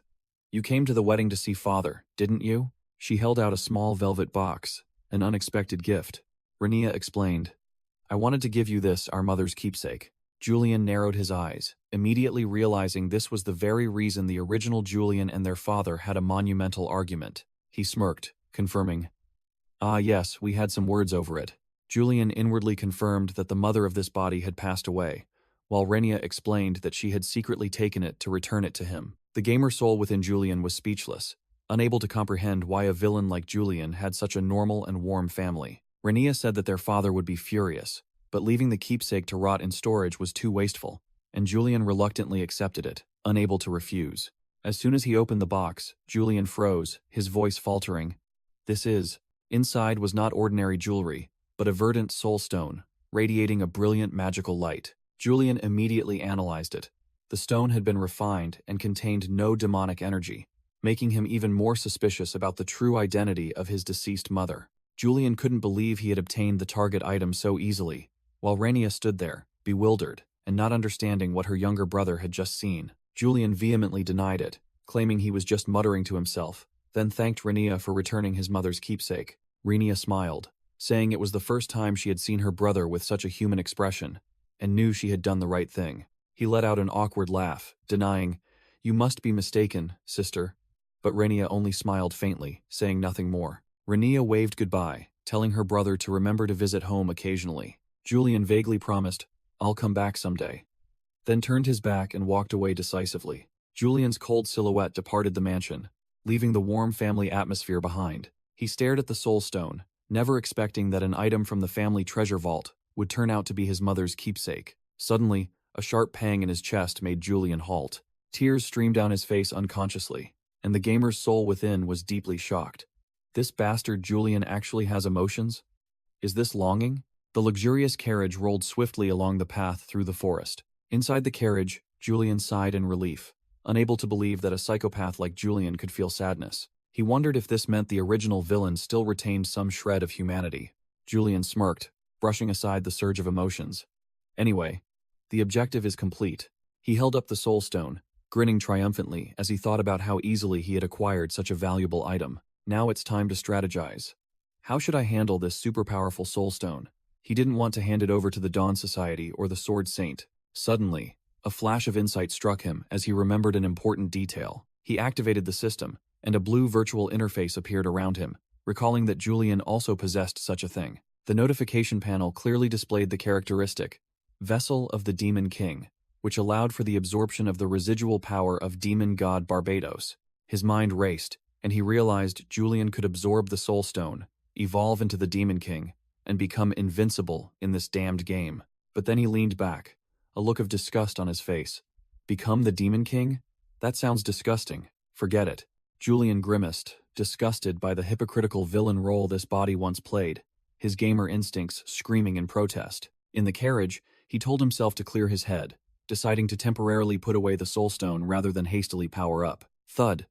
The box containing the formidable item was set down decisively. Upon returning to the mansion, Julian remained uneasy, fearing the Dawn Society would come to steal the item, so even storing it in his inventory didn't feel secure. He leaned back in his chair, let out a long sigh, and secretly wished for some peace and quiet for a while. Suddenly, a strange surge of mana flashed by, making Julian jump, his eyes glinting with vigilance. The system activated is less than keen, intuition is greater than, and he immediately analyzed the situation. Exact location? What's the purpose? Is it alone or with accomplices? Julian sprang to his feet, his mind racing, planning to use mana detection to pinpoint the intruder. But he quickly dismissed that idea, because if he used mana carelessly, the opponent would immediately detect him as well. Fortunately, he didn't sense any killing intent, so it seemed this wasn't an assassination attempt. Julian sighed in relief and headed straight towards the source of the mana, curious to see who dared to intrude. A figure was calmly sipping tea in the dimly lit room. She turned, smiling meaningfully. Oh, a blue-haired woman, surrounded by a purple magical aura, stood up and casually said, "You're later than I expected." Julian immediately recognized the intruder as Eleanor de Michel, one of the bishops of the Dawn Society. He froze, unable to comprehend how she had managed to sneak into his mansion. Eleanor took a sip of tea and nonchalantly explained, "I was bored, so I just asked the servants to bring out some tea. It's only proper to treat guests this way, isn't it?" Julian narrowed his eyes, wondering if she had used charm magic to control his servants. Maintaining a poker face, Julian asked directly, "Bishop Eleanor, what brings you to my mansion?" She sneered, "Oh, just a friendly gathering among comrades." Julian's annoyance showed on his face, and he cursed inwardly. What the hell? Breaking into someone's house is called socializing? He quickly regained his composure, realizing this woman disliked beating around the bush, while Eleanor declared she had a few questions. Eleanor took a sip of tea and got straight to the point. "Recently, you completed a mission in the slums, the one about exterminating a demon." Julian coldly confirmed, "That's right." Eleanor smiled meaningfully, launching her first probing question. "Was that demon human-shaped?" Julian immediately read her intentions. She wanted to test how much he knew about human demonization, so he decided to put on a good show. He burst into arrogant laughter, confirming that it was indeed a human who had suddenly transformed into a demon, which piqued Eleanor's interest. Julian continued to boast, adding that the demon's horns were completely different from what Archbishop Tenelron had once shown him. Eleanor froze, her eyes flashing with astonishment upon hearing that name. Julian sneered, concluding that it was just like a cheap imitation, and asked directly, "This is what you wanted to know, isn't it?" He turned the tables, asking Eleanor in return how much she knew about the horns and demonization, which made her admit she didn't know much. Eleanor stood up, telling herself that the battle of wits was over. This kid knew too much. Julian sarcastically asked if she was satisfied, and Eleanor admitted that she didn't even need to test him anymore. As she turned to leave, Eleanor began to state her terms. "Since you seem to understand how the Dawn Society operates," she glanced back with a cunning smile, "I trust you know what to do." Julian was not to be outdone. He retorted with a challenging smile, "Let's not point our swords at each other. I'm just as troublesome as you are." As soon as Eleanor was out of sight, Julian collapsed onto the sofa, his domineering facade vanishing, leaving only exhaustion. He sighed, realizing he only had two choices: either become a core member of the Dawn Society or completely exit this game. Julian bitterly reflected on the irony of his mansion being infiltrated on the very day he acquired the Soul Stone, concluding that this place was no longer safe. Just then, the butler appeared, holding a small box, his face pale as he asked Julian if he truly wanted to entrust this matter to him. Julian called Haran's name, startling the nobleman, who stammered, surprised to hear his name called instead of news about Joshua's punishment. Julian sneered, coolly stating that the brat Joshua wasn't worth his concern, further bewildering Haran. The butler tremblingly asked Julian about the small box in his hand, not understanding what strange item he was being entrusted with. Julian casually replied that it was his mother's keepsake, shocking Haran, whose face turned pale as he gasped and yelled, "What?" Haran panicked, stammering to ask if it was Lady Melena's keepsake, believing such a precious item couldn't be entrusted to him, but Julian merely coldly told him to calm down. Julian smirked triumphantly, thinking to himself that Haran was one of the few who wouldn't dare to mess with the Soul Stone, as he was both cowardly and ignorant of its true nature. Haran still couldn't believe it, tremblingly asking again if Julian was sure he wanted to entrust such an important item to him. Julian curtly replied that he couldn't keep it with him at the moment, and trusted Haran to keep it safe, accompanied by a meaningful smile. Haran began to speculate, believing that his mother's keepsake symbolized the last shred of humanity of the original Julian Plasson, who was always very obedient in front of his mother. The nobleman frantically concluded that Julian handing over this keepsake was nothing less than a declaration of abandoning his humanity to become a monster, a loyal hound of the Empire. Julian merely thought to himself that this man had misunderstood again, but he didn't care, as long as the Soul Stone was kept safe. Scene change. Joshua was sitting on the bed, his face flushed with anger, muttering curses. He looked down at his wrist, where a clear bruise remained after the collision with Julian. A maid entered the room, announcing it was time to change young Master Joshua's compress. Joshua immediately flew into a rage, snarling and yelling at her to change it at once, frightening the maid into shrinking back. He gnashed his teeth, bitterly cursing Julian as a low-born wretch who dared to injure the hand of a direct descendant like himself. The image of Julian with a smug smile reappeared in Joshua's mind, haunting him with the fact that someone bearing the purest silver hair of the Kreifhart family originated from a collateral branch. Joshua angrily punched the bed, shouting that Julian's attitude was too arrogant and conceited. He recalled the moment his attack was blocked, clearly feeling Julian's sharp sword aura as if it wanted to pierce his flesh. Joshua bitterly admitted deep down that he had lost from that very moment, and couldn't understand why a wretch like Julian was so confident and even had the favor of the royal family. Joshua Kreifart flinched when a drop of water splashed onto his face. He was still seething with resentment. The maid trembled in fear, stammering young Master Joshua's name. She knelt on the ground, begging for her life while Joshua snatched the towel from her hand. He threw the towel to the ground, forcing the maid to beg for forgiveness. Joshua suddenly stood up, radiating murderous intent. He growled, his face darkening as if about to explode. A calm, deep voice echoed from the doorway. "I came because I heard young Master Joshua called for me." A black-haired man entered, none other than Alpha's Mayend, Joshua's personal guard and former vice-captain of the Blue Lion Knights. Joshua waved the maid away, sarcastically remarking that she should be grateful for her luck. He turned to Alpha's, thrusting out his bruised wrist and snarling, "Hey, Alphas, do you see my wrist?" Alphas calmly replied immediately, "Yes, I see it, young master." While Joshua roared, "Then tell me, where were you when I ended up like this?" Alphas tried to explain that he was acting under the family head's orders, but Joshua immediately cut him off, roaring, "That's not what I asked." He yelled directly at his guard, "Your duty is to protect the direct lineage of the Kreifart family." Joshua furiously questioned, "Is there anything more important than my safety?" Alphas merely listened in silence, thinking, "Here we go again," as Joshua continued to insult him. "You know perfectly well that a disgraced knight like you would never find work anywhere else. Have you forgotten that your livelihood completely depends on me?" Joshua continued to mock, saying that even if Alphas had been there, he would have been too scared to move, then contemptuously apologized himself. Alphas silently dipped the towel into the basin of cold water. He calmly used the towel to wipe his face, ignoring his young master's rage. Joshua lost all patience, roaring, "Shut up. I don't want to hear an apology from a worm like you. The one I want to hear it from is Julian." Alphas stopped his hand, asking in an even, deadly tone, "Young Master Joshua, do you wish to take revenge on Julian?" Which stunned Joshua, leaving him gasping.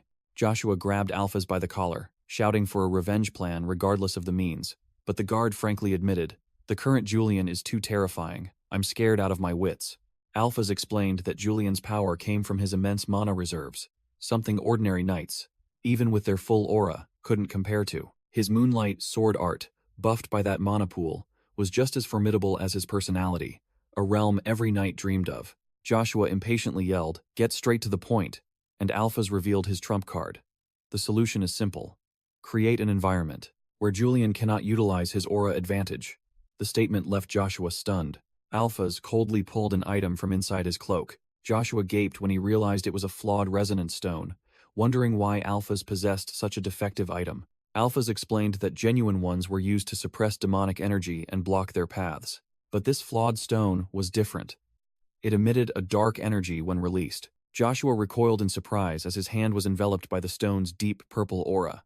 Alphas revealed its true purpose. This flawed type doesn't suppress demons. It suppresses human mana. Imagine if we used it to create a barrier around Julian? Idiot, Joshua snapped. If we use that, my aura will be locked too.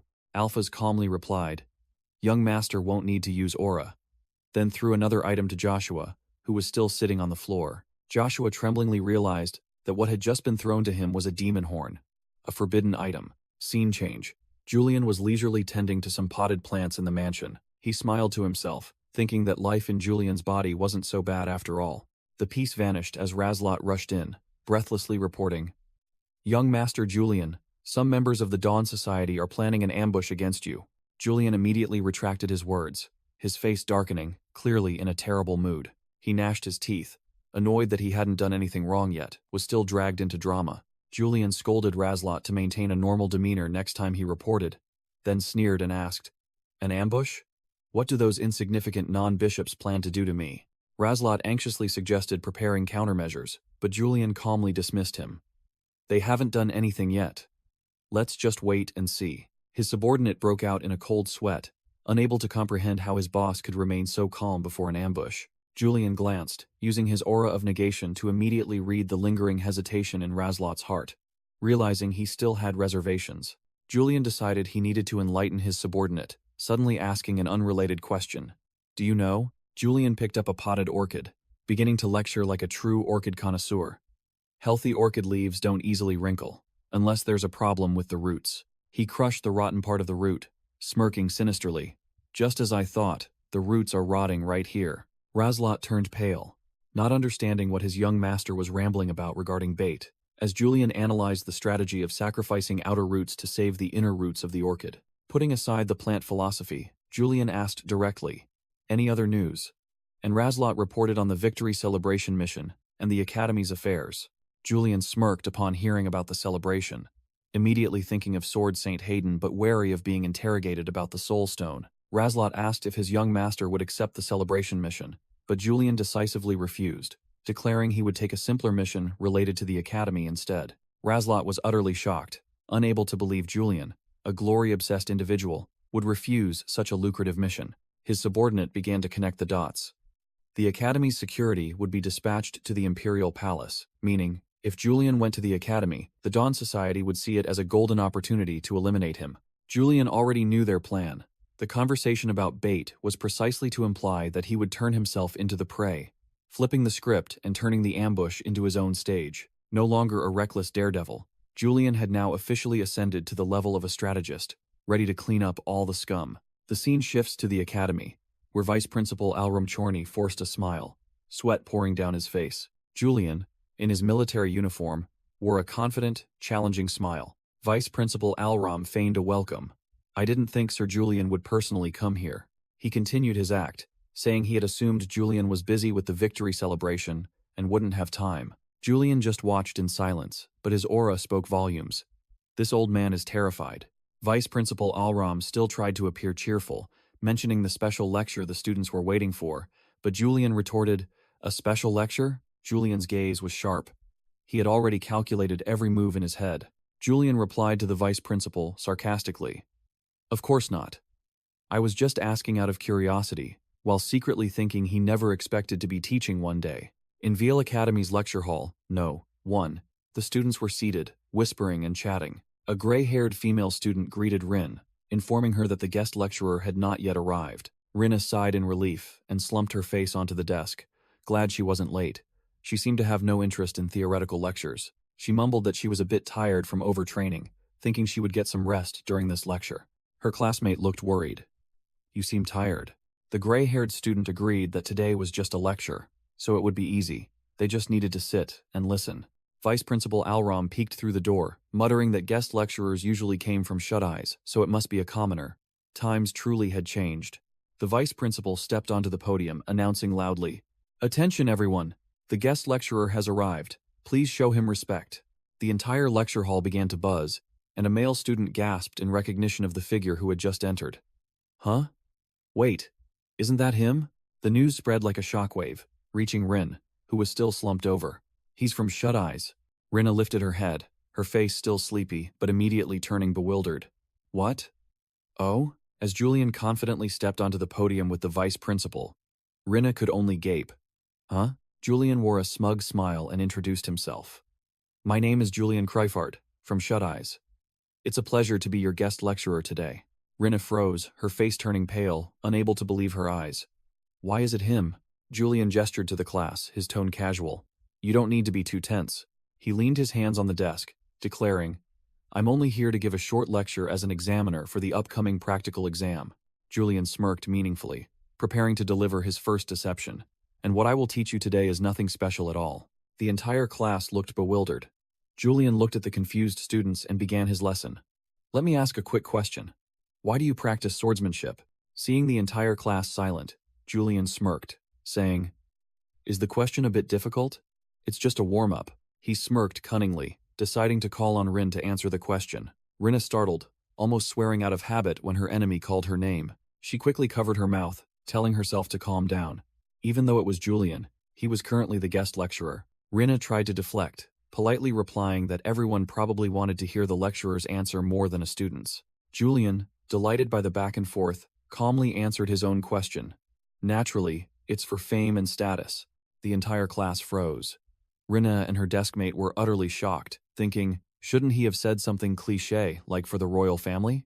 Julian again pointed the spearhead at Rin, forcing her to answer, and she replied sharply, "To train the mind and body, in order to achieve one's goals." Julian nodded, praising her profound answer. then declared that the previous question wasn't just for fun. He stated directly that no matter how much swordsmanship he taught, it wouldn't compare to what they had already practiced themselves. Julian lightly tapped the hilt of his sword, declaring that teaching in such a short time was impossible. "That's why," he said, as his hand began to gather mana. "Instead of swordsmanship, today we will talk about aura." Rinna and her friend gaped, unable to believe Julian intended to teach them about aura, an extremely advanced subject. Julian began his lecture, explaining that everyone possessed mana channels, and that utilizing it to reinforce the body or weapons was how aura was used. He stood with his back to the class, releasing his aura. A mesmerizing stream of silver-white energy enveloped his body. Julian asked the class if they could see the color of his aura, his smile still full of smugness. Rinna immediately understood. This was the meaning of aura being a measure of skill disparity, as he had said. A male student raised his hand, hesitantly replying that it was gray, almost like moonlight.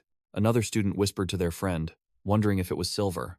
Rinna stared intently at the energy stream, firmly confirming in her mind, "It's silver."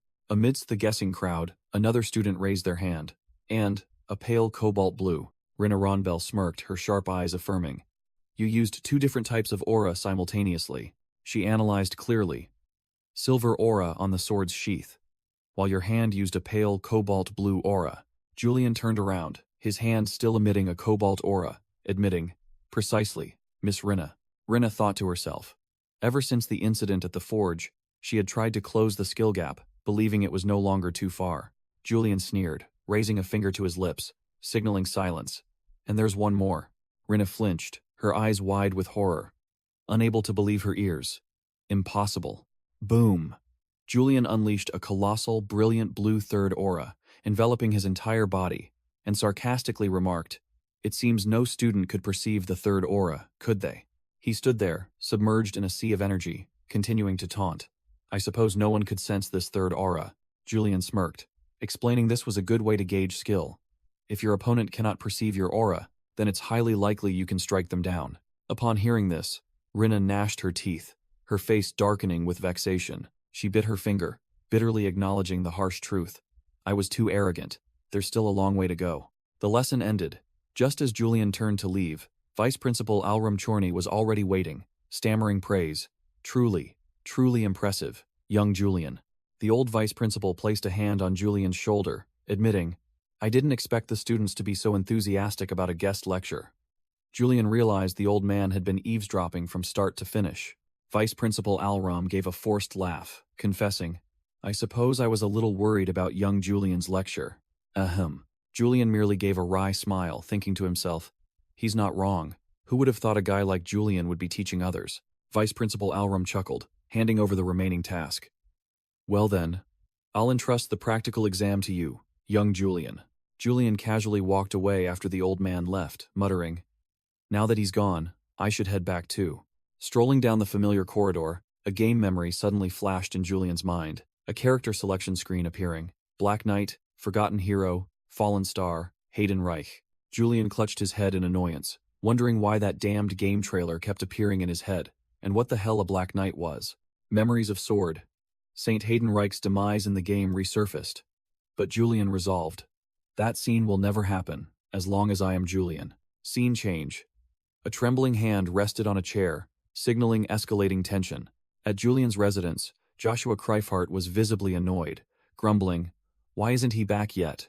Joshua walked around the mansion and stopped before a fiery abstract painting, his face showing confusion. He continued to scrutinize another bizarre statue, sweat dripping profusely because of Julian's unbearable artistic taste. Joshua covered his face in helplessness, muttering, "I truly cannot understand this guy's artistic taste." He looked at the houseplants with an exasperated expression, wondering about their very existence. A subordinate entered, his voice trembling as he reported, "Young master, I have set up the barrier as you commanded."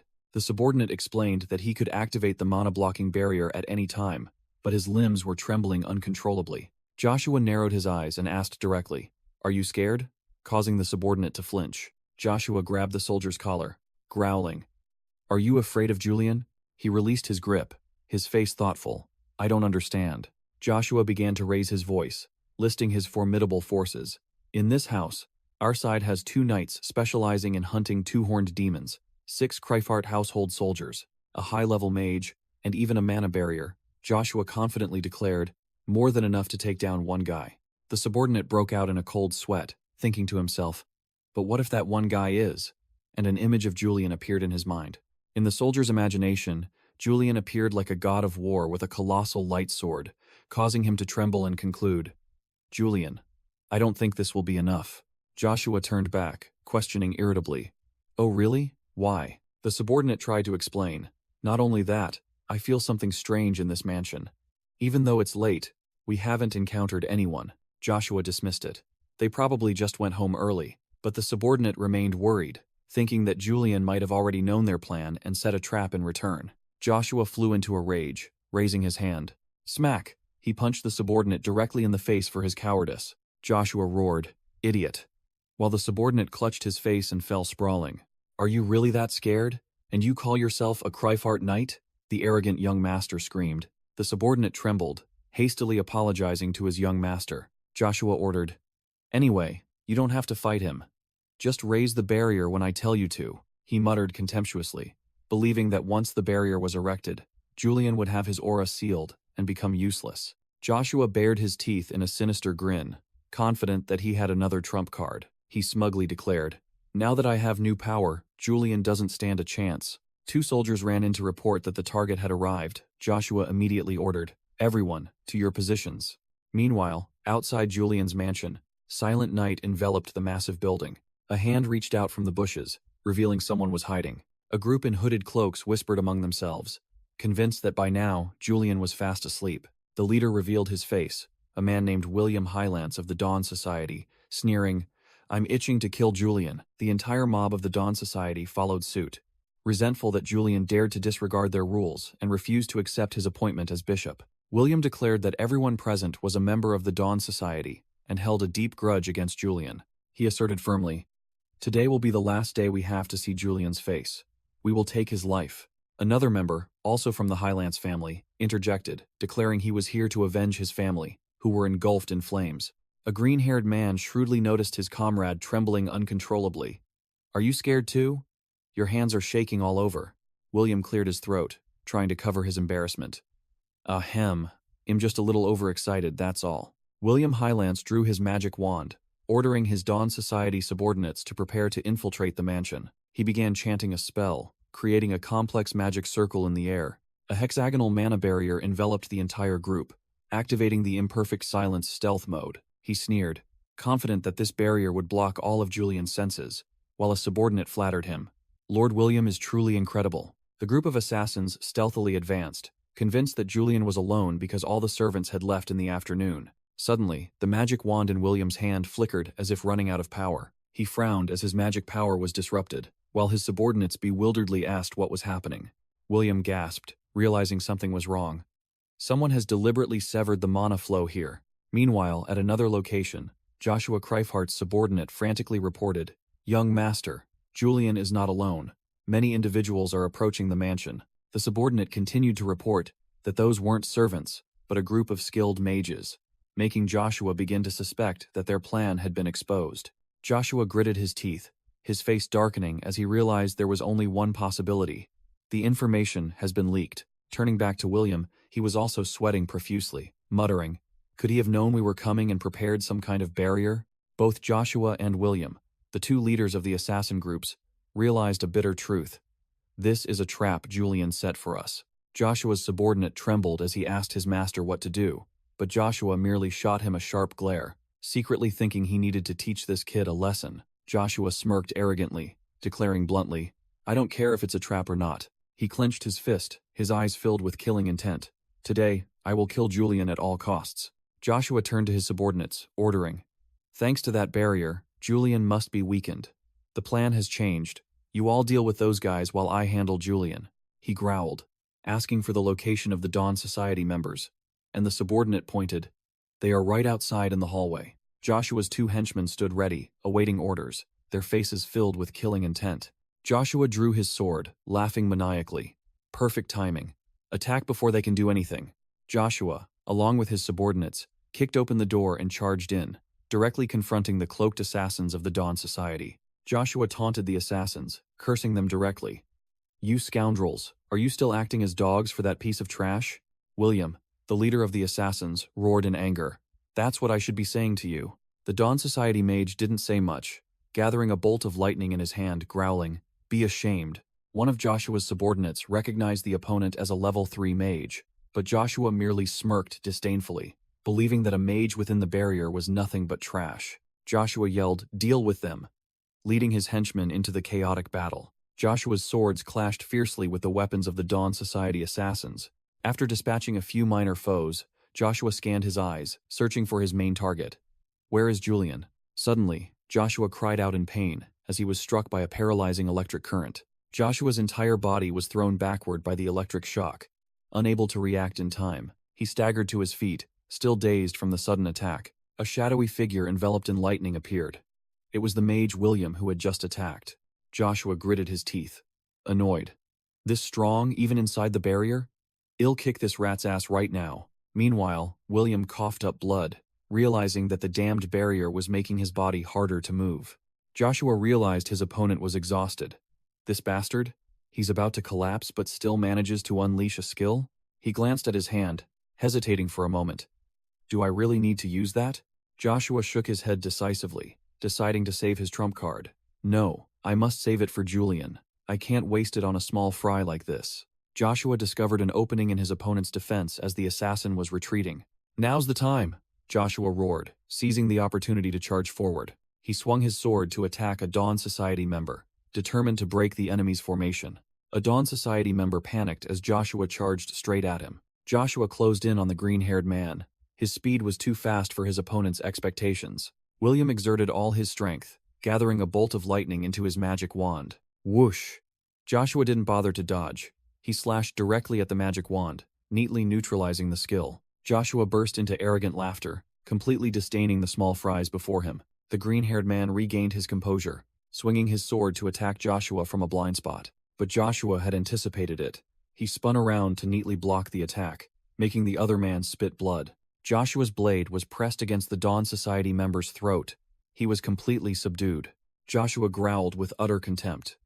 Even a level 3 mage can't do anything inside this barrier. He gritted his teeth, his eyes blazing.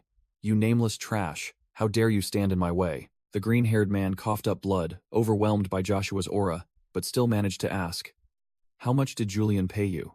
The Dawn Society member gritted his teeth in response. 5,000 nars? 10000 nars?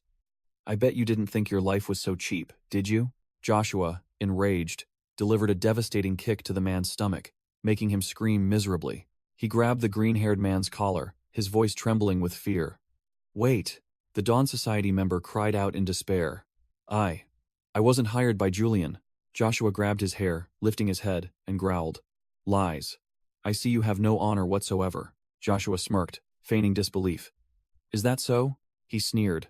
Purple dark energy flared around him. Even if you're telling the truth, I don't care. You're in my way, so you will die. The Dawn Society member froze, sweat pouring down him like rain, as he realized his fate. Joshua raised his sword, coldly declaring, Very well, give me your life. As Joshua was about to make his move, footsteps echoed, followed by a casual voice. Oh my, oh my. Joshua spun around, wary at the sight of a strange figure holding a sword. It seems I have many uninvited guests. He was stunned, breaking into a cold sweat, unable to believe his eyes. He arrived when? How did I not sense anything at all? Julian appeared like a ghost, coldly looking down at the Dawn Society member pinned beneath his feet. Joshua took a stance, growling as he called the newcomer a monster, clearly utterly intimidated. Completely ignoring Joshua, Julian bent down to examine the scene, muttering, The vase. He picked up a shard, his voice devoid of emotion. It's broken. Julian stood up straight, looking at the small fry sprawled on the floor, and spoke in a commanding voice. Suddenly barging in here to cause trouble. Joshua tried to regain his composure, telling himself that within this barrier, if it was just a sword fight, he still had a chance to win. Julian gently touched the lining cloth of the broken vase, his eyes unreadable. He spoke in an icy voice, feigning regret. I'm pained, because I truly liked this vase. Joshua turned pale, a bad premonition striking him as he realized the absurdity of the situation. Wait, how can this be? A massive blue aura began to pour out from Julian. While he simply thought, the barrier is still functioning normally. Julian unleashed his power, his overwhelming presence freezing Joshua in place, and he smirked. It seems you need another lesson in etiquette. Scene change.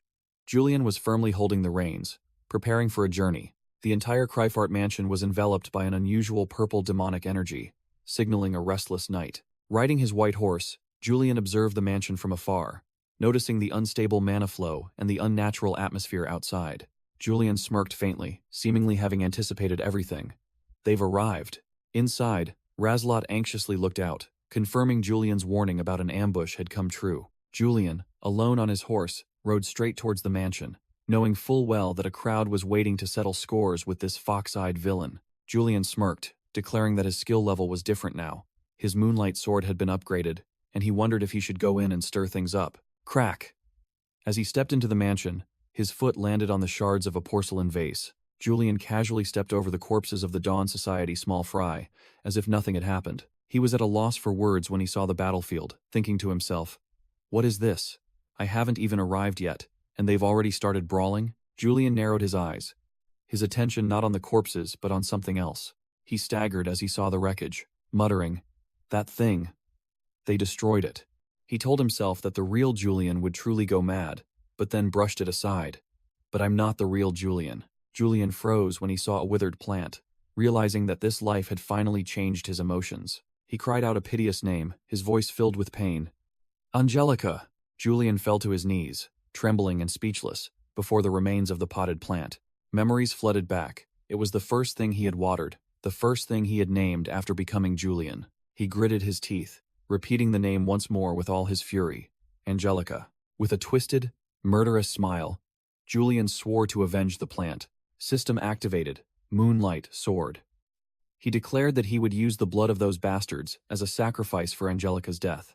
Murderous intent erupted, and he growled, "To do that, I will kill every single one of you." Joshua froze, unable to believe his cousin was losing his mind just because of a potted plant. Julian questioned himself, realizing this was the first time he had been overwhelmed by the emotions of this body. Despite trying to maintain distance, he tried to calm himself down, telling himself not to get carried away by emotions. It was just a plant. But memories of the days he had personally watered, it flooded back. Images of Julian gently caring for the potted plant appeared, explaining his uncontrollable rage. Memories flooded back. Julian had once carefully moved the potted plant to a sunny spot. He even wiped each leaf before going to sleep, caring for it like a treasure. When needed, he even mixed a special nutrient solution to fertilize it. Back in reality, Julian erupted with a deep purple murderous aura, growling, "That was my Angelica. How dare they touch it? Just thinking about it makes my blood boil." Joshua was holding a sword to the throat of a Dawn Society member, while Julian's thoughts echoed, "I will kill them all." Julian regained his composure, smiling sarcastically at Joshua. "Come on, let's change the subject. As far as I know, you've never hired anyone." Joshua glared, asking directly, "So, what do you want to do?" His cousin resentfully questioned. "Your night ambush failed. Do you have any other plans?" Julian's eyes narrowed, cold and calculating, completely suppressing his opponent's aura. The green-haired Dawn Society member secretly calculated, "This Joshua is an easy target, but that mage is the problem." He continued to analyze, "I don't know what magic he uses, so I dare not act rashly, but if both of them attack together, it will be tough." Julian spoke, his tone as if dispensing the truth. "You two know full well that even if you combine your strength, you can't defeat me, right?" He sneered, with the smile of a predator. "And you also know that I never let enemies who dare bare their fangs at me get away with it, don't you?" Julian raised a finger, his voice condescending. "But I am merciful, so I will give you a chance." He spread his arms wide, making an insane offer. "You two fight each other." Both Joshua and the other man were stunned, while Julian smirked. "Heh heh, I'll let the winner live." Joshua gritted his teeth, realizing he was being toyed with. "Let the winner live? He wants us to be his entertainment." His cousin flew into a rage, his pride trampled. "Whether we infiltrated here or not, in his eyes, we are just mere small fry." Joshua glanced at the green-haired mage, a plan flashing in his mind.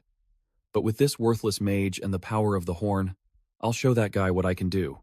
But when Joshua turned to discuss a plan, his green-haired accomplice suddenly began trembling uncontrollably, his extremely unstable state making him exclaim, "Hey, are you all right?" The green-haired mage suddenly clutched his head, screaming miserably, as dark purple demonic energy erupted from his body. Joshua flinched and yelled at him, "Hey, are you crazy? Calm down, if we cooperate, we'll at least have a chance to resist. The green-haired man sneered maniacally, shouting that Joshua was just all talk and would stab him in the back. Joshua angrily cursed him as an idiot for believing the smiling executioner would spare the winner, while the other man was determined. I'll eliminate you to survive. Without further ado, the green-haired man brushed aside Joshua's words, swung his weapon, and charged forward, yelling, "Shut up." Joshua was no pushover either. He quickly took a stance, swinging his sword to meet the crazed former ally in battle. Whoosh! Joshua deftly dodged the attack, simultaneously raising his sword, preparing for a lightning-fast counterattack. Slash! A clean sword strike cut straight into the green-haired mage's chest. Fresh blood splattered as Joshua's blade cut deep into his ally's body. The mage collapsed, officially out of the game. Joshua panted, sneering contemptuously. You charged at me without fear? He confidently thought he had defeated his opponent, and now it was time for a life-or-death battle with Julian. But then he suddenly remembered the rules of the game. The smiling executioner never spared anyone who dared to show hostility towards him. Joshua broke out in a cold sweat, his eyes narrowing as he realized a terrifying truth. Death. He trembled, clearly feeling death standing right before him. From above, Julian looked down coldly, his tone both sarcastic and pitying. Is that all you've got? Oh my, that must hurt quite a bit. Joshua gritted his teeth, sweat pouring down him, his mind racing to find a way out of this perilous situation. Suddenly, he remembered his trump card, the demon horn that Alphas had given him. Joshua muttered, calculating his final move. If I use this horn, I might not win against it, but at least I'll have a chance to escape. In the midst of the tension, he suddenly noticed a hole in his pants, muttering foolishly. A hole in my pants? Must have been burned earlier. Joshua gritted his teeth, realizing the item in his hand was indeed a demon horn. A green-haired Dawn Society member lay slumped on the ground, weakly begging for his life. He held a piece of horn, his face full of despair, muttering that there was no other choice. Driven by an intense desire to live, he didn't hesitate to plunge the horn fragment straight into his chest. The green-haired man knelt, screaming for the Archbishop's forgiveness for his actions. Dark purple demonic energy erupted, engulfing his body amidst screams of extreme agony. Joshua flinched, startled to witness the Dawn Society subordinate transforming into a monster right before his eyes. He recalled Alphas' calm expression when he handed him the horn, gritting his teeth and cursing, "Alphas, you crazy bastard." Facing the new demon, Joshua roared in anger at being deceived. You only said I'd gain demonic power, not turn into a demon. Julian suddenly appeared, coldly asking Joshua about the horn's origin, causing the latter to stammer out Alpha's name. Julian smirked, having pieced everything together. Alpha's Mayand, a bishop of the Dawn Society, an enemy of the original Julian, had somehow colluded with Joshua. The transformed demon growled, but Julian immediately realized. Fortunately, this horn doesn't look like the real deal. He compared this demon to the fake one he had dealt with in the slums. Its level was only so-so. Julian surmised this was likely a side effect Eleanor had once mentioned, a flawed product created by low-level dark magic. The demon let out a final roar, seemingly unable to control its new power. Joshua recoiled in fear as the out-of-control demon lunged towards him. Cornered, Joshua frantically screamed Julian's name. He turned to beg his sworn enemy. "I'm sorry, please, kill that demon for me." Julian merely crossed his arms, smirking sarcastically. "You're a Kryvart, so you should be protecting me." The transformed demon staggered and then collapsed, its body beginning to disintegrate, unable to withstand the borrowed power. The transformed demon roared madly, charging straight at one of Joshua's subordinates. Slash! The subordinate's sword was knocked away, and he was impaled through the chest by his own weapon, blood splattering everywhere. Julian stood with his arms crossed, watching the spectacle, a sneer on his face. If you don't do better than this, you're really going to die." Joshua's face turned pale, and he called out with a trembling voice. "Brother." He was utterly panicked, screaming and begging, "Brother Julian, please, please save me," which left Julian speechless at such a quick change of allegiance. The out-of-control demon grabbed the terrified Joshua, growling right next to his ear. It lifted Joshua high, ready to tear its new prey apart. Julian realized the demon had shifted its target to him, likely sensing his overwhelming killing intent. Julian's instincts surged. He smirked with delight, feeling an urge to send this monster straight to hell. He secretly mocked the original Julian. How foolish, to hate demons so much yet still seek their power. The transformed demon immediately ignored Joshua, turning to face the real threat. With a roar, it lunged at Julian, determined to fight to the death. Julian merely sneered nonchalantly, treating the monster as a joke, A mere bug crawling towards me, Julian muttered, then dashed away like a blue-red blur. The demon let out a shriek, unable to comprehend what was happening. Thud. A devastating kick from Julian pinned the demon's head firmly to the stone floor. Giving it no second to breathe, Julian plunged his sword straight into the screaming demon's head. He showed clear delight, as if he had just found a new toy. The demon lay sprawled, but its wounds began to regenerate. Julian analyzed. A demon with regenerative abilities usually inherits its human-era powers upon demonization. Julian smirked, explaining that the man's intense desire to survive had been amplified into regenerative power. From a distance, Joshua was sweating, his voice trembling as he asked how on earth to kill that thing. Julian merely smirked mysteriously. Actually, with the smile of a hunter, he admitted, "I'm actually quite enjoying this." Julian continued his analysis, the image of a sorcerer appearing in his mind. He scoffed. Someone who once wielded unique magic, now transformed into a demon with only regeneration? Julian propped his chin, showing extreme delight at his new toy. He declared, "And because I possess the innate ability is less than clairvoyance is greater than." Julian's eyes flashed red. The analysis interface activated, allowing him to see through all of the demon's stats. He confidently asserted that no matter how overpowered its regeneration was, destroying its demon core would end the game. The system scanned the demon's body, analyzing each part to find its fatal weakness. A brightly glowing energy mass was precisely located right within the monster's head. Julian smiled with satisfaction. So, the core is in its head. He bared his teeth in a savage grin, muttering, "It's as if it's begging to die." Whoosh! The demon's hand, which had just been pierced and shattered, regenerated completely in the blink of an eye. It sprang up, its entire body fully recovered, as if nothing had happened. The demon growled, its resentful eyes fixed on Julian, ready for round 2. Julian took a stance, the sword in his hand, enveloped by a stream of blue mana, and asked challengingly, "So, shall we continue?" The demon roared madly, while Julian also yelled excitedly, "Bring it on!"